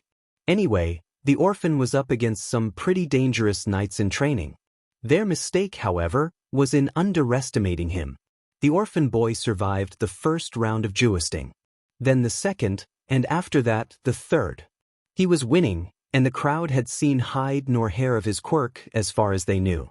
The next joust was the finale, the last match of the tournament. All he had to do was defeat one more person, and he could be allowed to train to be a knight. That one more person was much bigger and stronger, though, so it would be difficult. Not only that, but the bigger boy's quirk was rubberification. He could make himself rubbery and things would bounce right off of him. Oh no, that meant he could show off and didn't even need a shield. The audience squeezed the thick covers in his small hands tightly, concentrating, as if to will the story toward a happy ending. The more exciting the scene got, the more extravagant the narrator's gestures and vocal accompaniments became. Staring down the enemy, the orphan's hands shook with worry, but he saddled up anyway, even though he was worn out from quirk use. He'd come too far to give up. They rode toward each other faster and faster, until the other boy's lance struck the orphan's shield right as he tried to use his quirk, hitting him square in the chest. Pow! It sent him tumbling off his horse, rolling, till he was dizzy. He knew he'd lost. He was just sure of it, and yet, when he rose from the dirt and pulled off his helmet, all he heard was the sound of cheering. The narrator hopped off the bed to imitate a crowd hooting and hollering. The orphan got up on shaky legs while the referee came to lift his hand high in the air and announce him as the winner of the tournament. What the orphan had been too dazed to see at the time was that he'd hit the other boy in the same place, at the same time. The audience's face asked a question without speaking. The opponent was rubber, yes, but the orphan was able to use his quirk just in the nick of time to still beat him. You know what his quirk was? The audience shook his head, and the narrator leaned in close and checked her sides like she was about to share a big secret. He could make a person's quirk disappear. Just like that. The narrator snapped her fingers to demonstrate the speed of the orphan's quirk. She happily watched the audience's eyes go wide with surprise and awe, only for them to fill and then spill with tears again. A different kind, thankfully. Is that a true story? He slurred. The narrator hugged him close. Yeah, more or less. Kind of. That's the spirit of it, anyway. It doesn't matter what anyone else says. Being anything but genuine is a disservice to yourself. All that matters is what's in your heart. Follow it and it'll take you where you need to go. Then what happened? What do you mean? To the other orphan. Other orphan? Right. The other orphan. That might have to be another time. It's getting late. You won't feel good tomorrow if you stay up too long. But mama, the audience's voice sounded particularly wet as it came with another burst of tears. Why knew it? It gets pretty sad in the middle, and I don't know if you're up for it right now. It's got a moral, and morals are always. Please. It's not. The narrator sighed at the audience's insistence and crawled up into bed next to him, leaning on her side. All right already, but we're gonna turn the light out right afterward, okay? She said, and the audience agreed with a nod. Once upon a time, there was also a young princess who. What did she look like? The audience softly interrupted. What? She was, how about? She can look like you if you want. Like me? If she's supposed to be pretty. Princesses ally are. The narrator giggled, nodding. She'd been hoping to avoid that direct of a comparison, but if that's what he wanted, then it couldn't be helped. Alright, she can look like me, but only because you're such a flatterer. Wait, I thought it was about Another orphan, the audience questioned, wiping his stuffed nose on the sleeves of his adorably sized shirt that the narrator would now have to change him out of, lest tear snot wipe around the bed. The narrator shook her head to answer his question and to put the thought aside. The second one is metaphorical, but hold your horses for now, we'll get there. She cleared her throat, getting back into character. Once upon a time, there was also a beautiful, young princess, who was really, really pretty. Ridiculously good-looking. Easily one of the most gorgeous human beings to ever grace the earth. Mama Aya. The audience whined in between short hiccups, laughs still wet from lingering tears. Alright, she wasn't that pretty, but she did wear flawless, sparkling dresses that wonderfully hugged her figure. As a member of the royal family, she was safe, she had more friends than you can shake a stick at, and her parents made sure to always teach her what was right and what was wrong. But she wished things were different. As she didn't want to be a princess? No, Izuku, she didn't, for the regal life did not suit her. She may have been safe, superficially that means, it seems like it but not really, but the stones were stacked so high that they blocked any view of the countryside or townsfolk unless you went up to the tallest towers, and they did nothing to protect from the dangers on the inside of the wall. The audience started to ask a question, but the narrator gave a gentle, hey, gesture. She may have been desirable to some, but no one she cared about, and the royal makeup was chalky and the corset felt like a full-body noose for hours on end. She may have had friends abound, but they were just friends of the family. Not hers, and not the kind you get to have any fun with. They were guests to have over for boring stuff, like dinner parties. I know both of those words are awesome by themselves, but when you put them together, they stink, and the more important the guest, the more nauseous with worry she felt for whole days beforehand. She may have indeed been taught right from wrong, but it was not in the way you know. For the royal family, all that meant was when to say, yes, ma'am, and no, sir, which spoon was right for soup, which knife couldn't be used to cut letters, that sort of thing. The fancy life wasn't all it cracked up to be, so thought the little princess. What she really wanted was to be a knight. Exactly, Izuku. You could get a second job as a detective. She wanted to be a knight, but princesses were told not to want such things. However, as the youngest royal sibling and the only girl, she was seen as less important than her two older brothers. The big prince could be arrogant like the king, and the two of them fought constantly, but he also followed in the king's footsteps perfectly to one day take the throne, which made the king and queen very happy. The little prince, on the other hand, enjoyed things princes weren't allowed to enjoy, was things princes weren't allowed to be, and their father, in all his irascibility, made him pay for it dearly and constantly, assuming the prince would change. But changing was not his choice. Irascible means you know what? I'll explain some other time. The king got mad easily and could be super mean. That's the point. Moving on. The audience nodded, ready to hear more.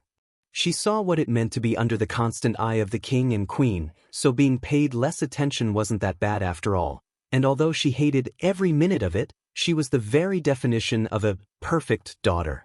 Perfect by their mean definition. She did everything required of her without complaint.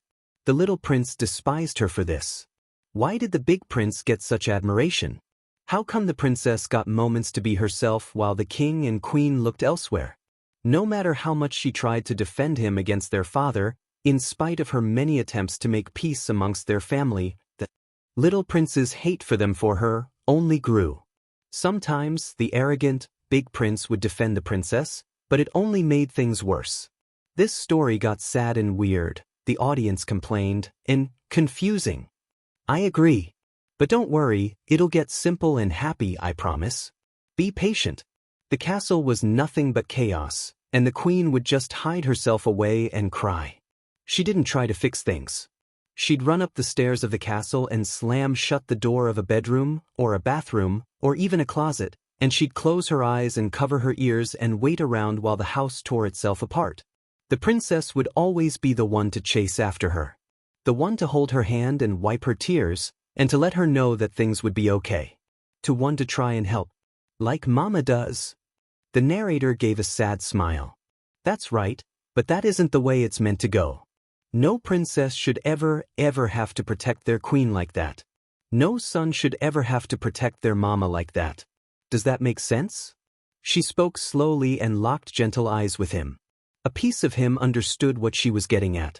I can be brave. Izuku, I'm not saying you're not brave and I'm not mad at all, but I do need you to really listen to me for a second, okay? It's just different. It probably feels like I'm being unfair, and I'm so sorry for that, but no matter how big of a hero you become, even if you're the #1 in the world, I'm still your mama. She looked into the audience's dampening eyes that he had tried so very hard to cheer up, until the dam broke and he collapsed into the narrator's arms once again, tears returning in even greater numbers and soaking into her shirt. Izuku, you are no less a hero for being honest with me. It makes you an even bigger hero, the narrator whispered. Once the sobs became less and less frequent, and he ran dry of tears, the narrator sighed and began speeding through the remainder of the story just to get the audience she had held against her heart to sleep, even if it meant skipping the most interesting, heroic parts she could tell. The narrator hadn't considered thinking ahead to make an exit strategy to use after getting to the moral of the story.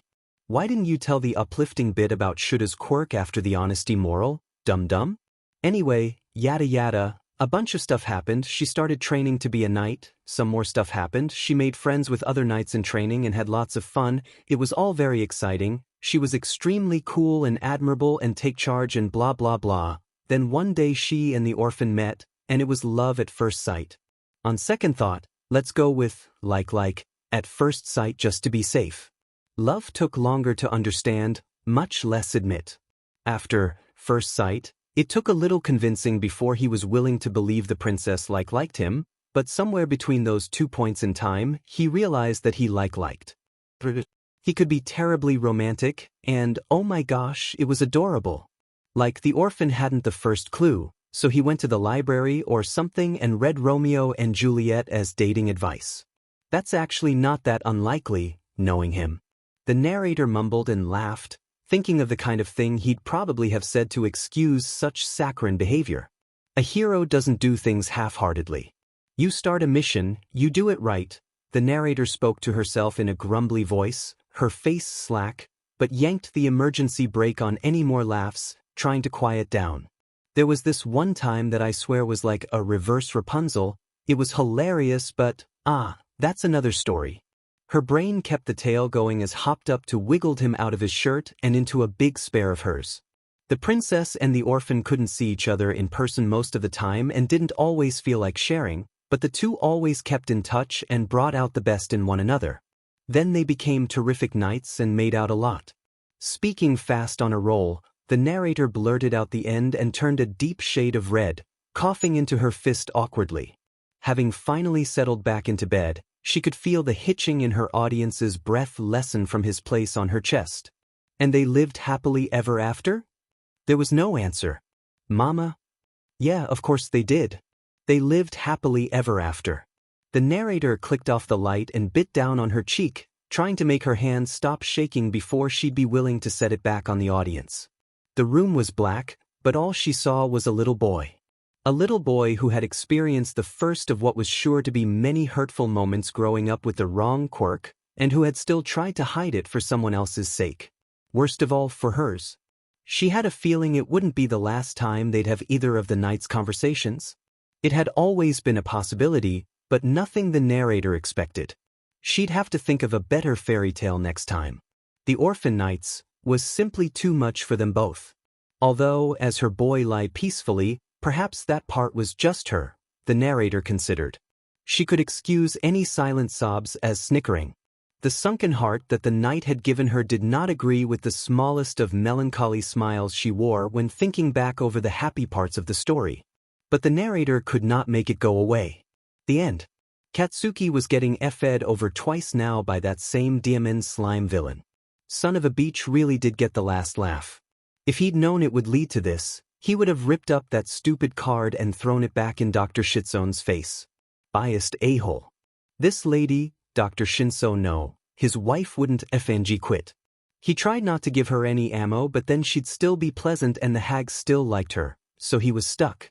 At least their first session his mom had been there to scream at, but she'd since bailed to give them each one-on-one time with Dr. Shinso, thus fang him over in the process. Traitor. They'd already sat there for fang ever, and although Katsuki didn't want to bother speaking, if he didn't do at least a little talking then the hag would blame him for the bullshit not working. I'm fine, he resolutely said as fact without having been asked, watching her from under his eyebrows. She gave him no response to play off of, and it set him off. Instead, she studied him from behind her spectacles, relaxed posture in direct opposition to Katsuki's tactic of tensing every muscle possible. After a good, long look at him, she brushed a few strands of sky blue hair behind her ears and flipped through her clipboard to start writing something. Katsuki wasn't interested, but he took the bait out of boredom. The hell are you writing? He demanded. Dakus flipped her clipboard around to show Katsuki a few large boxes drawn over what would normally be an extra sheet of patient information. Tic-tac-toe? He grimaced, incredulous that she was wasting his time like this when she could easily inform the hag that he was fine and let him leave.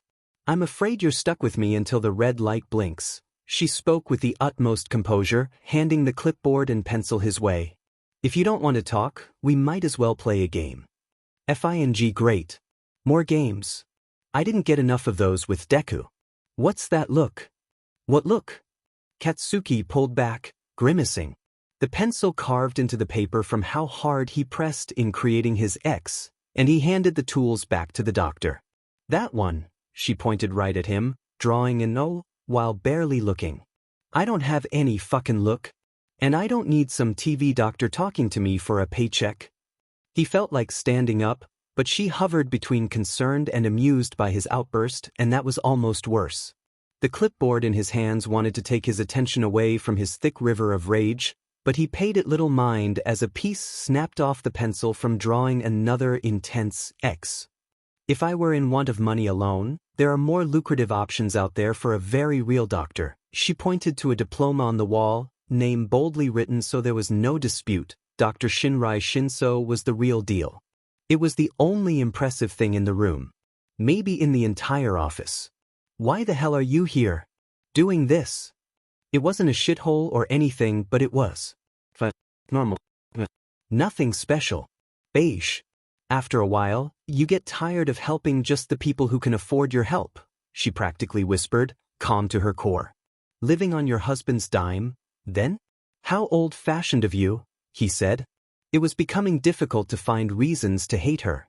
The building spelled average. The furniture screamed modest.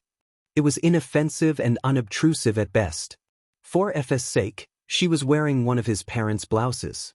He could already hear his dad saying something about glass houses.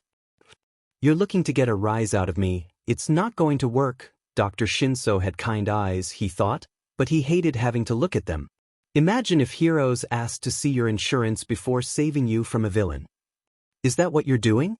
Saving me? He lashed out, like punching in the dark while she circled in a no. Giving you the tools to save yourself, if you'll let me. Katsuki's body felt cold. He wanted heat again, but he wasn't allowed to blow up. Even his anger had been stuffed in his chest, or as much as it could be, and it hurt. Nice try, Doc, but I see what you're doing. He didn't even need to look at her, choosing to instead scan over the unimpressive space around him. You're trying to get in my head. Trying to get in your head? You make it sound so sinister, the doctor responded thoughtfully, not sounding offended. That's your gimmick. Making people think they got problems so they'll tell you shit.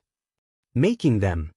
Interesting phrasing, she hummed, switching gears and handing him the clipboard. So, you've been fighting with a friend of yours? DMN hag. That ain't anybody's busy but mine. Stupid Deku ain't my friend. HM. Your mother seemed to think he is. She subtly adjusted her glasses and interlocked her fingers. She doesn't know what the F she's talking about. We haven't been friends for years. Her face asked why, and he boiled under the look until he could stand it any longer. Because his DMN birth mom's a hero and I was stupid enough to believe she couldn't pop out a villain. But then he moves close by and starts effing with me all the time. He was like that all along and I never noticed, 'cause I didn't have to go to school with the B. Katsuki ground his teeth and jabbed the paper with the pencil as a psycho stabs with a giant knife, making a nigh unrecognizable X, before forcefully throwing it back into the doc's lap. A villain? A bully isn't always a villain. He ain't a bully. He's a villain. He's got a villain's quirk to prove it. I doubt that, she rubbed her eyes. Are you defending effing Deku? No. I don't know Deku or what he's done, only that it must have been very hurtful and for that I'm sorry. All that I am saying is that his quirk is innocent. It isn't a villain's quirk, because there is no such thing, nor is it the cause of any grief he's given you. I don't have any grief. Be that as it may. Did your mother tell you about my quirk? She asked, but his look told her no. It's called truth. It can make anyone tell the truth, even if they don't want to. Under a certain light, it sounds like it could be villainous, doesn't it? But it isn't, because it's not the quirk. It's how you use it. I never use mine unless a patient specifically requests it and if I feel absolutely certain they can handle anything they might say. It also glosses over my eyes quite a bit, so you'd know if I activated it. Dr. Shinso spoke quietly, hoping to alleviate his concerns. Wow. She wrote something on her clipboard. I'm telling you this because I think you can handle it. You aren't going to run out of the room, are you? Katsuki scowled, refusing to move or even blink. He ain't a FNG coward. But if you don't feel comfortable coming next week over this, that's quite all right. We can cancel and I'll make sure your mother understands why I won't be able to take you back on. But if you're up for it, I'm sure you can beat me next time. She smiled softly without the slightest hint of smugness and flipped the paper around to show a diagonal line of 3 circles. You think I can't fucking take a little, huh?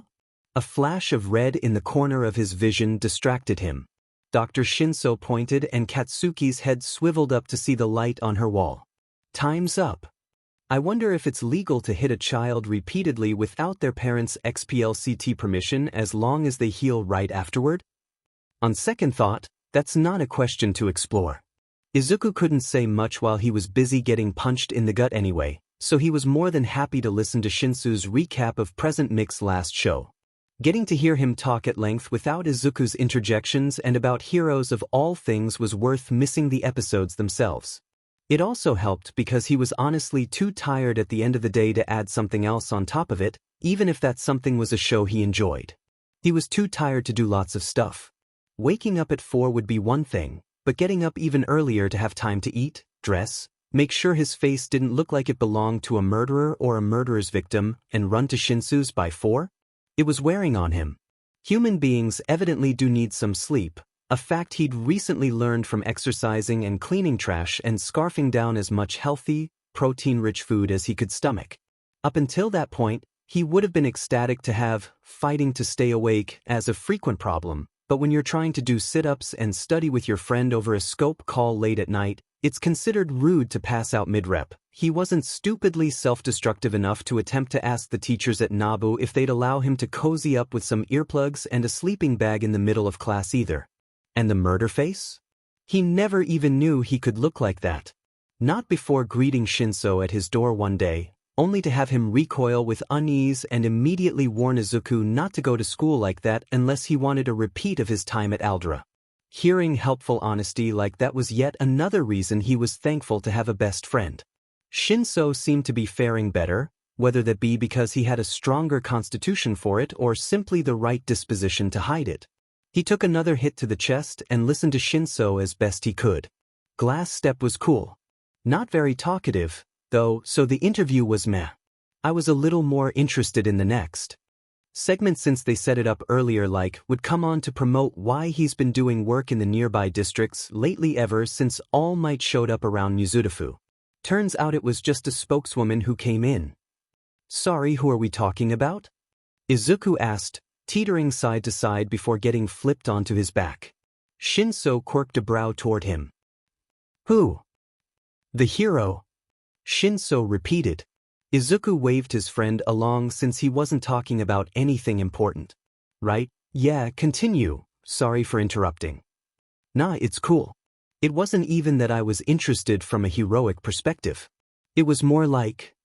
Shinsu's eyes focused as he tried and failed to come up with a metaphor. A morbid curiosity of something possibly going wrong, like, if he blurted out an insensitive comment and Present might called him out on it, or something along those lines. Does that make any sense? Like going to the circus just in case one of those tigers finally gnaws the trainer guy's hand off, Izuku offered. Shinso let out an honest chuckle, eyes drifting from his opponent.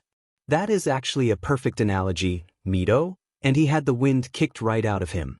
Izuku shortly followed suit, but getting that reaction from his friend gave him plenty of energy. Hitoshi knew Midoriya to be plenty expressive, however, the subtleties were more noticeable now that Mrs. Midoriya had snipped her son's hair back to its normal, messy but manageable length. The fluffiness of his waves and curls were unstoppable no matter how long, but that didn't mean she couldn't help keep it from blocking his face. It wasn't an issue Hitoshi had to deal with, personally, so it was a wonder both mother and son kept bringing him into the conversation while she trimmed it a few days prior, as if he'd have anything useful to say. Although he had the tact not to mention it, it didn't seem like an issue the straight-haired Mrs. Midoriya had either. Spending a half-hour staring at both Midoriyas in the mirror gave Hitoshi sufficient time to reflect on their differences. Hair gets darker with age, right? So hers probably looked lighter like his when she was a teenager. Yeah, that makes sense. And then it became way straighter and lost its weird, angled black tint. The answer made less sense as it went along, but it was going to have to do, as he wouldn't dare badger Midoriya's mom about her ex-husband? Ex-boyfriend? Whatever. In any event, he'd had to get used to seeing Midoriya's big eyes without his minty locks getting in the way all the time, and they gave a dear amount of clarity to his smiles. Barring a morning or two that had him looking dead, ready to die, and ready to stab someone all at once, they otherwise held a hello world. Prepare to be saved.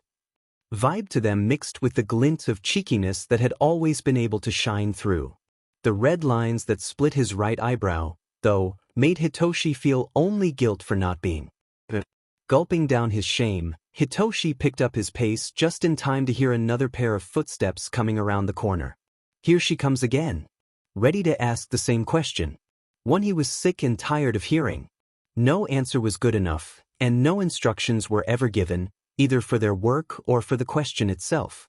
No indication that they were on the right path or had done everything wrong from the second they walked in on their first day. All right, dummy, Miss asked, and Mr. paused his assault on Midoriya. Why do you think we have you doing this? Midoriya took his time to stand straight, and for that moment he radiated a rare flavor of confidence, distinct from his quiet determination. His face spelled a complete certainty of faith in his conclusion. A wise man once said life is like a roller coaster. Midoriya spoke definitively, voice steady. It goes up and down and around and around. It has thrills and chills, and it's very brightly colored, and it's very loud. Some people have been on the ride a really, really long time, and they forget what it is. Heroes are here to remember and to tell us all, hey, you don't have to worry or be afraid, ever. It's a ride. And then, some of those confused people, they say, shut them up. We have a lot invested in this ride. Look at my furrows of worry, look at my big bank account and my unhappy family. This has to be real. His expressions and voice and demeanor all change to reflect the caricature. They're all over the place, and it doesn't matter if you're a hero or a villain, or whether or not you know how to punch me in the stomach every morning. It's up to all of us to take action, whenever we can, to remind people what's right, by doing what's right. To remember that no matter how frustrating things may be, it'll be okay. It's just a ride. The room was silent. Hitoshi was ready to give him a standing ovation right from his place on the floor, but Miss started talking before he had the chance. Poetic. She paced back and forth, almost sounding impressed. But no. How about you, Mup? Do you have any new insight? What strength Hitoshi had lacked then returned as righteous indignation, and he stood up, throwing his soapy bucket away from him as hard as he could. To JRK us around, apparently. Shinso snapped at them. You don't care about having your stuff cleaned spotless, or you would have hired someone to do it. You don't need a guy to hit. There are a dozen training dummies in the other room. I would know, because I've been dusting them every single day at 4:10 in the morning. Shinsu, hold on. Midoriya took a step forward, arms up in defense and reassurance. They're screwing with us, Midoriya. I'll take some of the blame for being dumb enough to get us tricked into this, but that doesn't make it better that all they're doing is wasting our time and trying to drive me insane. A clap came from Mr. Then from Miss too. Slow but deafening. And he was left standing there breathing hard with frustration. He no longer had a place to channel, because why were they clapping? You finally got it, Miss smirked. What? Wait, hat was it? Midoriya made an impossibly perplexed face, like he needed a reboot. Fighting requires two things. Patience, Mr. chimed in, and passion, Miss finished. You'd already shown plenty of the former, and now you've shown the latter. Hitoshi made a series of grunts as his emotions shot out, directionless. Why didn't you just tell us? He asked, arms open. We had to know your passion was real. But that's so stupid. We have plenty to be passionate about. Let's hope so. She brushed off his shoulder, and Mr. straightened Midoriya's long-sleeved shirt. Come back sometime tomorrow. Whenever's good. Don't you have other students? Midoriya asked, the look on his face not having changed one bit. A few, but they show up on weekdays around noon to 3, so I doubt you'll run into them. We lied about students coming at 5 every day to make you mad and see if you would keep coming. Then they just walked away. Miss left the building altogether and Mr. walked back to his bedroom despite Hitoshi's open jaw and useless attempts toward starting a sentence to try to rationalize what had just happened. Hitoshi stayed like that before politely laying himself on the floor and closing his eyes, hoping it might give him the strength to not lose his mind. He could still hear soft footsteps tentatively approach him. When you think about it, it's actually kind of foo. Midoriya. Hitoshi opened his eyes, shaking a threatening finger toward his friend. No. Midoriya sighed and sat down next to him, quiet. The silence lingered for a while. Pretty weird roller coaster, huh? The weirdest. Hitoshi had no clue why he started laughing. Perhaps from relief, or the rapid fluctuation between emotions, or something else entirely. Regardless, Midoriya didn't take long to join in and flop on top of him, turning Hitoshi's chuckling into a full-on belly laugh. It hurt his sides and he welcomed it anyway. Midoriya rolled face down, so Hitoshi couldn't quite make out what he was saying, but he liked to think it was something fond. Me too, man. Me too.